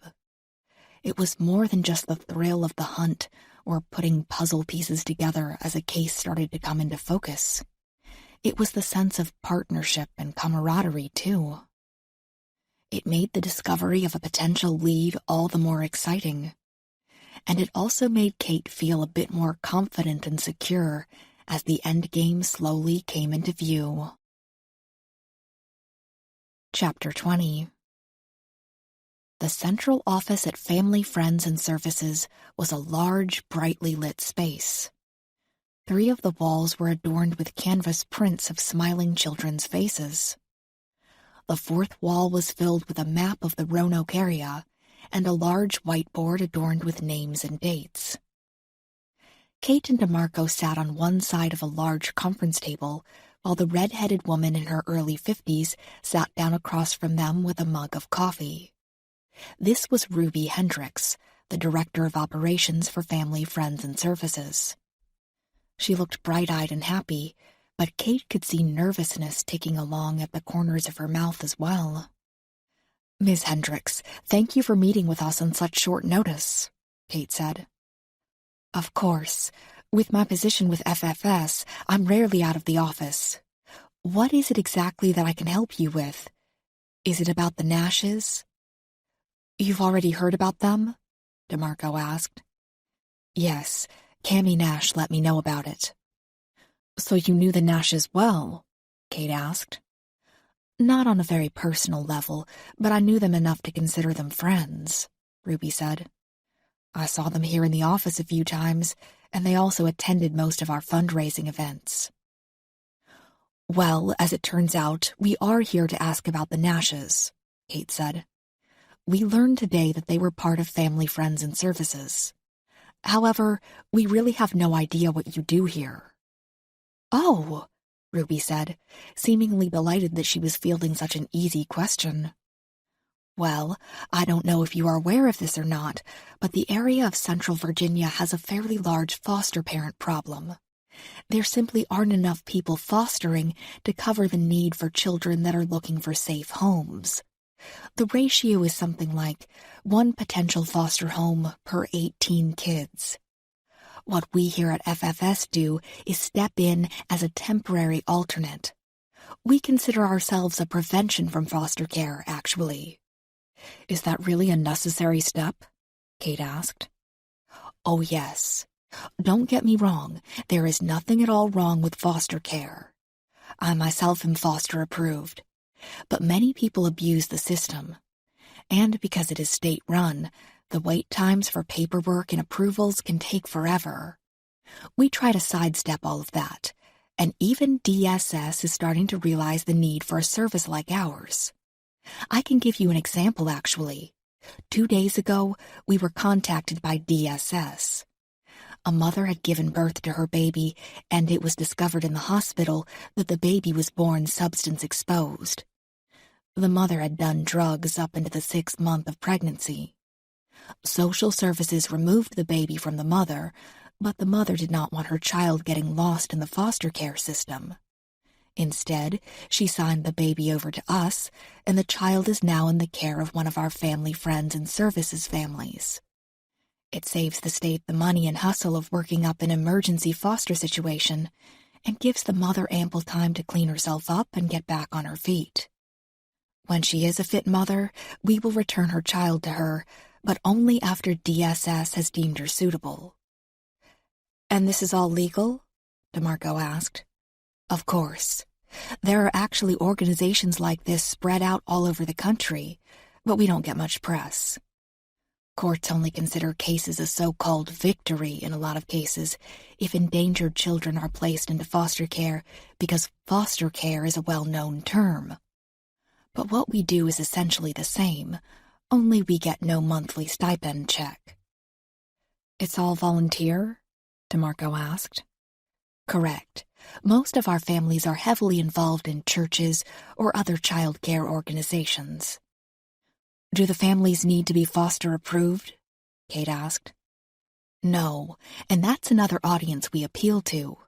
Many parents, or former parents for that matter, don't want to be foster parents, but they do have a heart for children in need. And I assume the Nashes were on your list of participating families? Kate asked. Yes, they were. They had been with us for about 10 years or so, I'd guess. Maybe longer. I can pull the records for you if you'd like. That would be great, Kate said. One moment, then, Ruby said, as she got up and headed for the door. When she closed the door behind her, Kate said, So that explains why the Nashes didn't come up on any foster parent databases. And while it's not foster care per se, I think involvement in family, friends, and services would be close enough. Close enough to establish a solid connection between all three families anyway. So now the trick is to see if there are any children that these three families had in common, Kate said. Was there one single child that all three families kept at some point? And that could lead us straight to the killer. Both women mulled this over for a moment. It was an exciting thought, but part of Kate thought that it felt just a tad too easy. Ruby returned 2 minutes later with a thin binder. The name Nash was typed down the spine. She opened the binder up and turned it so that it was facing Kate and DeMarco. Derek and Tony Nash became part of the Family, Friends, and Services family in 2007, Ruby said. They hosted their first child later that year, through Christmas, I believe. Over the last 12 years or so, they've hosted 14 children, ages 6 months to 14. And to become a member of your organization, I assume they had to pass background checks? DeMarco asked. Absolutely. Honestly, anyone applying for FFS has to pretty much undergo the same things as someone working towards becoming a foster parent. The only difference is that I believe with foster care, there are classes you have to take and pass. Do you keep a list of the names of the children each family hosts? Kate asked. We do, Ruby said, looking rather uncomfortable. But, well, as FBI agents, I'm sure you understand that I can't very well just hand that kind of information over to you. I'd love to. Really, I would. I'm sick over what happened to the Nashes. But we can't give that information out. What I can do is direct you to one of the caseworkers over at Social Services that should be able to get you the entire list. Kate didn't bother pushing the issue. She knew Ruby was right, and while it would slow them down a bit, she understood the safety measures of such a process. We'd greatly appreciate the number of whichever caseworker you feel would act the most urgently on this. Of course, Ruby said, scrolling through her phone in search of the contact information. Also, Kate said, with an organization like this, I would assume you see a lot of kids that come through here dealing with varied forms of trauma. Would that be accurate? Yes, unfortunately. Is there a local therapist you work with to help with those sorts of cases? Yes, actually. As a matter of fact, she's located just right down the street. In that case, thank you for your time, Kate said. Ruby nodded and grabbed a pen from the table. She jotted down the information of the DSS worker and handed it to DeMarco. I mean this when I say it, Ruby said. Please let me know if there is anything else I can do to help. The Nashes were among the best people I ever met. Nice, charitable, and kind. They didn't deserve this. Kate nodded, keeping in the comment that sprang up in her mind. That might be so, she thought, but someone thought they did deserve it. And someone with that kind of skewed mentality might be much more dangerous than we could have ever thought. Knowing the rigid process that state judiciary systems put in place to protect the private information of citizens, Kate knew that a direct call to the Department of Social Services would do her no good. They'd ask to speak to her supervisor, and they'd work the details out with them. So instead of calling DSS directly, Kate placed a call to Duran. She gave him the information of Ruby's DSS contact and let him know what they were looking for. He ended the call with the promise that he'd get back to her in 15 minutes with the names of all of the children who had ever been cared for by the Nashes, the Langleys, and Monica Knight. That little errand allowed Kate and DeMarco enough time to visit the office of the Family Friends and Services therapist at the other end of the street. Ruby had handed Kate a business card as they had left FFS with the name of Danielle Etheridge and the office address. The same name was on the glass door of the office in white vinyl letters. Inside, a receptionist sat at a desk, typing something into a laptop. It was a small space, probably a private practice of some sort. The place was well decorated and very homey, reminding Kate of the offices at Family Friends and Services. The receptionist looked up and smiled as they entered. "Hello, ladies," she said a little too cheerfully. "Can I help you?" As they approached the desk, Kate showed her ID, as did DeMarco. As they went through their introductions, the woman's good cheer seemed to evaporate. And when they explained that they were there to speak with Dr. Etheridge concerning a rather time-sensitive case, she looked downright scared. Of course," the receptionist said. "Unfortunately, Dr. Etheridge is with a patient right now, but I can let her know you are here just as soon as the session is over. It shouldn't be long, maybe another 15 minutes. "Thank you," Kate said. They walked over to a small seating area, and when she sat down, the very feel of inactivity made Kate feel like the case was indeed coming together. She'd garnered something of an instinct based on her emotions. When she was at a standstill in a case but it wasn't leading anywhere, she tended to get anxious. On the other hand, as she and DeMarco sat in the waiting area, she felt at peace, as if they were close enough to the end of this thing that they did not have to rush. 7 minutes into their wait, they each got a text from Duran through a group text. "Emailing a list of names from DSS within 5 minutes. "That should wrap it up, right?" DeMarco asked. "If we can find one name on these lists that stayed with the Nashes, the Langleys, and Monica Knight, that will be the smoking gun, right?" "It feels that way," Kate said. "On the other hand, it could also do nothing more than shoot down a lead." Honestly, she did not feel this way, but she didn't want to show DeMarco, a younger and still moldable agent, that it was okay to rest on your laurels and simply assume that things were going well. Kate kept an eye on her phone, and when she got the notification that she had a new mail, she opened it right away. Strangely, she felt a stirring of compassion when she saw the lists. The Nashes alone had hosted 6 children through Family Friends and Services. The Langleys had cared for 6, while Monica Knight had housed 4 foster kids.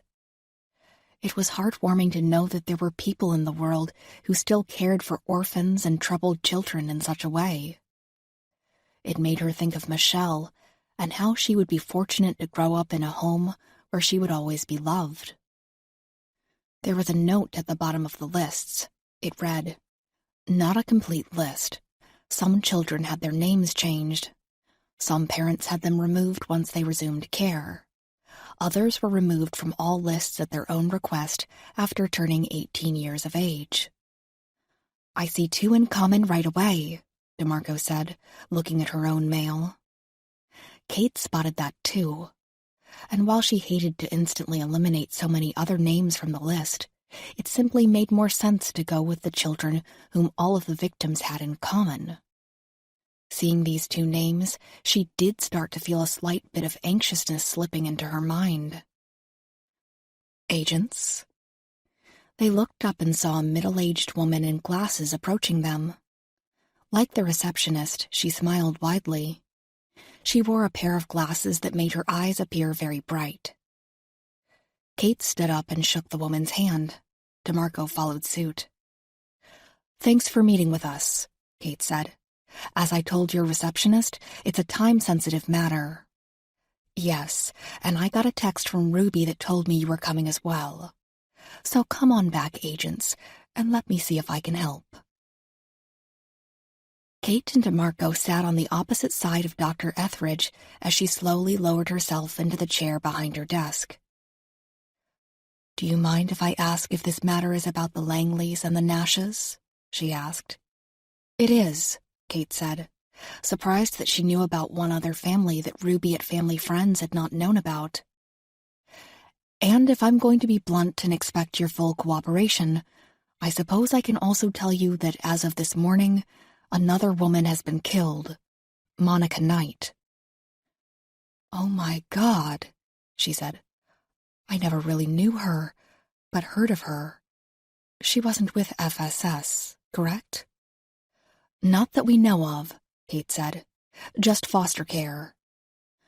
"We're here," DeMarco said, "because so far the only link we can find between the victims is the fact that they were all connected through the foster system in one way or the other, although we understand the Nashes weren't foster parents, but involved in Family Friends and Services. And while we can't go into detail just yet," Kate said, "the killer has been leaving little clues behind that indicate he may have some sort of trauma from his childhood that is still tormenting him."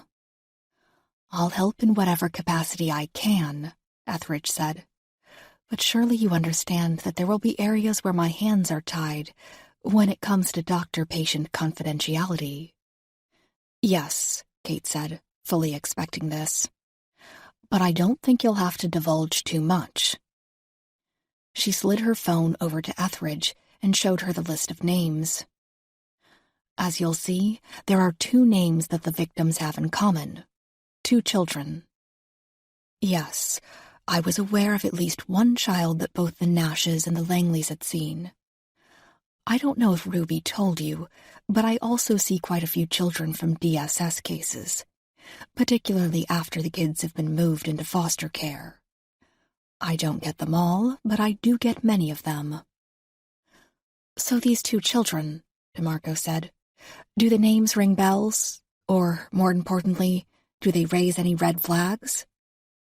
"Well, Renee Pearson was a handful," Etheridge said, pointing to a name on the list. "I had no idea she had ended up with Monica Knight, though.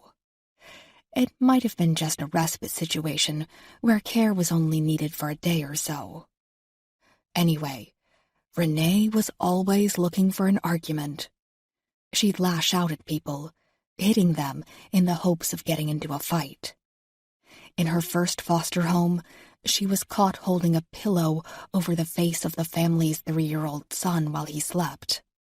The kid was okay, thankfully, but the trouble that Renee got into didn't seem to bother her at all." "So you'd say she had a tendency toward violence?" Kate asked. "Yes, that's a safe bet. But this was almost 12 years ago the last time I saw her. She found a home that sort of fit. Last I heard, and it's been a while, she had gone to college." "Do you know if she still lives around here?" DeMarco asked. "Pretty sure. If you'll check with my receptionist on the way out, she might have a current address that we use for Christmas cards and the like." "Anyone else in that trio stand out?" Kate asked. Etheridge nodded. "Yeah, Robert Traylor. He was one of those young boys that I hate to say it, but you could see the hate in his eyes sometimes. Abandoned as a baby, sexually abused by a foster father when he was 4. Robert was cutting himself when he was 9 or so, and that was right around the time his uncle finally took him in. That helped for a while from what I can remember, but he got taken in by the cops for the first time when he was 11 or 12. "What for?" DeMarco asked. "Beating up a homeless man. Smashed a liquor bottle right over his head." "Did he ever threaten you?" Kate asked. "Oh yeah, almost weekly. He threatened to break into my house and rape me. Pretty harsh words coming from a 13-year-old. At the risk of jumping to conclusions, do you think he'd be capable of murder?" Etheridge thought about this for a moment. She steepled her fingers together as she thought, clearly not wanting to take the conversation where it was headed. I can clearly remember putting notes like self-harm and suicidal thoughts and tendencies into his evaluations. And that was pretty much over the entire time I saw him as a patient. I suppose he'd be in his late 20s now, maybe early 30s. And while I am a huge proponent of thinking anyone can change, I find it hard to think he could have changed that much. Have you seen or heard from him since you last met with him professionally? DeMarco asked. No, and that's been nearly 9 years ago. Kate nodded and got to her feet. As far as she was concerned, they had what they needed. Well, thanks for your time. Again, we certainly appreciate it. Agent Wise, do you mind me asking what the killer is leaving behind? You said there were clues he was leaving behind. Fragments of what appear to be an old blanket. Like a security blanket? That's the hunch I'm going with. Why do you ask? Etheridge thought for a moment before answering. That's a pretty sentimental object. Kate waited for something else, but Etheridge looked lost in thought. Kate gave a final nod of appreciation and then left the office. On the way down the hall, DeMarco pulled out her phone. I doubt someone like Robert Traylor is on the Christmas card list, she said. I'll put in an information request on his current residence.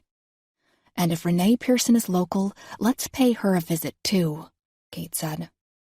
Maybe she can offer some insight into how being bounced around from home to home can alter a kid's thinking.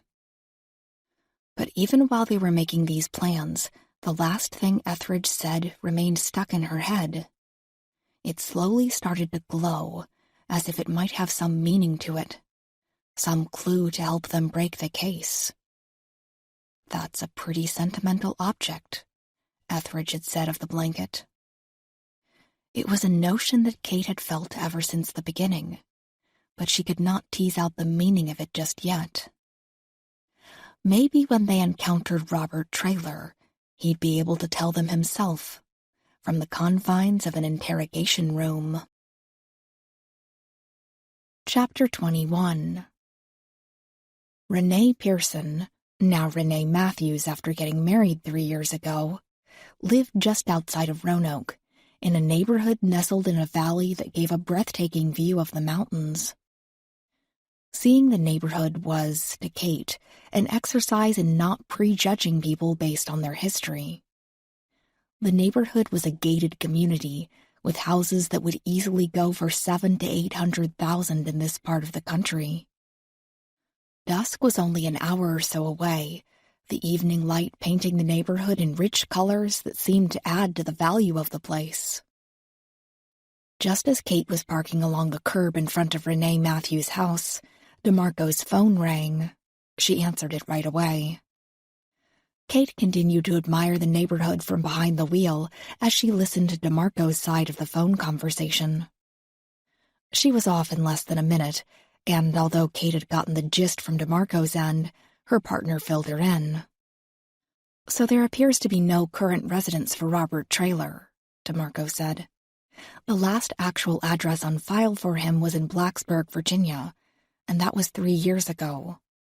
The post office can confirm that he no longer lives there. The best we could get was the address of his uncle. They were apparently fairly tight at one point. He local? Kate asked. Just outside of Blacksburg, about an hour and a half away. Maybe too late to visit tonight. We can call him when we leave here to see how cooperative he'll be. They got out of the car and walked up to the porch. DeMarco knocked on the door, and it was answered right away by a man carrying a toddler. The kid sucked on a bottle and looked at the agent skeptically. "Can I help you?" the man asked. "We're looking for Renee Matthews, formerly Renee Pearson," Kate said. "That's my wife," he said. He then gave them a skeptical look that mirrored that of his son. "Can I ask who's visiting?" "Agents Wise and DeMarco with the FBI," Kate said, showing her ID. "We just need to ask her some questions about some people from her past." "Ah," the husband said, as if it all made sense now. "Come on in. Renee is in the laundry room. I'll get her." Mr. Pearson led them into the dining room and offered them both seats while he walked to the back of the house. Kate was glad to see that someone with a marred past had managed to do so well for themselves. Even if it was a case of marrying well, it was something to admire.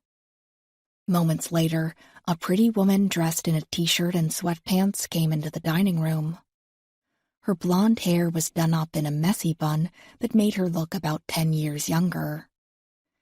Kate thought she could catch glimpses of the young girl who had once met with Dr. Etheridge. "Renee?" Kate asked. "Yeah, that's me," she said. "Chris said you were with the FBI?" "That's right," DeMarco said, showing her badge. "Is something wrong?" Renee asked. "I don't know if you've heard about the Langleys and the Nashes yet," Kate said, "but they've recently been killed." Renee nodded her head. "Yes, a friend of mine from in town called me. One day after the other, like a double play of terrible news." "Had you remained close with them over the years?" Kate asked. "I spoke with Tony Nash every now and then," Renee said. "She would occasionally call to tell me about Olivia being in college. I hadn't spoken to the Langleys in a while, though. They called on my birthday last year, and I think that was the last time I spoke with them." Kate did her best to deliver the next news softly. "What can you tell us about Monica Knight?" she asked. "A nice enough lady. I stayed with her for about a week when I was 14 or so, and then for a weekend the year after that. She's such a sweet woman. But looking back, I think she was at war with which to give into, her heart for kids or her career." "Well, I hate to tell you that she's been killed too," Kate said. "Sometime last night, we think." Renee's hand went to her mouth and tears formed in her eyes. "When did you speak to her last?" DeMarco asked. "Oh, it's been years. I was married 3 years ago, and she sent me a gift through Amazon. She never called. I invited her to the wedding, but she didn't come." "How was your time with her when she hosted you?" Kate asked. "Fine. Nothing special. We got along, but nothing really ever clicked, you know? She was very kind and hospitable, but there was never any real sense that she wanted to get to know me on a personal level." "During your time with the Langleys, Nashes, and Monica Knight, did you happen to ever cross paths with a young man named Robert Traylor?" Renee considered it for a moment before shaking her head. "It doesn't sound familiar, but then again, I was yanked around a lot for several years there." "We spoke with Dr. Etheridge in Roanoke," DeMarco said. She smiled and added, "It looks like you got things turned around." "I did," Renee said, wiping a tear away. "I met this college girl at one of the foster homes I was in, and she was telling me how awesome college was and how she basically already had a job lined up when she graduated. I decided I'd give it a go. Did some community college to get my GPA up, and then went to Virginia Tech. I graduated the same year Chris and I got married. I've been working with the forestry department ever since. I think it's a job that'll eventually lead us to West Virginia to live, but we're not quite sure yet." "Now, just for the sake of us having to do our jobs," Kate said, "would you be able to prove your whereabouts every night for the past week or so?" Alarmed, Renee sat up rigid in her seat. "Are you seriously suggesting that I'm suggesting nothing," Kate said. "However, so far the only thing these victims have in common is the fact that they were involved in foster care and child protection. and you were a common link among them all. Renee looked pissed, but it was also clear that she understood their approach. I was here every night for the last week, with the exception of Thursday night. That's our date night. We have a sitter come so Chris and I can go out to dinner. And I'm sure that will all check out, DeMarco said apologetically. Mrs. Matthews, you knew all 5 of these victims. Is there any reason at all you could think of for someone to want to hurt them? Was there maybe anything that linked them together somehow? I honestly don't know, Renee said. I can't think of anything.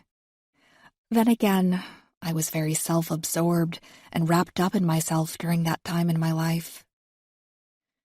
Kate got to her feet, a little regretful that they had driven out here for this brief and uneventful conversation. Well, over the next day or so, we'd appreciate it if you could give it some thought. If you come up with anything, please let us know. Of course. With that, DeMarco left a business card on the dining room table as Renee walked them to the door.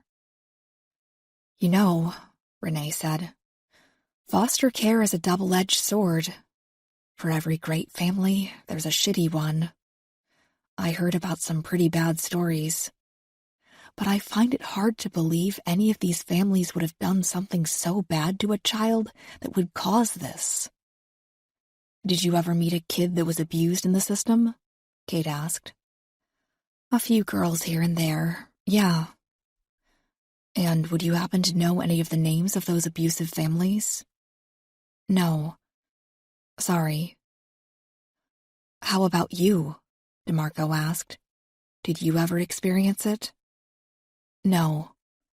The Nashes and Langleys were the only actual homes I stayed in. So there goes any hope of singling out the next family on the killer's list, Kate thought. They thanked Renee one last time and headed back to the car. As Kate cranked the engine to life, DeMarco looked thoughtfully out the window. So if this killer is a former foster kid with connections to his victims, how can we know when he's done? What do you mean? Kate asked. What if he's like Renee? What if these were the only families he stayed with? What if he's killed them and has quit? He could have already gone into hiding. Then let's go find the bastard, Kate said, and shifted the car into drive. Chapter 22. Despite the late hour, Kate was actually glad that the uncle of Robert Traylor agreed to meet with them. His only caveat was that they meet him at a bar in downtown Roanoke.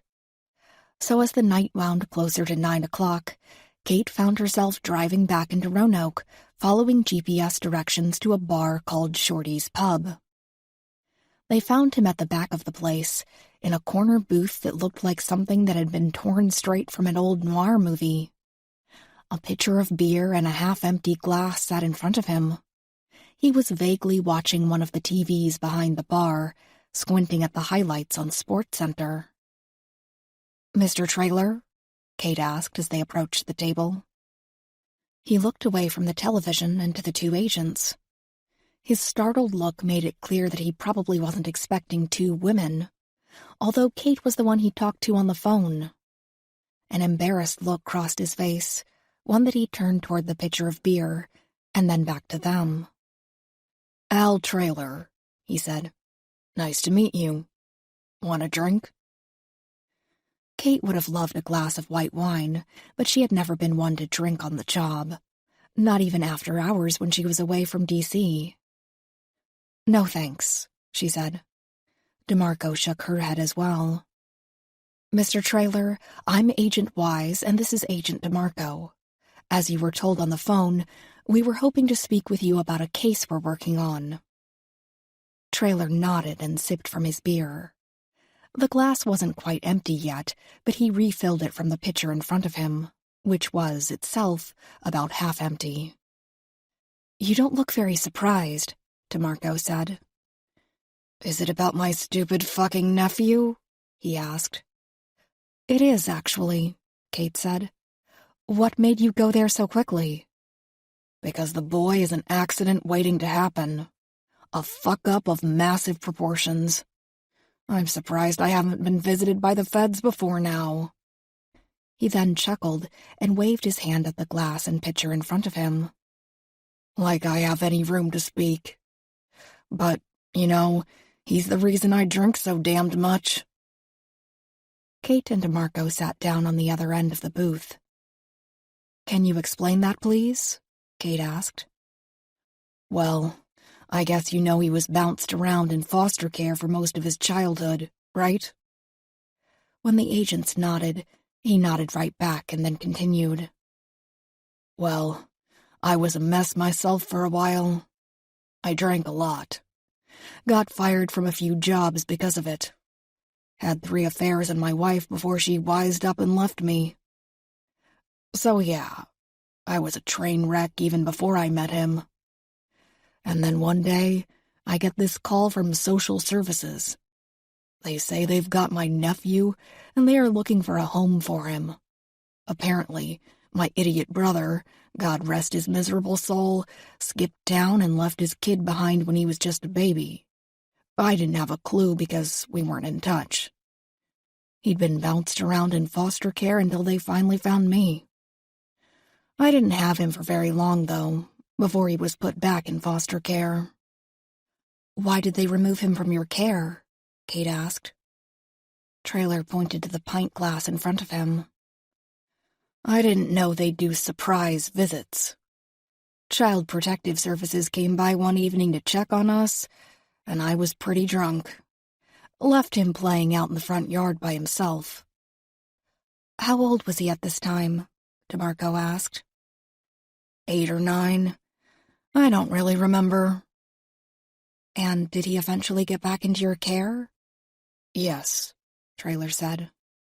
"I realized that I had wrecked my life, So I cleaned up. Got almost sober. Got a steady job. I took the classes for foster care services and everything after I learned that he was just being passed around. There was a rumor that one of the families had been abusing him. So I asked for him back. I passed every class and course they threw at me, and he seemed happy enough to be back with me. He lived with me for about a year before he ran away the first time. The cops brought him back 3 weeks later, and he stayed with me again for a few months before he skipped out on me again." "How was the relationship between the two of you?" Kate asked. "Shitty at first. But we got to like one another, We watched football on Sundays, went fishing from time to time, which he hated, but he liked to be outdoors. I asked him, after that first time, why he ran away. He told me he got bored. I asked him where he went, and he would never tell me. He got very shady about it." "After he left the second time, was that the end of it?" Kate asked. "Oh, no. He showed up again when he was 16. Scrawny and long, grungy hair.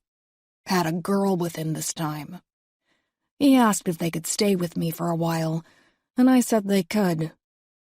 I'd smell pot coming from his room from time to time. Heard loud sex noises, things like that. I had a talk with him about the girl having to find her own place, and that did not go well. He blew up at me, but he stayed, He seemed different. Like, he knew how to use people.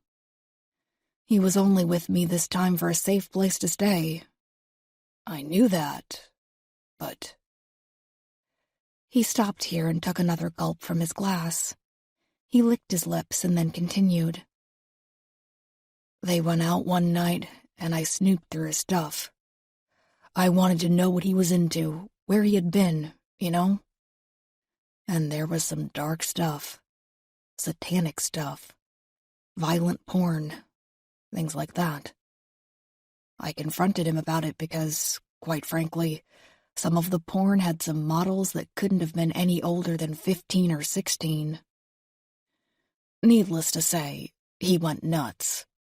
Pulled a fucking knife on me. I think he would have actually stabbed me if I hadn't punched him first. He stormed out, told me to go to hell. Any idea where he went? Kate asked. No. But because I guess he thought I was a sucker, he came back on Christmas Eve 2 years after that. He was strung out on something. High as hell, you know. He asked if he could stay, and I let him. But only through the new year. He was doing coke in my house, smoking pot, bringing these fucking creepy people over to hang out, and God knows what else. I gave him until the middle of January to find a job. After he hadn't even tried, I sent him packing. And that's the last time I saw him. How long ago was that? DeMarco asked. That's been about 3 years ago. Do you have any idea where we might find him? Kate asked. His last listed address is a dead end. Traylor chuckled. Oh, I bet it is. And his name probably wouldn't come up under any current addresses anyway. The moron changed his name. And I found that out when I got a letter in the mail last year. Said he had moved, changed his name, and was starting over. He asked for money in the letter, just to get back on his feet. I crumpled it up and threw it away. But yeah, I have his address. And his new name. Chester Black. And he lives in a trailer out in Whip Springs, back in the woods somewhere. You say he pulled a knife on you at one time, Kate said. Do you think that was him acting out of anger or being high? Or do you think that sort of reaction is just in his nature? I don't follow you. Do you think he'd be capable of murder? Traylor didn't waste time thinking. He nodded and downed his glass, filling it again from the pitcher right away. Probably. It was like a gradual decline, you know? He was quiet and brooding when I first had him, and then when he came back, there was something darker about him. And then the third time, he'd gone way the hell off the rails. I actually watched him fall apart in stages, you know? That's why I guess I wasn't too surprised to hear from the FBI, he said. In the back of my head, I've been expecting something to come up concerning Chester for quite some time now. That he was either dead or had gotten involved in some shit. I guess he finally snapped completely, huh? Did he actually kill someone? We can't say yet, Kate said, getting to her feet. Just as well, Traylor said. The less I know about him, the better. As if on cue, he turned his attention back to the televisions behind the bar. He did not look sad, but certainly not upset either. Kate thought he looked emotionless, as if he had long ago given up on his nephew. And maybe that's why he ended up the way he did, Kate thought. Foster families gave up on him, as did his own father and uncle. All of that can build and build until something just flat out snaps. Thinking that, she thought maybe Al Traylor didn't quite look emotionless. Instead, he looked like a man who considered it a defeat that he had not been strong enough to save someone he once cared about, especially now that the someone in question could very well be convicted of multiple murders. Chapter 23. Because Whip Springs was less than half an hour from the bar that Al Traylor had chosen, Kate decided to pay Chester Black a visit despite the time. It was 9:47 when they came to the dirt road that led back to a small cluster of mobile homes. DeMarco had put a call into Palmetto to get the address, only to hear Palmetto laughing. He wasn't able to give an actual address, but plenty of detail in his directions. He says if you fall off the face of the earth, we've gone too far, DeMarco commented as Kate turned the car onto the dirt road. Several feet down the road, they came to a small iron square sitting up on a post. The box contained 6 smaller boxes inside of it, each listed with the last name. It was a crude little P.O. box of sorts, apparently so the mail carrier didn't have to go all the way down the extremely poorly paved road. Using the flashlight on her phone, Kate saw that box number 4 was adorned with C black. It took about another minute or so before the mobile homes came into view. They were derelict structures, one of which was missing a window and was covered instead with a tattered blue tarp. In one yard, 2 men sat around a small charcoal grill, drinking beer and eating burgers. Kate parked the car in front of the 4th trailer. She pulled in behind a very old Chevy Cavalier. The back window was adorned with band logos and a pentagram. Given the stories Al Trailer had just told them, as well as the darkened night and isolated locale, Kate was slightly on edge when she and DeMarco got out of the car. She saw that DeMarco was also looking around cautiously, her hand resting by her side where her Glock was concealed beneath her jacket.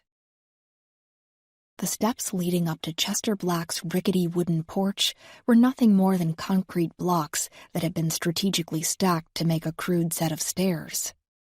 As they neared them, DeMarco took 2 quick strides, taking the lead. Several years ago, this might have offended Kate. But now it seemed almost polite, a way to get in front of any potential danger to assist a partner who was 27 years her senior. When they took the steps, Kate caught a pungent odor. Something rotting. Maybe a dead cat or a deer that had died out in the woods. She wrinkled her nose at it and continued up the wobbly stairs. The 2 agents gave one another a nod of readiness before DeMarco knocked on the aluminum screen door. "Yeah?" a male voice yelled from inside. "Who is it?" Not wanting to yell, particularly not to be overheard by the men in the yard 2 trailers back, Kate leaned in as close to the screen door as she could. "Mr. Black, it's the FBI. We need to speak with you, please." "Bullshit," came the reply, layered with a laugh. This was followed by footsteps storming toward the door. The door was opened, and a pale, thin man looked out at them. His hair was jet black, as was his shirt. His nose was pierced, as was his bottom lip. A tattoo peeked out of the collar of his shirt, running up his neck to the underside of his chin. A tentacle from the looks of it. It was clear that Chester Black had thought someone was playing a joke on him. While he stared at them in confusion, DeMarco took the opportunity to show him her badge. "Like my partner said," DeMarco remarked, "we're with the FBI. We'd like to ask you some questions about recent activity in the area." "What kind of activity?" he asked, vigilant. He tried staring them down, but his eyes were glassy and distant. Kate was pretty sure he was on something. He had the look of someone coming down off a pretty strong high. "We'd really prefer to come inside," Kate said. "That's not going to happen." "Fine.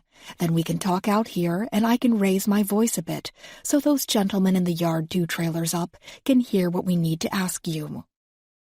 "You think I care what those rednecks think of me?" "I don't know," DeMarco said.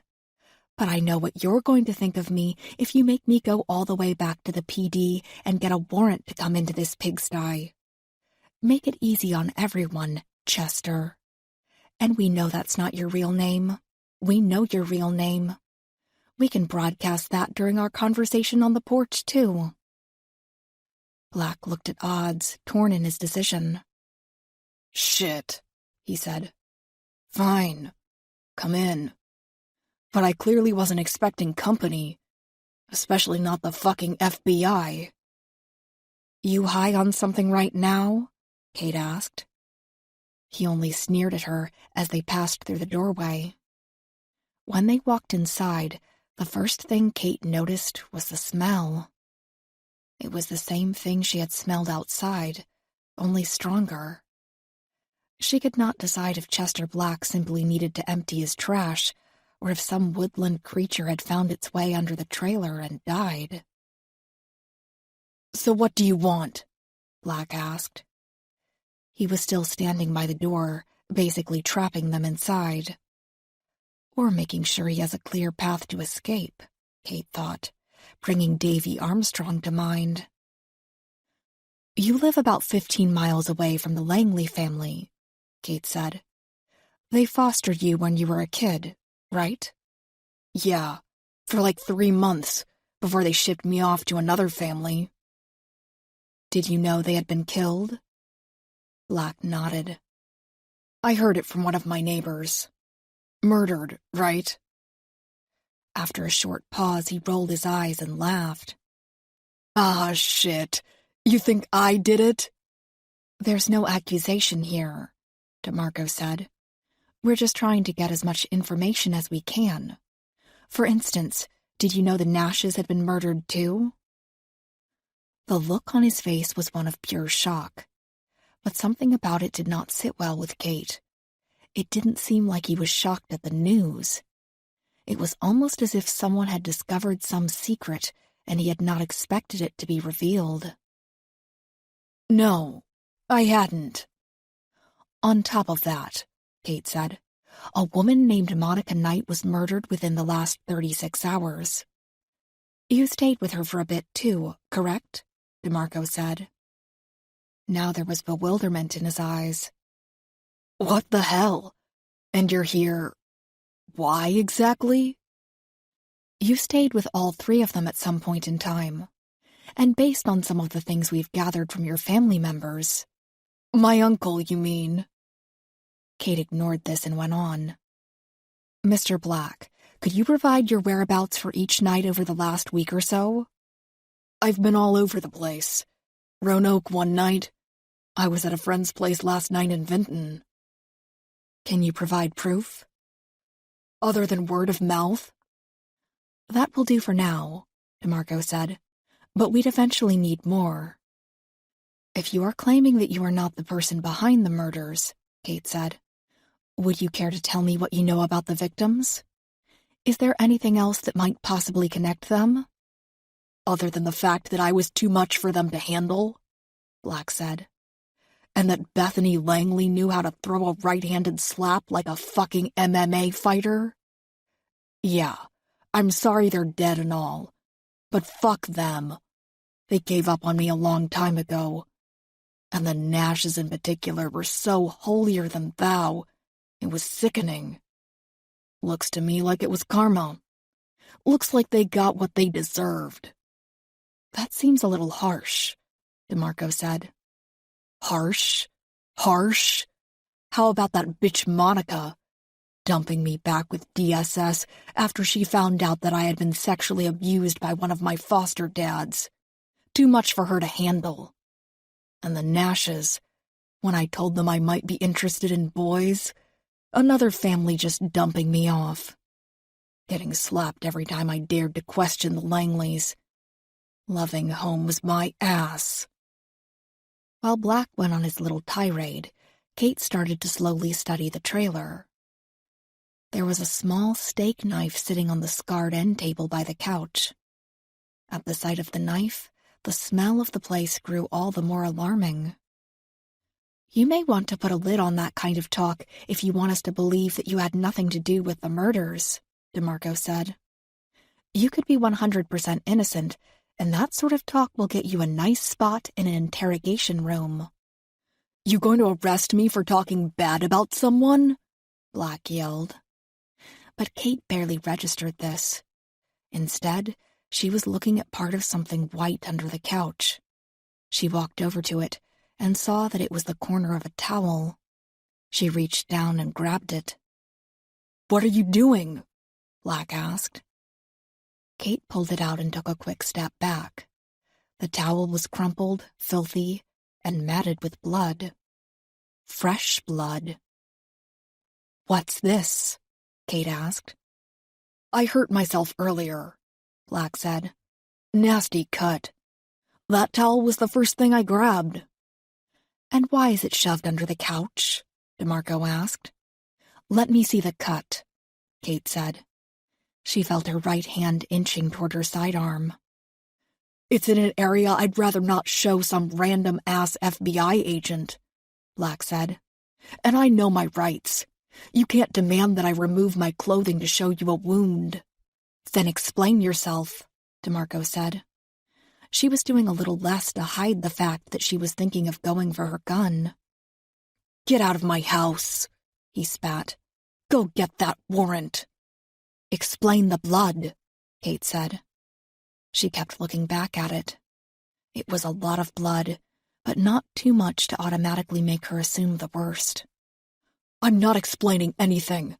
I said get the fuck out of my house. Kate fought her instincts and acted.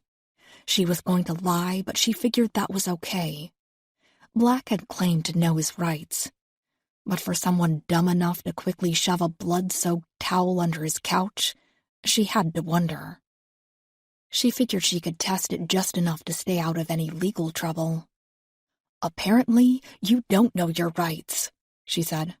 That much fresh blood being present at a location where we are questioning someone in an active murder investigation trumps your rights. In fact, she said, showing him her gun but not yet drawing it, it could be considered threatening materials. Enough for us to draw our weapons and bring you in. Now, explain yourself. The way his eyes darted in worry made it very apparent that he had bought her dishonesty. He shook his head nervously and then shrugged. Fine. And then he threw an elbow hard into DeMarco's chest. She coughed and stumbled back into the kitchen. She slipped on the linoleum and banged into the fridge. Black then made a mistake in gauging Kate's actions. He took a split second to see how she was going to follow up before he moved. Had he instantly gone for the door and into the night, he might have escaped. But he hesitated, toying with the idea of attacking Kate as well. Before he could take a single step forward, Kate was rushing at him. It was all too familiar to the scene at Davy Armstrong's apartment. Black's mistake, though, was that in seeing her coming forward, he decided to defend himself. He reached for the knife on the end table in one deft move. But as his hand fell on it, Kate brought her elbow down on his forearm. Black screamed and went to the floor like a sack of rocks. DeMarco was there with her in an instant, throwing her arms around Black's torso as he tried to fight them off. But he was far too frail and weak. Kate had him cuffed within 5 seconds. And as she got to her feet, her heart thrumming, she looked back at the towel. That blood was very fresh, and she'd be willing to bet just about anything that it had not come from Chester Black. Chapter 24. Kate and DeMarco had searched the area around the trailer for any signs of where the blood had come from, but found nothing. DeMarco had found where the stench from within the house had come from, though. There had indeed been a dead cat beneath the trailer. In fact, there had also been a dead dog as well. The dog had been very recently killed, a slit tearing it open from its jaw to its hips. Kate was thankful that the media had not discovered this grisly tidbit. Somehow, they had learned about Black's arrest. When they arrived at the police department in Roanoke, there were already 2 news vans parked outside, waiting, with a third roaring down the street in search of a place to park. As Kate and DeMarco quickly escorted Black into the station, Palmetto came rushing up to them with an apologetic look on his face. "How the hell did the media find out about this?" Kate barked at him. "No clue. The chief is pissed. He's got an active hunt for the leak. Sadly, it's happened far too often around here before." This did nothing to decrease Kate's irritation. She hustled Black into the station through the back door, where there were already 2 reporters jockeying for position. She didn't bother so much as looking at them as they passed by, though she did hear their questions. "Is this the killer? Why did he do it? Are there more victims out there? Inside, things were just as chaotic. There were officers fielding phone calls, basically screaming at the people on the other end as they asked for information regarding the suspect. Palmetto jockeyed in behind them as they escorted Black down the hall. As they made their way down, the chief of police met them coming from the other direction. He looked flustered and tired, but altogether relieved. "This is him?" the chief asked. "This is the killer?" "I didn't kill anyone!" Black screamed. "Just lead us to an interrogation room," Kate said. Somewhere within her heart, she felt a pang of sorrow, a tearing sensation. She could not make sense of it, but whatever it was made her think of Michelle and Melissa. "You okay?" DeMarco asked. Kate nodded. "Hey, follow them to interrogation, would you? I need to take a moment." "Sure," DeMarco said, looking concerned. Kate raced back down the hall to where they had passed a restroom several moments ago. She went in, grateful to find it empty. She gathered her breath and stared at herself in the mirror, wondering just what in the hell was happening to her. Panic attack? Adrenaline surge? No, none of that seemed right. "You know what this is," she told herself. "There's a part of you, the grandmother part probably, that doesn't think you should be here.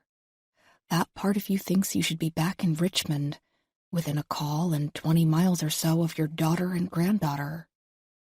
This is guilt. Guilt of not being readily accessible to your family, even in your supposed retirement." A tear trailed down her cheek unexpectedly. She wiped it away as she pulled out her phone. She toyed with calling Melissa, but figured it was too late. Instead, she sent a text. She typed it in quickly, taken aback by this sudden surge of emotion. "Ironically, being back on the job is making me miss you guys even more. I hope you can understand this back and forth with my work. More importantly, I hope you can forgive me. Give that baby girl a kiss from her grandma. Love you." She pocketed the phone and checked herself over in the mirror. She certainly couldn't question Chester Black looking like an emotional mess.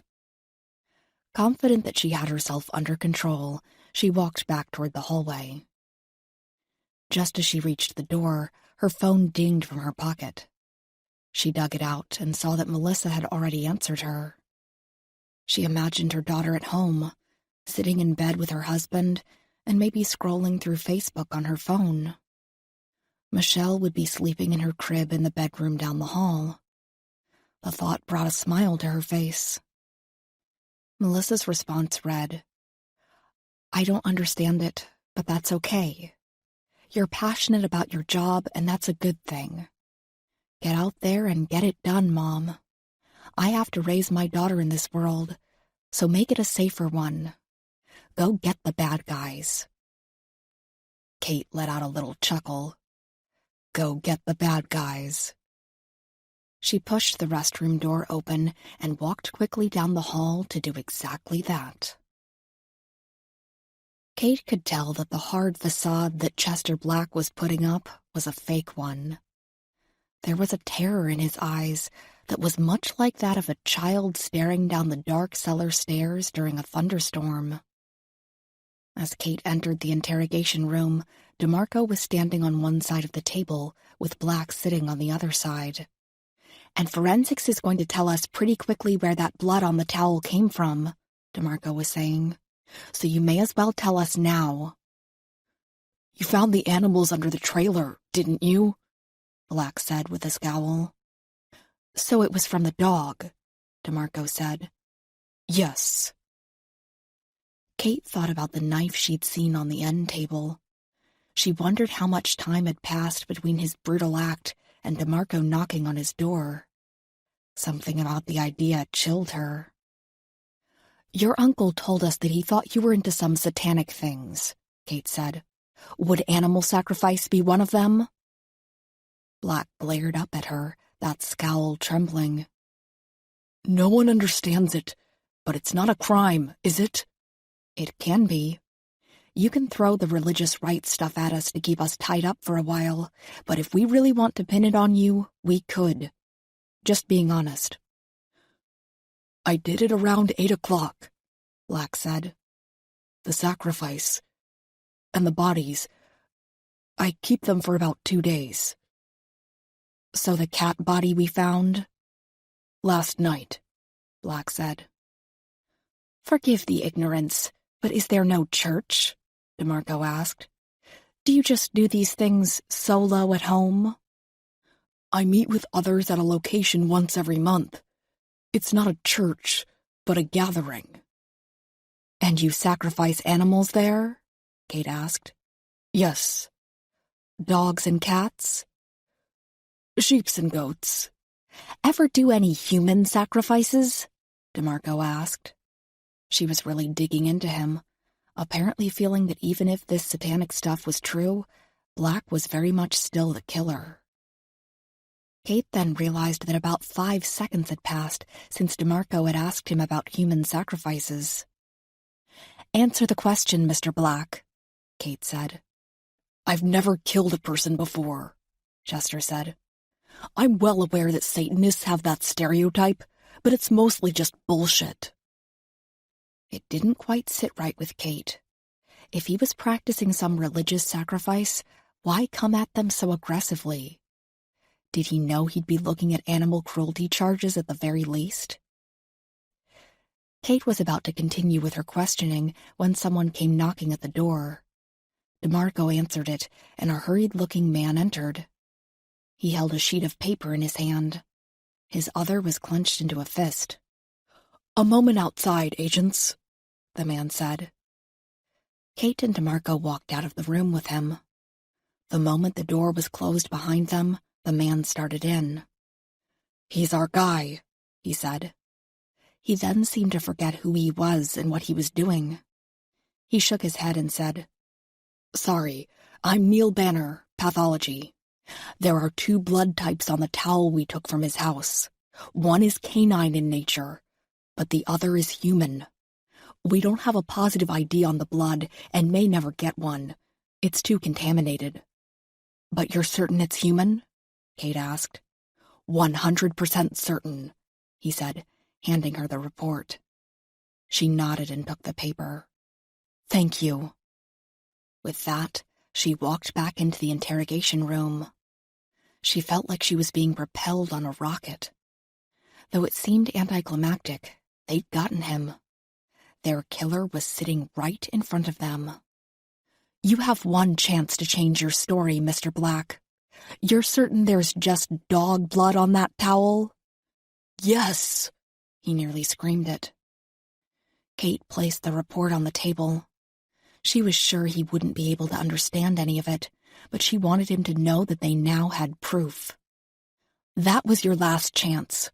The bad news for you is that an officer will come in here very shortly and read you your rights. You will be under arrest for probable murder. The good news is that I won't be the one doing it, because the things I've seen these last few days, if it was you that did them, I kind of want to hurt you right now.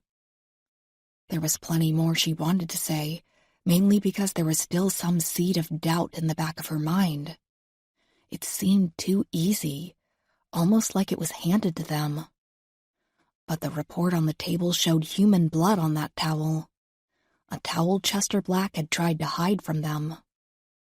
You're overthinking things again, she told herself. You got him. Consider it a job well done and get home. Go see Melissa and Michelle. Anything else to add, Agent DeMarco? Kate asked. No, I'm good. Enjoy your time in prison, Kate told Black. I'm sure you'll get life, but I doubt the judicial system will let you live it. 5 victims, gruesome murders. You do the math. I don't know what the fuck you're talking about, Black screamed. And damn if Kate didn't see genuine confusion and horror in his eyes. Don't go there, she thought. This is your guy. He's partially insane, and the report right there on the table spells out his guilt. That thought was enough to allow her to leave the room. DeMarco followed her out and cut her off in the hallway. Agent Wise, Kate, are you okay? Yeah, why? I've never seen you so pissed at someone before. That got raw. Just checking in on you. Yeah, I'm fine. Honestly, I just want to go home. Let's do that, DeMarco said. We got our man. Maybe we can sneak out before paperwork starts. I think the local PD can handle that on their own. Sounds good to me, Kate said. They walked down the hallway toward the front of the police department. When Kate realized she could faintly hear the screams of Chester Black proclaiming his so-called innocence, she was surprised at just how easily she was able to tune it out. Chapter 25. Neither of them even considered staying in a motel in Roanoke. Kate and DeMarco figured they could take shifts driving if the other got tired. They did indeed switch out, DeMarco taking the wheel a little less than halfway through the trip so Kate could doze. Kate was stirred awake by DeMarco tapping on her shoulder. Kate opened her eyes, instantly noticing the pain in her neck from sleeping in the passenger seat. "You're home," DeMarco said. Sure enough, Kate looked out of the window and saw her house. She checked her watch and saw that it was 4:05 in the morning. "Thanks," Kate said. "Now, come on in. I'm not letting you drive back to D.C. or try checking into a motel at such an hour." "You sure?" "Positive," Kate said. She got out of the car and started toward her steps before DeMarco could argue. Kate didn't see the point in being formal. With what she and DeMarco had been through, not just with this case, but with the one they'd shared 2 months ago, they were, as far as Kate was concerned, quite close. "Guest bedroom is down the hall, last door on the right," she said. "The bathroom is right beside that. Make yourself at home. And if you wake me up early for anything, you might just get shot." DeMarco smiled and headed down the hall. She turned back to Kate and smiled. "Seriously," she said, "thanks. It's been an absolute pleasure and thrill to get to know you, Agent Wise." "I'll return the sentiment in the morning," Kate said. "For now, sleep." With that, Kate walked down the same hallway and entered her bedroom. She stripped down, quickly ruled out a shower, and fell into bed. She had just enough time to wonder if DeMarco would be comfortable in her house before sleep reached up and snatched her. While DeMarco did not wake up Kate the next morning, the smell of brewing coffee did. Kate tried to ignore it, but she had always been a sucker for a good cup of morning coffee. She looked at the alarm clock on her bedside table and saw that it was 9:45. She figured 6 hours of sleep was enough for now. She could easily make up for it tonight. She rolled out of bed, threw on her around-the-house clothes, and headed out to the kitchen. DeMarco was already showered and dressed. She sat at the kitchen bar, scrolling through her phone with a cup of coffee sitting beside her. When she saw Kate enter the kitchen, she looked up and gave a nearly apologetic look. "Sorry," she said. "You told me to make myself at home. I figured that meant coffee was included." "Yes, and thank you for brewing it. How long have you been up?" "About an hour.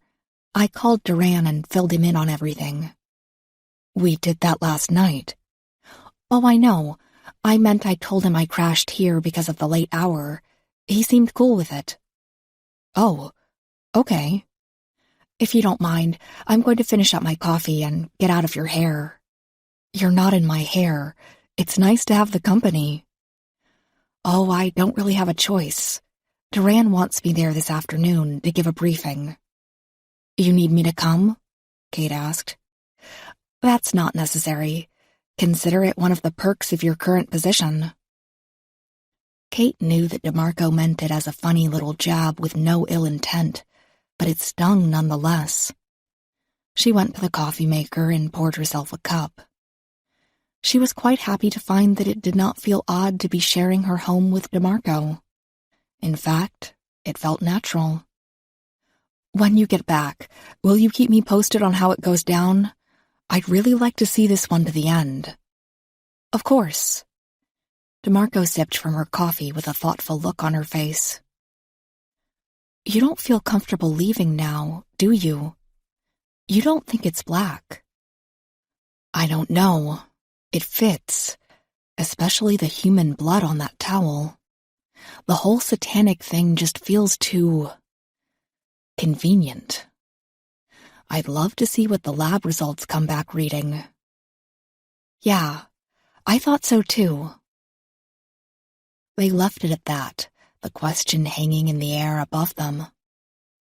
As Kate joined DeMarco at the bar with her coffee, she thought of Black trying to escape his trailer. She thought of the terrible smell, of the blood and the animal carcasses under the trailer. "It's him," she thought. "Sometimes life hands you an answer and you just have to take it." Yes, some other more stubborn part of her thought.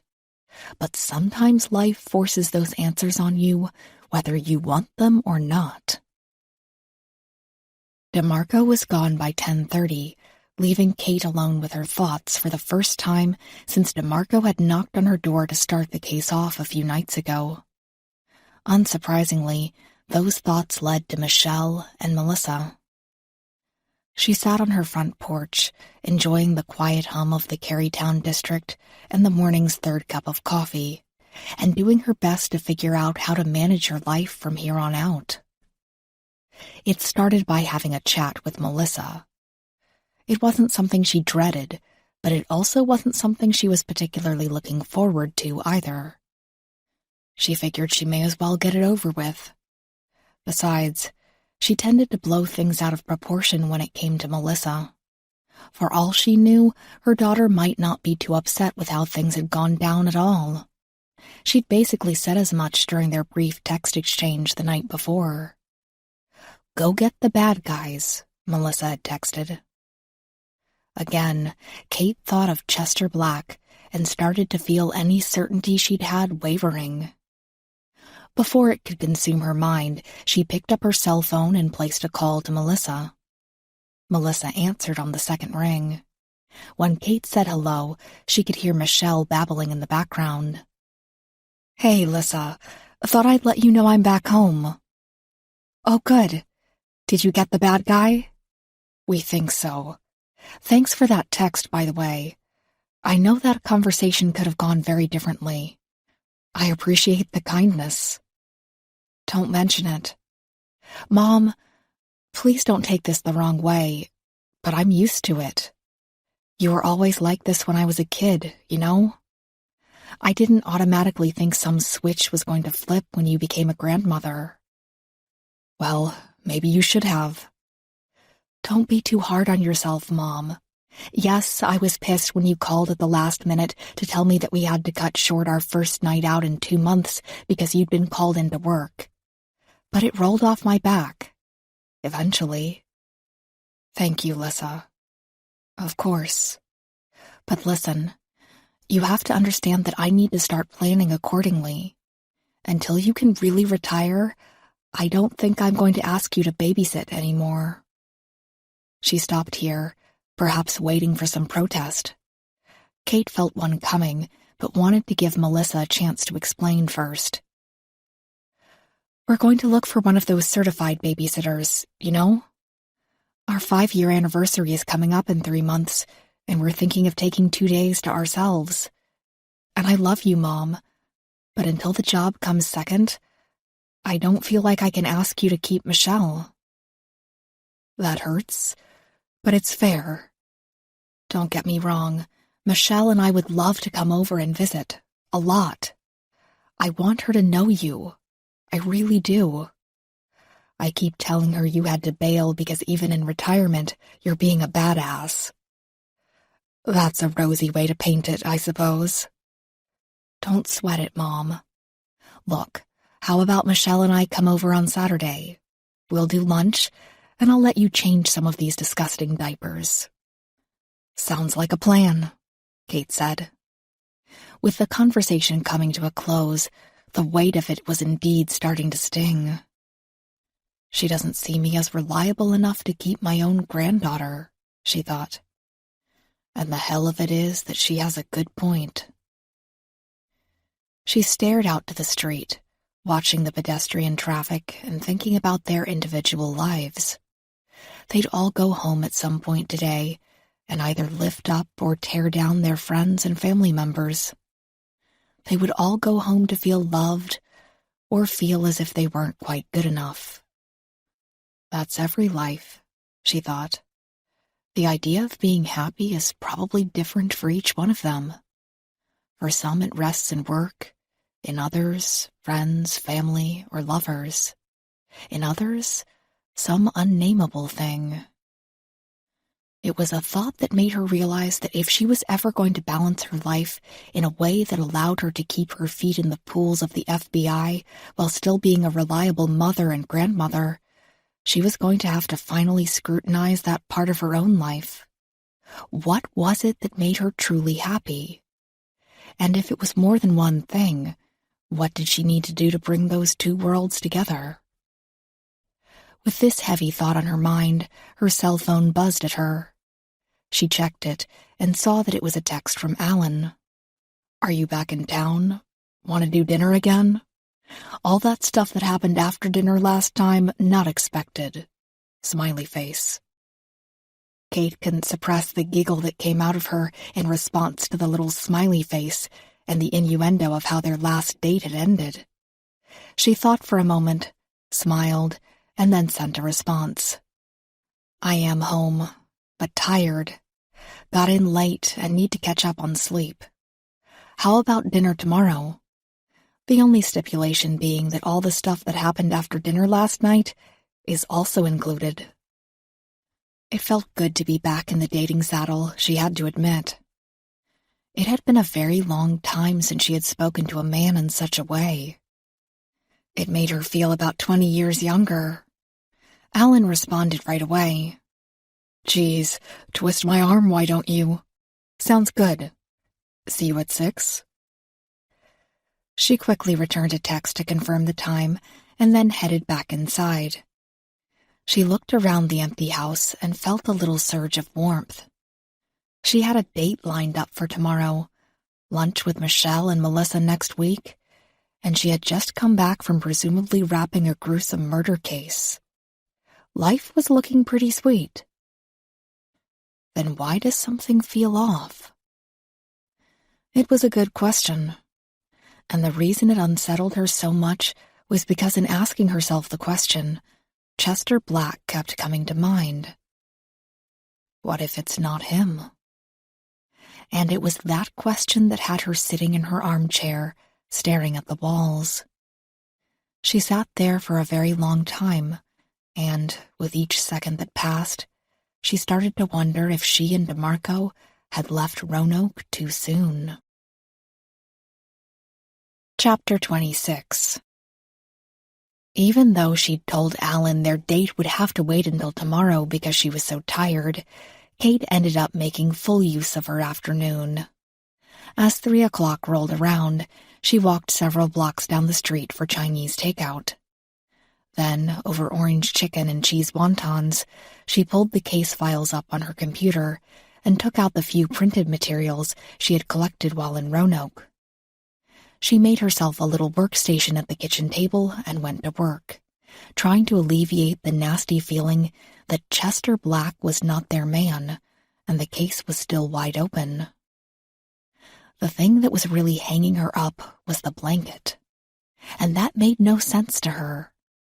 It was clear that it had meaning to the killer. It took a lot of extra effort to cram it into the throats of his victims, and it was clear that he was doing it on purpose. But the question remained, why? She thought of Chester Black again. She thought of the personality he projected and the things they had seen and experienced in his trailer. Kate was far from a psychologist, but she didn't see any outright signs from him of someone who might still be clutching onto some long-lost memories of his childhood that involved a blanket. She recalled what Danielle Etheridge had said about how the blanket had once likely been a comfort object. And as far as Kate was concerned, Chester Black did not seem like the type to obsess over a comfort object. The crimes Chester Black had committed, while absolutely deplorable and poorly thought out, were of what he felt was necessity, crimes that were tied into his abnormal religious beliefs. That in no way made him a killer. But they found human blood on that towel. What about that? That was the one roadblock in keeping Kate from thinking Chester Black was innocent. If she could get around that, she would have to face the fact that she was pretty sure she and DeMarco had left for home, leaving the wrong man in a holding cell in Roanoke. If the blanket was a comfort object, what does that say about the killer when he was a kid? She dwelled on this for a moment, sensing there was something worth digging into. If the killer held onto a security blanket as a child, it likely meant that he'd been insecure, maybe even quiet. Again, she was not a psychologist, but she had been involved with enough cases to make extremely educated guesses, which usually turned out to be right. Yet they had spent their time looking for someone who was violent by nature. They had been looking for a child who had dealt with issues from a young age. But what if their killer had never truly seemed violent until just recently? What if their killer had been a quiet and mostly harmless kid, dragging a blanket around behind him? She'd been digging through the files for any evidence of this for a little over an hour when her cell phone rang. She saw that it was DeMarco and answered it right away. "All wrapped up?" Kate asked. "On this end, yes, but I got a call during the meeting. It was Palmetto from Roanoke. The human blood on the towel." "That really has been bothering you, huh?" DeMarco said. "It has. Anyway, what were the results?" "The blood was from a woman named Abby Warren. Roanoke PD ran a search and found her alive and well. She happens to be Chester Black's girlfriend, and she admitted to the two of them engaging in some consensual bloodletting during sex." "Cutting one another?" "Yeah, she has the scars to prove it. Chester figured he'd be charged for something because he was the one doing the cutting, so he never said anything. But it all checks out. And based on all of this, he's free to go. Well, he's looking at some animal cruelty charges, but it's not looking like he's our killer." "So what now?" "What now is you rest up. I'll pick you up around 9 in the morning tomorrow, and we're heading back to Roanoke." "We have to start with Dr. Etheridge," Kate said. "I think we've been looking for the wrong kind of killer."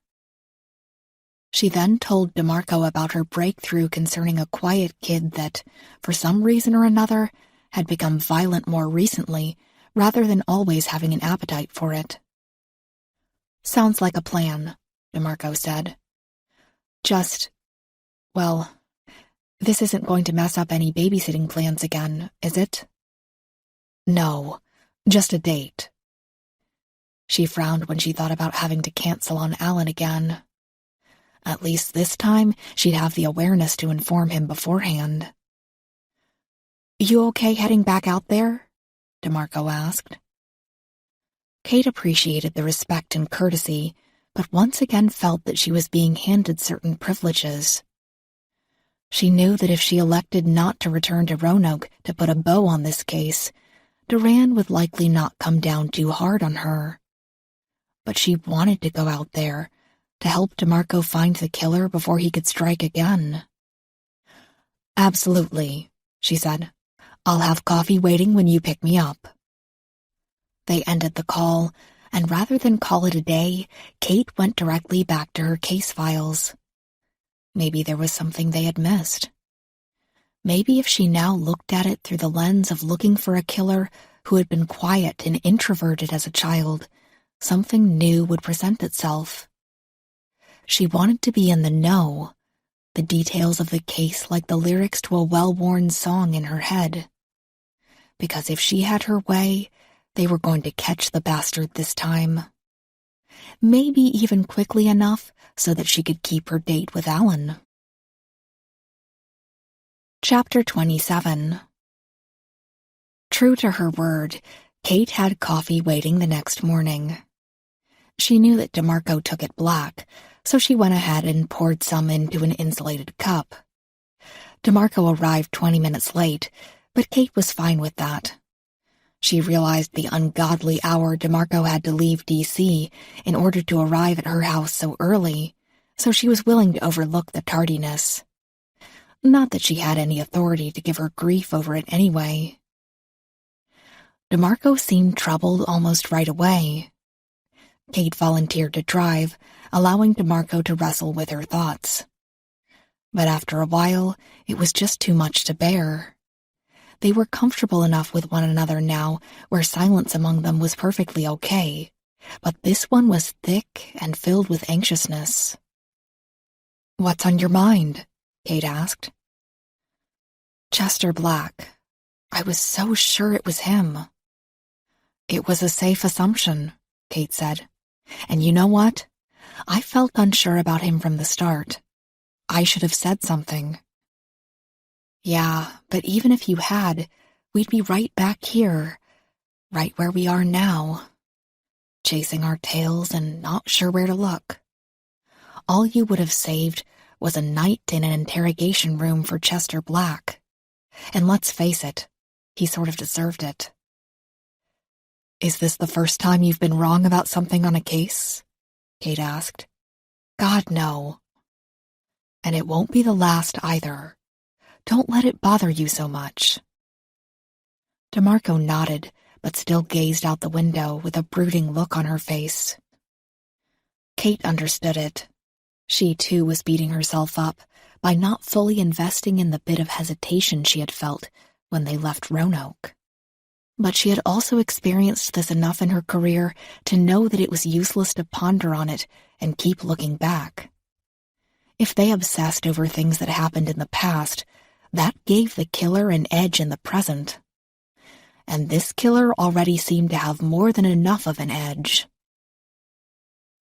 Dr. Etheridge appeared a little rushed when Kate and DeMarco showed up at her office at 1:40. She had been expecting them, as DeMarco had called on their way down to Roanoke to keep her abreast of what was happening. But there was a sense of urgency to the doctor now, as if she too could feel the absolute intensity and importance of the situation. "I've blocked off the next 2 hours in my schedule to help any way I can," Etheridge said. "I've looked through all of my records over the past 15 years and pulled any file that seemed like it would be a match. Unfortunately, there's quite a bit." She pointed to a pile of folders on her desk. It sat about 1.5 feet tall. It was certainly quite a bit of material to sift through, but not as bad as Kate had been expecting. "That doesn't look too bad," she commented. "Oh, this is only the physical records," she said. "This is everything from 2003 back. Everything from 2004 to current day is saved digitally on the server. There's this physical pile, and then about 30 more on the server." "Will you allow us access to the server?" DeMarco asked. "Normally I'd put up a fight, but this situation is getting out of hand." "Thank you," Kate said. "Agent DeMarco, would you like to take the digital files while I go through the folders?" "That works." "Dr. Etheridge, I'd like to have you on hand to answer any questions that might arise." "Of course. Now, these files that I have pulled, as well as the digital ones I have already flagged for you, are based on the profile you gave me. A kid who is very quiet and introverted. The type that might seek comfort from something like a blanket or a stuffed animal." "That's correct," Kate said. It's worth noting that most children that fit that profile are going to be the type who would respond more to a mother figure rather than a father figure. Because of that, I pulled files with patients with that characteristic as well. Incredible work, DeMarco said. Now, is there a computer I can work from? Yes, you can use my personal laptop, Etheridge said. She went to her desk, opened it up, and logged DeMarco in. The next half an hour felt very much like an intense study session to Kate. It reminded her of her earlier days with the Bureau, when she had often been stuck with painstaking research assignments. Even back then, though, she'd been seen as an excellent profiler. It was one of the reasons it was bothering her so badly that she could not easily pin down the killer in this case. Even as she went through Etheridge's files and started ruling patients out based on the date of service, she knew full well that the answer may not be here. She fished through the folders as DeMarco clicked through the files on Etheridge's laptop. Most of the files contained at least one Polaroid picture of the patient. Many of them looked into the camera without much of an expression, though some had bright smiles on their faces. She nearly asked Etheridge why she kept these pictures, but remembered somewhere along the way in her profiler training that psychologists often use this technique to show their patients how an expression could speak volumes. It was a great conversation starter. Why do you feel this way today? The little boy in this picture doesn't look very happy, does he? Kate also noticed that in a few of the thicker folders, Etheridge had kept drawings that the children had made. Some were quite pretty in a childlike way. Perfectly square houses with triangular roofs, with big fluffy clouds and bright suns in the skies. But there were some that were clear cries for help. Stick figure kids with frowning faces, crimson pools around little feet, hard red and black lines everywhere. Do you have every child draw something for you? Kate asked. Most of the time, Etheridge answered. It really all depends on the level of trauma they are dealing with. Simple little drawings are a great way for me to really get a quick judge of their emotional state.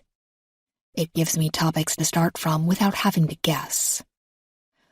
How often do you get ones like this? Kate asked. She held up a picture of a little girl in pigtails. Behind her, a little dog had been drawn upside down. Something was on fire behind all of it.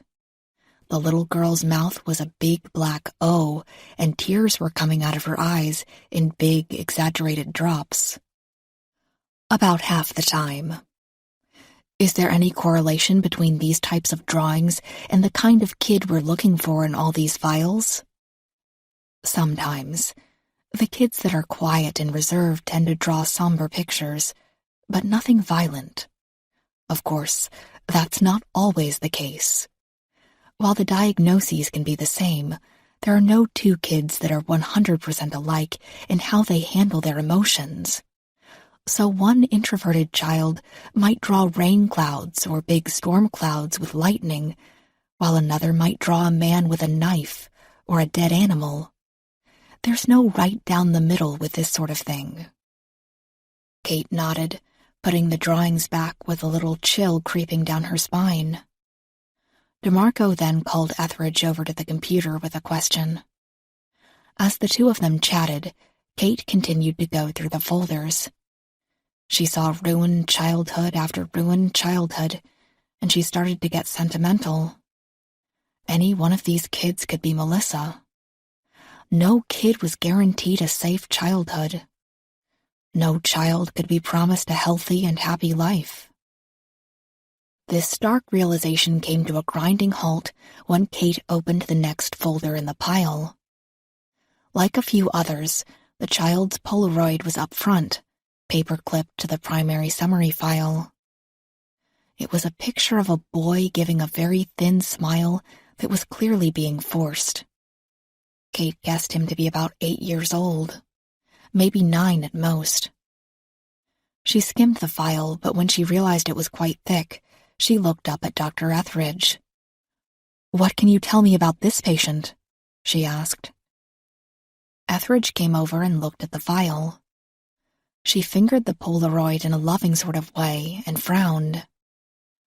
"That's Jeremy Neely. I saw him for about 3 years. Was he an orphan?" "He was bounced around a few foster homes in his youth, yes.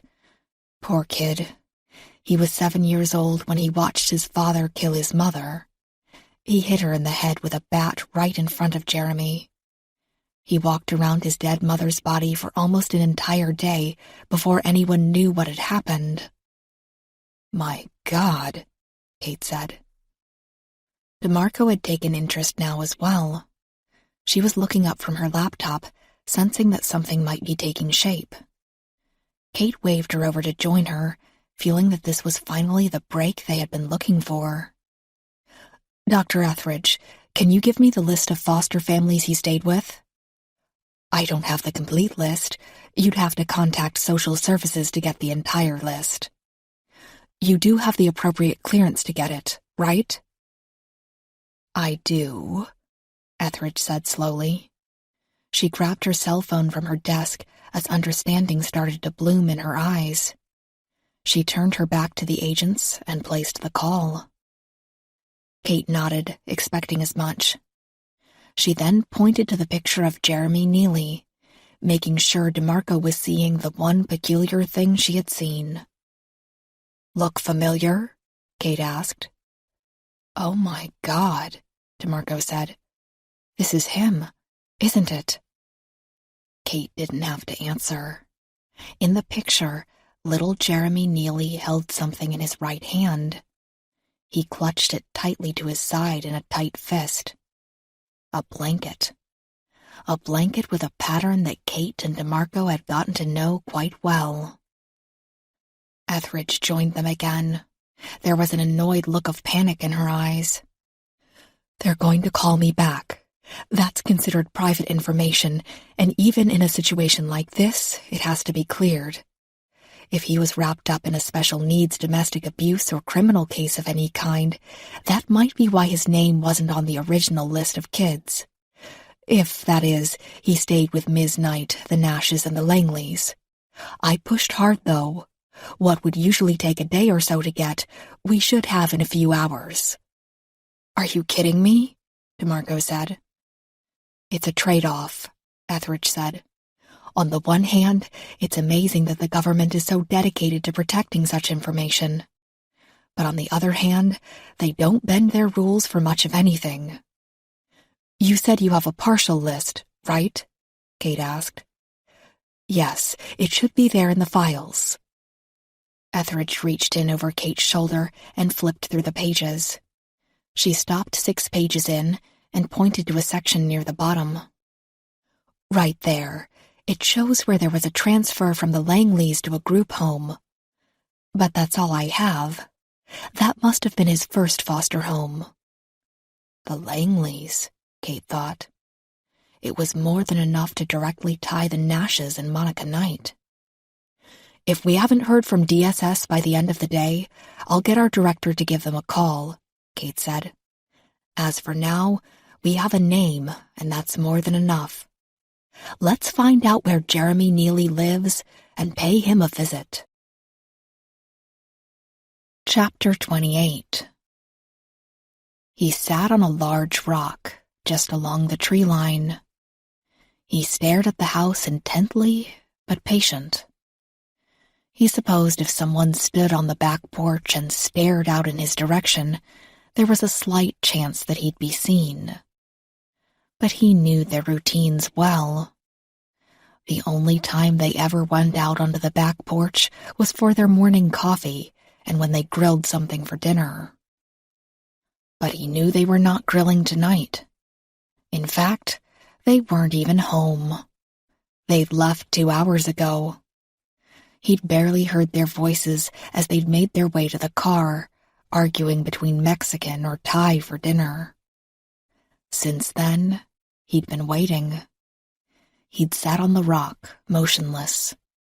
He was rooted there by the anticipation of what would be happening later.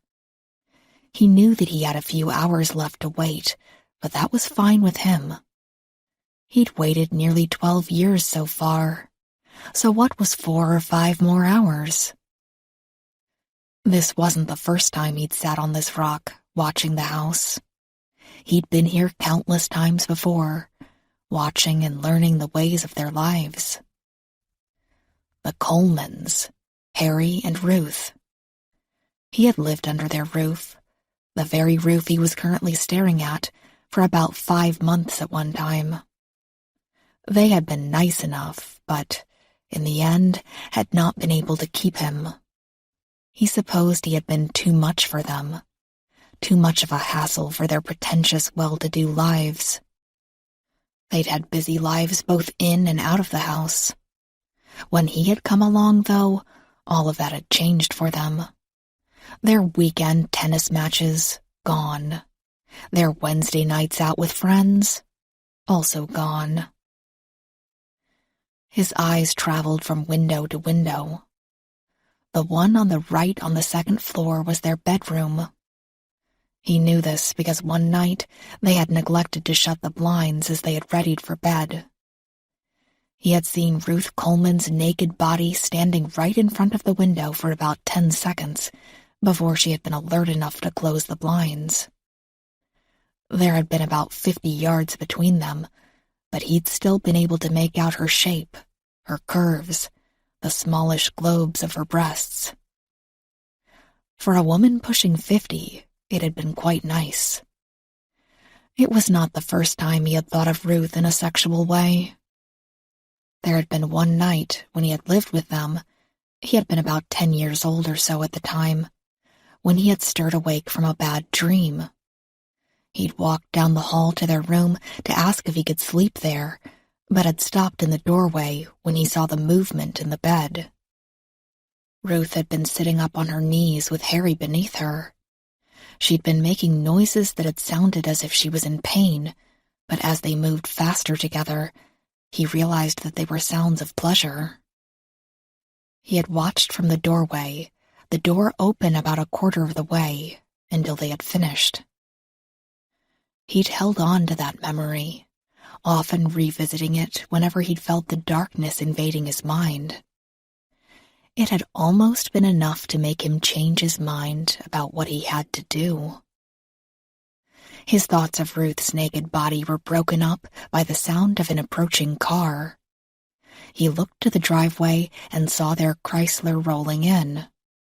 They parked and got out, laughing. Harry waited for Ruth at the front of the car and took her hand. They walked into the house, giggling. In the woods, he smiled. Maybe they'd had a few drinks with dinner, maybe just enough to be giddy and horny. Maybe they'd make love sometime in the coming hour or so. He hoped so.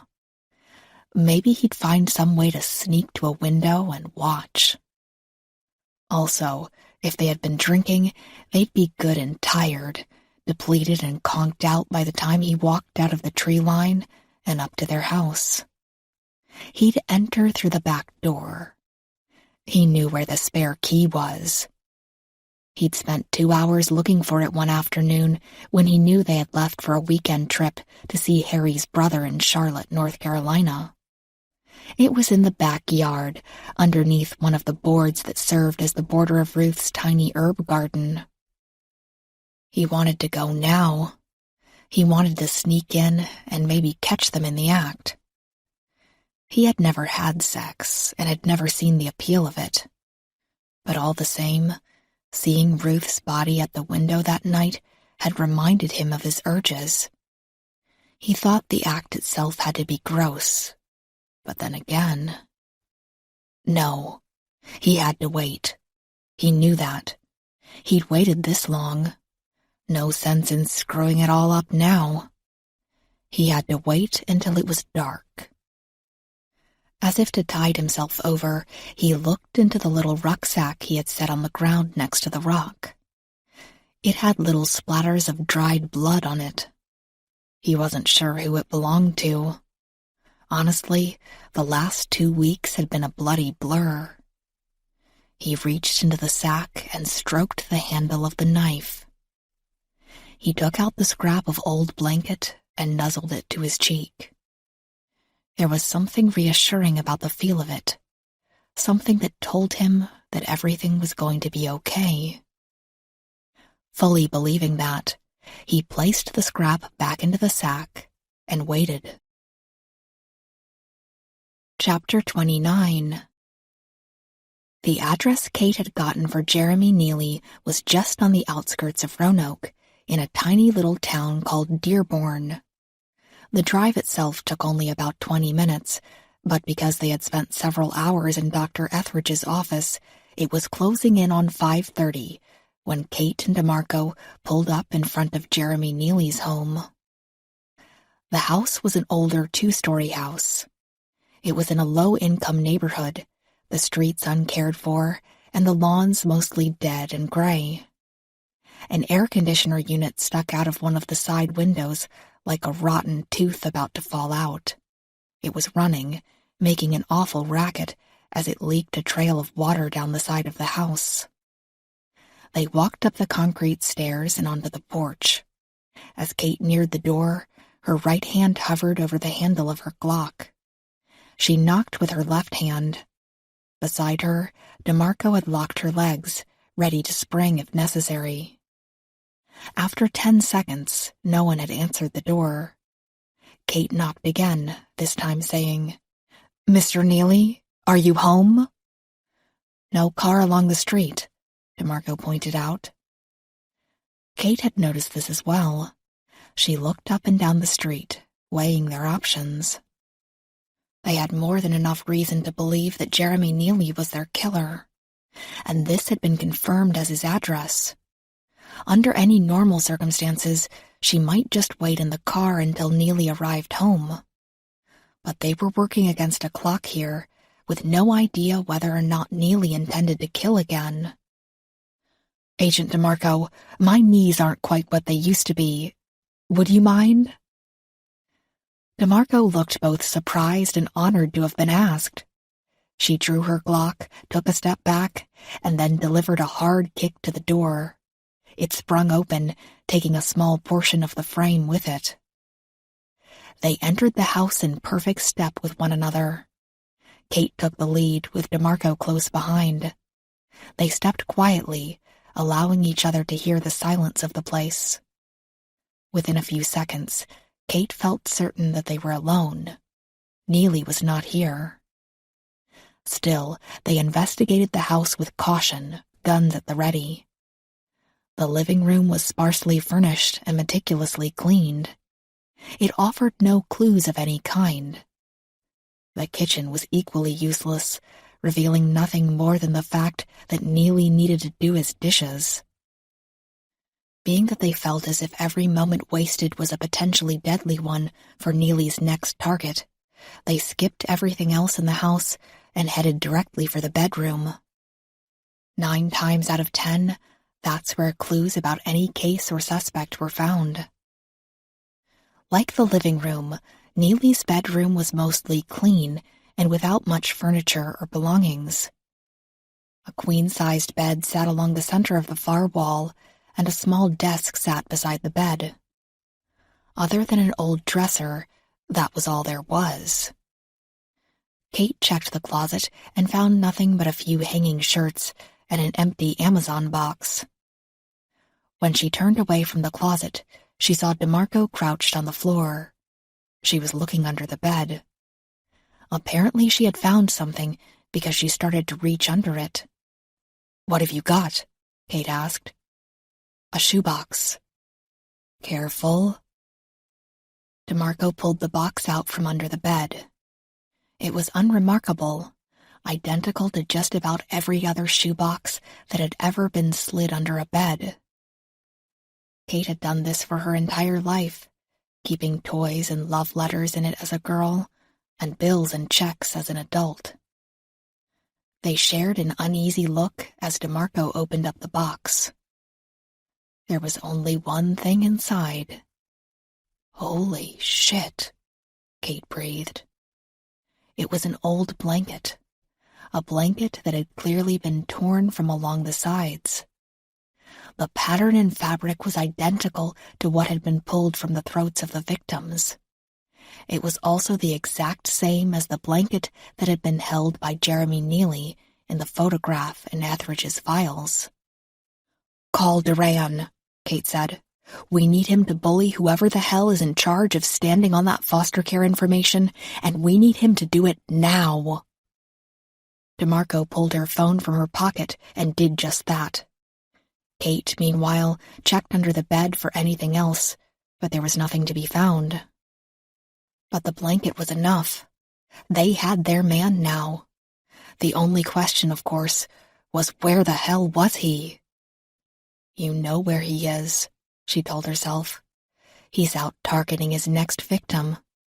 Some other family that tried to help him at some point in their lives and are now being rewarded by being killed." On the phone, DeMarco was getting loud with Director Duran's receptionist. "This is an emergency. One he will slaughter you for if you don't get him right now. I don't care who he is meeting with." That apparently did the trick, as DeMarco was put on hold. She was fuming, pacing around the room in order to do something with the pent-up excitement that was rocketing through her body. Kate felt it too. The excitement of knowing you were about to break a case, that the end game was on the horizon. And knowing that just one phone call separated them from not only apprehending the killer, but also potentially saving 2 lives, made it a maddening experience. She looked back to that tattered blanket as a feeling of dread started to spread through her. Mingled with the excitement, it almost made her feel lightheaded. But the blanket actually helped to ease her mind, to steady her focus. "We've got him," she thought. "We know his name, we know where he lives. We just need to know what other families cared for him as a kid." All they could do was wait, and hope that while they waited, 2 more people weren't being killed. Kate and DeMarco remained in Neely's house while waiting for the call from Duran. Every minute that passed was excruciating. They both paced the floors, remaining mostly in the bedroom. Kate racked her brain for any other ways to find out who else might have kept Jeremy Neely, but could come up with nothing. "I just don't understand how so many families kept him and no one saw this coming," DeMarco said. "You'd think a murder spree like this one might have been prevented if someone had maybe just paid more attention to the way he acted as a kid." "You heard Etheridge," Kate said. "No 2 kids are ever 100% the same. For all we know, Jeremy Neely never showed any signs of doing anything like this." It reminded Kate of an old adage. It's the quiet ones you need to watch. Of course, in this scenario, that was absolutely correct. When Kate's phone rang, both agents went absolutely still for a moment. It had the same effect as a gunshot from the next room. Kate answered it with a jolt of adrenaline blasting through her body. "This is Agent Wise." "Wise, it's Duran. I got the list of families. You ready?" "Shoot." "In order of appearance, we've got the Langleys, the Nashes, a single woman named Monica Knight, the Colemans, and the Vaughns. But he was only with the Vaughns for 2 days. He stayed with the Colemans for about 5 months. You got names for the Colemans?" Kate asked. "And an address. 174 Angler Drive, Manita, Virginia." Shit, she thought. Not local. Kate covered the mouthpiece on her phone and looked at DeMarco. "Plug Manita into your GPS and see how far away it is." DeMarco did as she was asked. Kate turned her attention back to Duran and asked, "Is that all? No other families?" "That's it. You think the Colemans are next?" Duran asked. "It's an incredibly good chance." DeMarco showed Kate her phone. She had typed Manita into her map app search bar. It was apparently a little lakeside town about 30 minutes away. "Manita is about half an hour away from us," Kate said. "We're headed there now." "Perfect. Good luck, Wise." With a nod of understanding between them, Kate and DeMarco sprinted out of the bedroom, through the house, and back outside. As she got behind the wheel, she heard DeMarco on her phone as she got into the passenger seat. "Palmetto, it's Agent DeMarco. I need you and a few officers to get over to Manita as soon as possible. Agent Wise and I are headed there now, with a strong suspicion that our killer's next target is there." Kate pulled out into the road and sped forward, while DeMarco filled Palmetto in. Dusk was slowly settling down, the horizon holding most of the day's remaining light. When she came to the end of the street, she took a hard right, the back end of the car fishtailing. She felt like she was racing a clock, and as far as she was concerned, her time would run out when night fell. But with a killer so close to her grasp, she'd be damned if she'd let that happen. Chapter 30. Had she not been in a rush to potentially stop a killer, Kate thought she might have enjoyed the quaint and scenic little town of Manita. It sat alongside Smith Mountain Lake, a lake cupped almost perfectly within the Blue Ridge Mountains. The fact that the sun had pretty much set behind the mountains added a whole new tone of beauty to the place. As she passed by the central intersection of the town, Kate spotted the 2 police cruisers in the gas station parking lot to her right. Palmetto had called ahead to Manita PD and asked for 2 units to be available for backup, while the state PD hurried along. Kate flashed her lights at them as she passed through the intersection, and they fell in behind her. Angler Drive was located within a small subdivision that was separated from the lake by only a thin strip of woodland that grew in size and spread out the closer it got to the mountains. As they crept closer and closer to the Coleman residence, Kate decided on the best approach in her mind. She figured that if Jeremy Neely was indeed there or on the way, there was no sense in scaring him away with blazing sirens and police cars pulling into the driveway. Given that, she elected to park her car along the side of the road just out of eyesight of the Coleman's paved driveway. Behind her, the police cruisers did the same. When she got out of the car and met one of the officers from the first car as he got out, she realized just how dark it had gotten. She could still see without the aid of a flashlight, but that wouldn't last much longer. "Thanks for the assist," Kate said. "Agent DeMarco and I will go to the door. If everything is fine and good, that'll be the end of it. We'll inform them of the situation and then ask you to stay here until state PD arrives. You guys can work out the surveillance among yourselves. But if we get there and find out that we were too late, we'll call for backup." "Officer Palmetto said this guy has killed 5 people," the cop said. "Is that true?" Kate nodded but thought, "Let's pray it's only 5 and not 7. They made their way down the paved drive in a quick walk.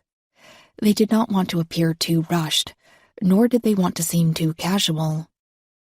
As they closed in on the house, Kate noted that a light was on downstairs, shining through the largest window along the front of the house as well as one on the side.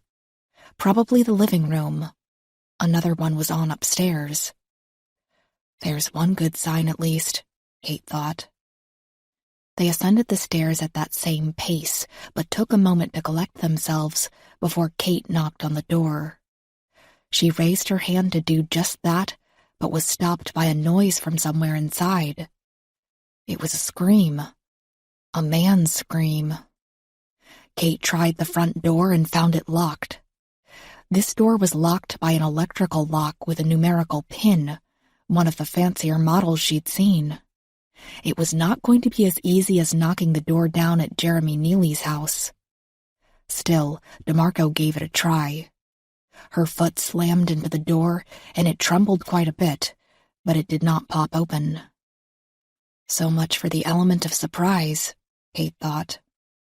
As she leveled her Glock at the lock, another of those screams sounded out. This one was followed by a second sound, more like a low moan, and this one from the throat of a woman. Turning her head away from the door, she fired off a single round that tore through the lock and the door itself.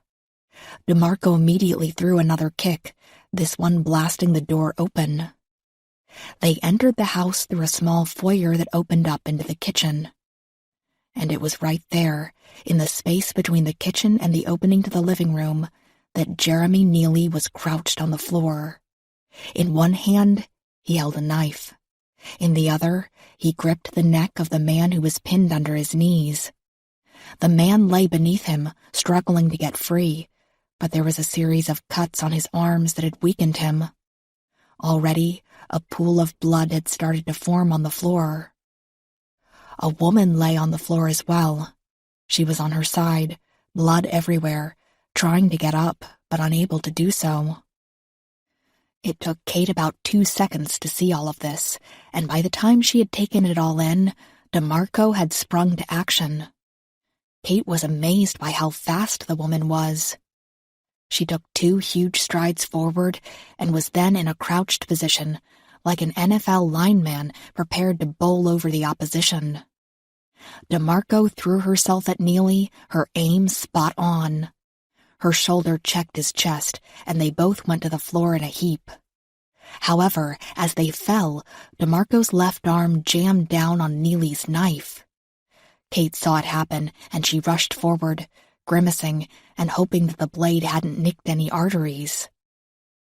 Neely took advantage of DeMarco's shock and kicked her away. He then raised the knife to plunge it down through DeMarco's chest, but Kate reached him just in time. She drew her knee up hard, connecting with the underside of Neely's jaw. He rocked back, nearly falling over, but catching himself on the edge of the kitchen bar. He started to surge forward again, but Kate had locked her knees into place and stood in a perfect shooter's stance, less than 3 feet from him. "Move, and I'll take out your knees," she said. Neely seemed to think about it for a moment. In the seconds that hung in the air, Kate desperately wanted to take stock of the situation. She was afraid the woman, apparently Mrs. Coleman, would be dead in a handful of moments. She also had no idea how badly DeMarco was injured. She saw DeMarco getting to her feet out of the corner of her eye. Even without taking her eyes away from Neely, she could tell that DeMarco was holding her cut arm close to her body. "Drop the knife, Jeremy," Kate said. "We know what you did to the other families. Anything you do from this point on is just going to make it worse for you." He smiled, as if this was great news. And then he swung the knife around in a flash, aimed directly for DeMarco. Kate lowered her aim and pulled the trigger. The shot took Neely directly above the knee. His leg crumpled as he went to the floor. DeMarco wasted no time in throwing her full weight into his back.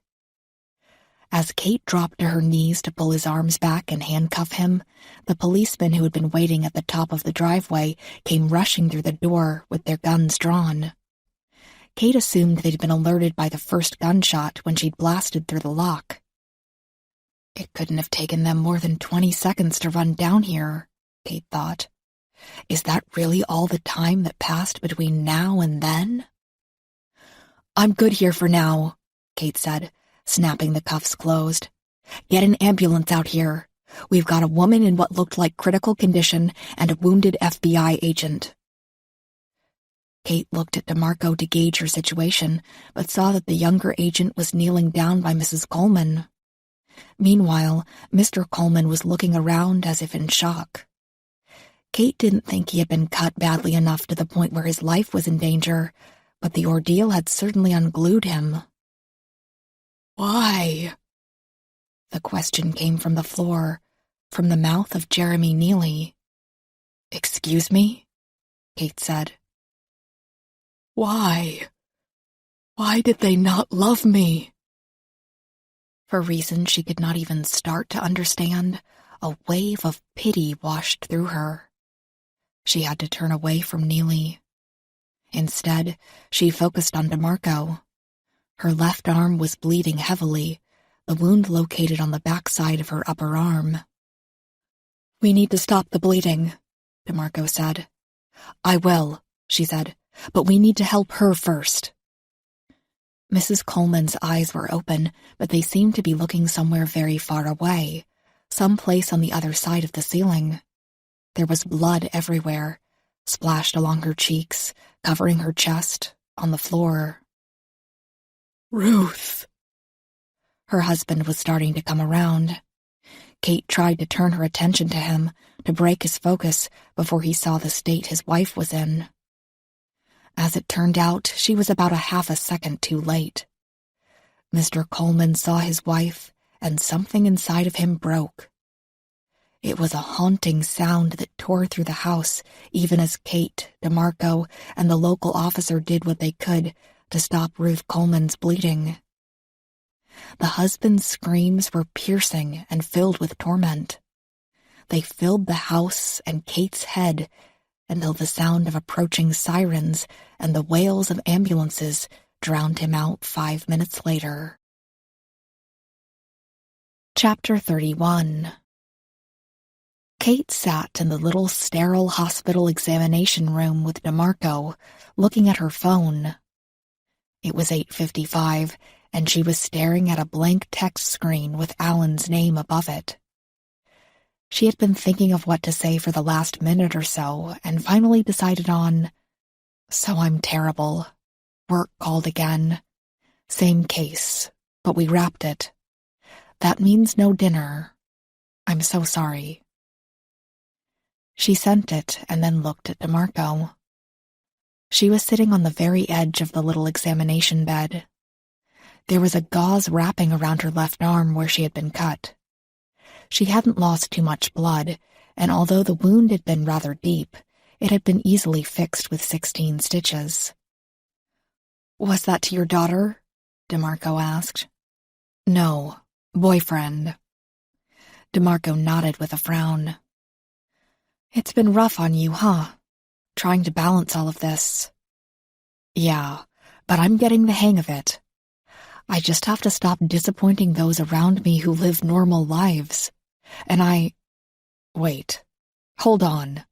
You're the one that got stabbed in the arm. What the hell are you doing worrying about me?" DeMarco shrugged and looked at the floor. "My mom used to tell me stories when I was young about how she almost didn't go the family route. She was playing guitar and singing in this band that nearly made it. She told me how she always admired Stevie Nicks. You know, the singer from Fleetwood Mac?" "Yes, I know who she is." "Well, my mom looked to Stevie on how to act, how to play the role of a female lead in a band. And, oh my God, this is going to come out way cheesier than I intended, but you're my Stevie Nicks, Kate. The moment I made it as an agent back in the Violent Crimes Unit, I started researching your older cases, learning from you, and digging through your files. So yes, I am going to worry about you. The fact that you came back out of retirement to do things like we did tonight floors me."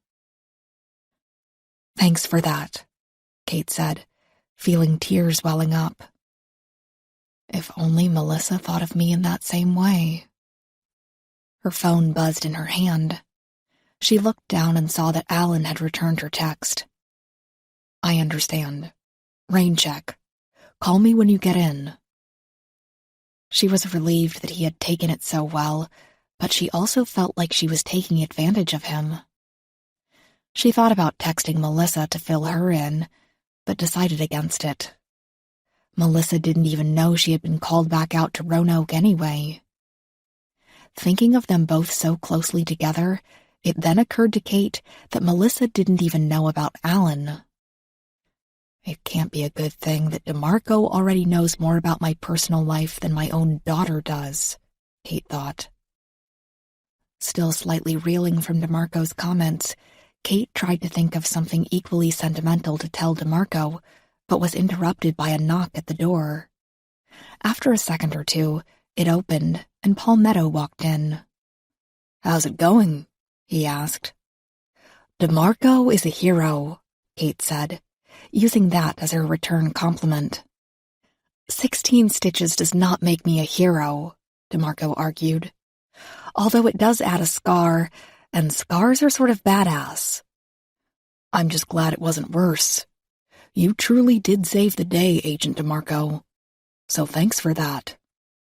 Anyway, I just wanted to drop by and fill you guys in, Palmetto said. Neely confessed to all of it. He's blaming it on everyone's inability to love him as a child. When they searched him, they found a scrap of the blanket in his back pocket. He openly admitted that it had been intended to go down Ruth Coleman's throat.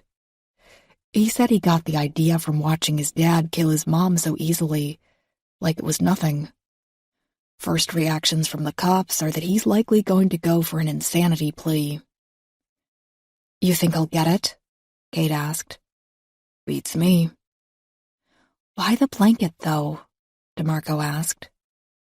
That's where more of the crazy comes in. He says it was the only thing he had as a kid that made him feel safe and comfortable.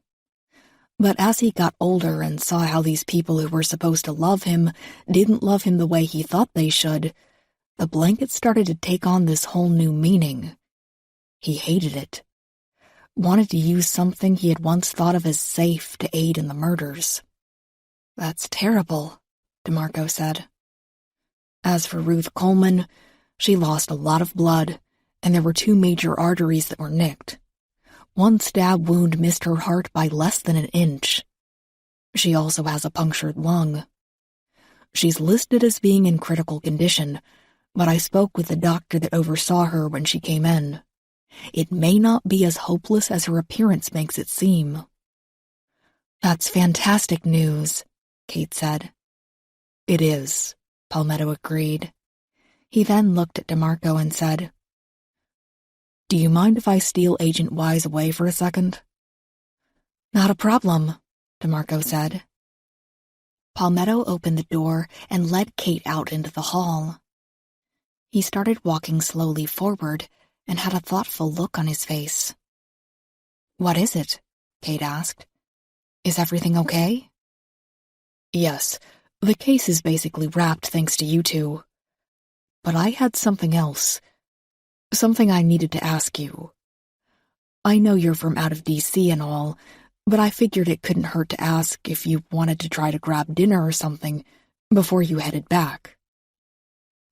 It was totally unexpected, and she supposed the look on her face said as much. Palmetto's look of thoughtfulness turned to one of apology as she looked for the right words to use. Sorry, Palmetto said. I noticed there's no ring on your finger. I thought it would be okay to ask. Oh, it is. And I'm flattered, but I'm seeing someone back home. And honestly, between you and I, even if I wasn't, I don't know that I would. My life is sort of a mess right now. There's a balance I need to find, and... What? Nothing, she said with a chuckle. I nearly just dumped a whole lot of complaining on you. That would have been okay. As for the dinner, I'll have to decline. But seriously, thanks for asking. Sometimes that's all a woman needs to feel worthwhile.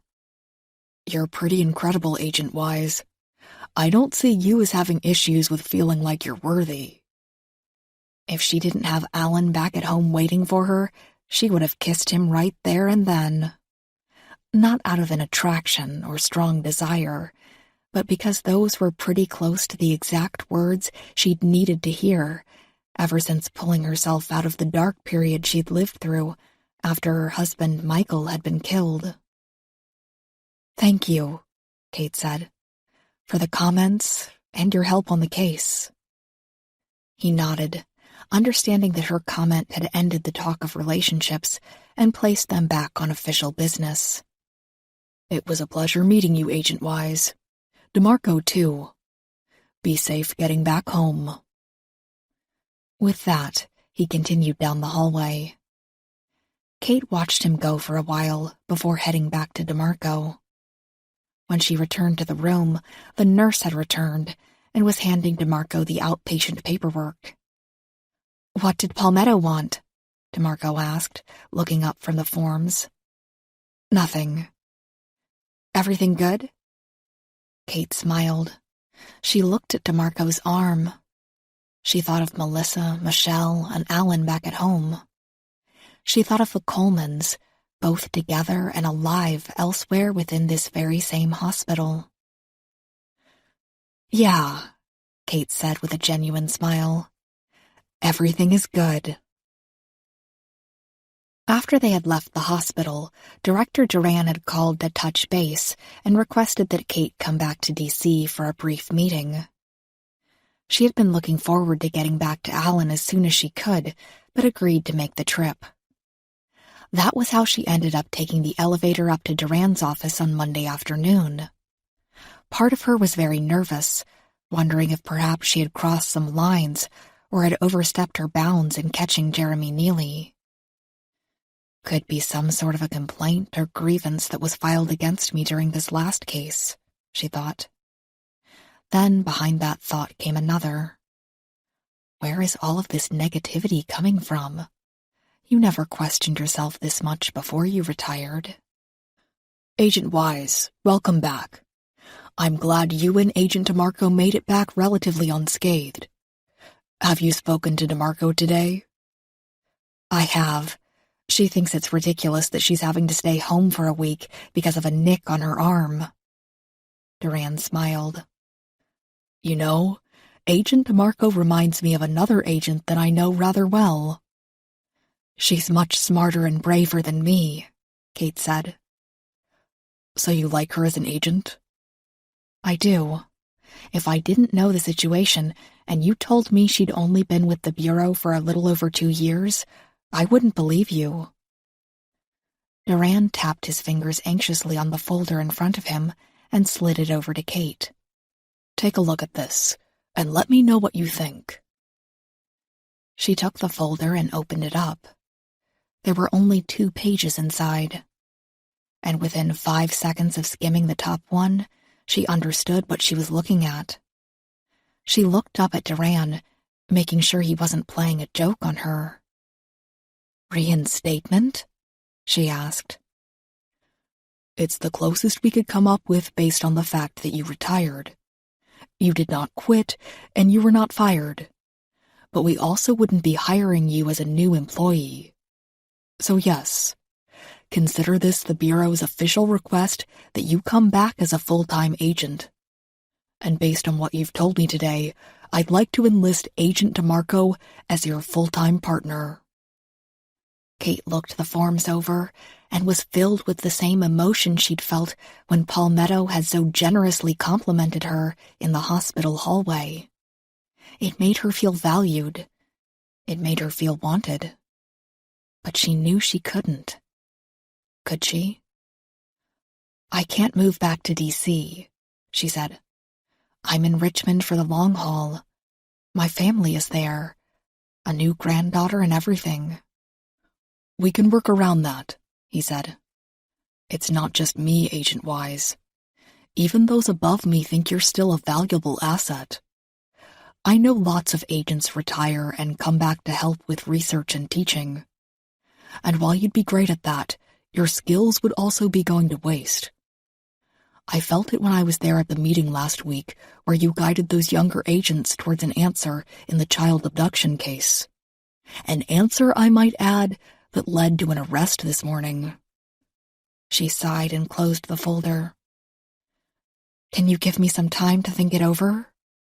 Absolutely. Take your time. And again, I truly do appreciate the work you've put in for these last 2 cases. Thanks.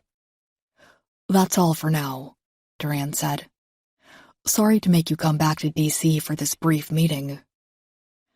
It's okay, she said, gripping the edges of the folder. It was worth it. Chapter 32. It was the first time she'd made pesto from scratch, and Kate did not mind saying that it was damned good. She poured it from her pot into a ceramic bowl and placed it on the table by the salad. The entire house smelled of baked ziti and garlic bread. Her back door was open, the screen door allowing a breeze inside. As she stood at the table, making sure she had not missed a beat, the breeze that came through froze her for a moment. "I'm happy here, too," she thought. She smiled and went to the wine rack in the kitchen. She plucked 1 bottle of white and 1 bottle of red from the rack. She set them down on the table just as someone knocked on her front door. "Come in," she called. The door opened and Alan came walking through. He was carrying a small plastic bag and a 6-pack of beer. He hefted it up and shrugged. "I didn't know if this was a wine sort of thing or a beer sort of thing." "Both is fine," Kate said. She met him at the door, took the plastic bag, and gave him a kiss on the lips. It was a quick one, but Alan took her by the arm with his now free hand and pulled her back to him. He kissed her again, this time lingering. When they pulled apart, Kate found herself pleasantly dizzy. "Honestly," Alan said, "I brought the beer for me. I figure if the conversation gets awkward, I can sneak off, chug 2 of them, and come back in a much looser mood." "I don't think that will be necessary," she said, and then gave a little smirk. "You're meeting my daughter and granddaughter, not my parents." "That's true, I guess. Still. Why don't you go ahead and start on one now, and we'll see how it goes." "Yes, ma'am," he said, taking one of the beers out and popping the top off. "Anything I can do for you?" "Wine glasses, in the cupboard." Alan set about helping her, getting the glasses, and then taking the cupcakes out of the plastic bag he had brought. He'd gotten them because Kate had told him that Melissa had a soft spot for cupcakes. "You going to tell her about the offer your director gave you?" Alan asked. "I think I am," Kate said, as she took the ziti out of the oven. "She'll be fine with it. I want to tell her and her husband about it so we can all work together and find out some way that I can balance it all." Before Alan could respond, there was another knock at the door. This time it opened without Kate answering. Melissa and Terry stepped inside, Terry carrying Michelle on his shoulder. He took 2 steps in, and his eyes grew wide. "Man, oh man, it smells delicious in here." Kate walked over to relieve Terry of Michelle. The baby went to her without any fuss, giving a little smile of recognition. When Kate offered Michelle her finger, the baby took it and gave a little squeeze. "Sorry," Melissa said as she approached Alan. "My mother sees Michelle and the world just fades out. I'm Melissa." Alan extended his hand and they shook. "I'm Alan. I've heard a lot about you and Michelle, so it's finally nice to meet you." Terry was next, shaking hands with Alan. Alan offered Terry a beer, which Terry accepted, and that was just about all it took for the 2 of them to break the ice. Kate walked back into the kitchen with her granddaughter in her arms. Melissa and Terry were asking Alan several questions, none of which were too pressing or private. Kate joined in as Michelle started swatting at her chin with her chubby little hands. "You guys ready to eat?" she asked. "It looks amazing, Mom," Melissa said. "Thanks." As they all took their seats, Alan passed by her and planted a quick kiss on her cheek. It felt natural. It felt nice and comfortable. She saw that Melissa had seen this and was smiling at her. "Yeah, this is worth keeping," she thought. "This is worth fighting for balance." The truth of the matter was that her job fulfilled something within her that her family did not. It seemed like an ugly truth, but it was still the truth. But it had taken her this long, after losing a husband and continuously straining her relationship with Melissa, to understand that the opposite was also true. Her family offered something that her job never could. Love, support, and a sense of home that came with no goals or expectations. Kate fully grasped that now, and she knew that she could learn to balance it all. And with that balance, perhaps she could even be a better agent. Of course she was going to take Duran up on his offer. She could deny it all she wanted, but she was an FBI agent to her core, and would be until she was a bedridden old lady. As far as Kate Wise was concerned, she was no longer going to look back on her career with nostalgia and longing. She had not put it all behind her after all. This has been If She Saw, a Kate Wise Mystery Book 2 by Blake Pierce. Narrated by Laura Bannister. Production copyright 2019 by Lukeman Literary.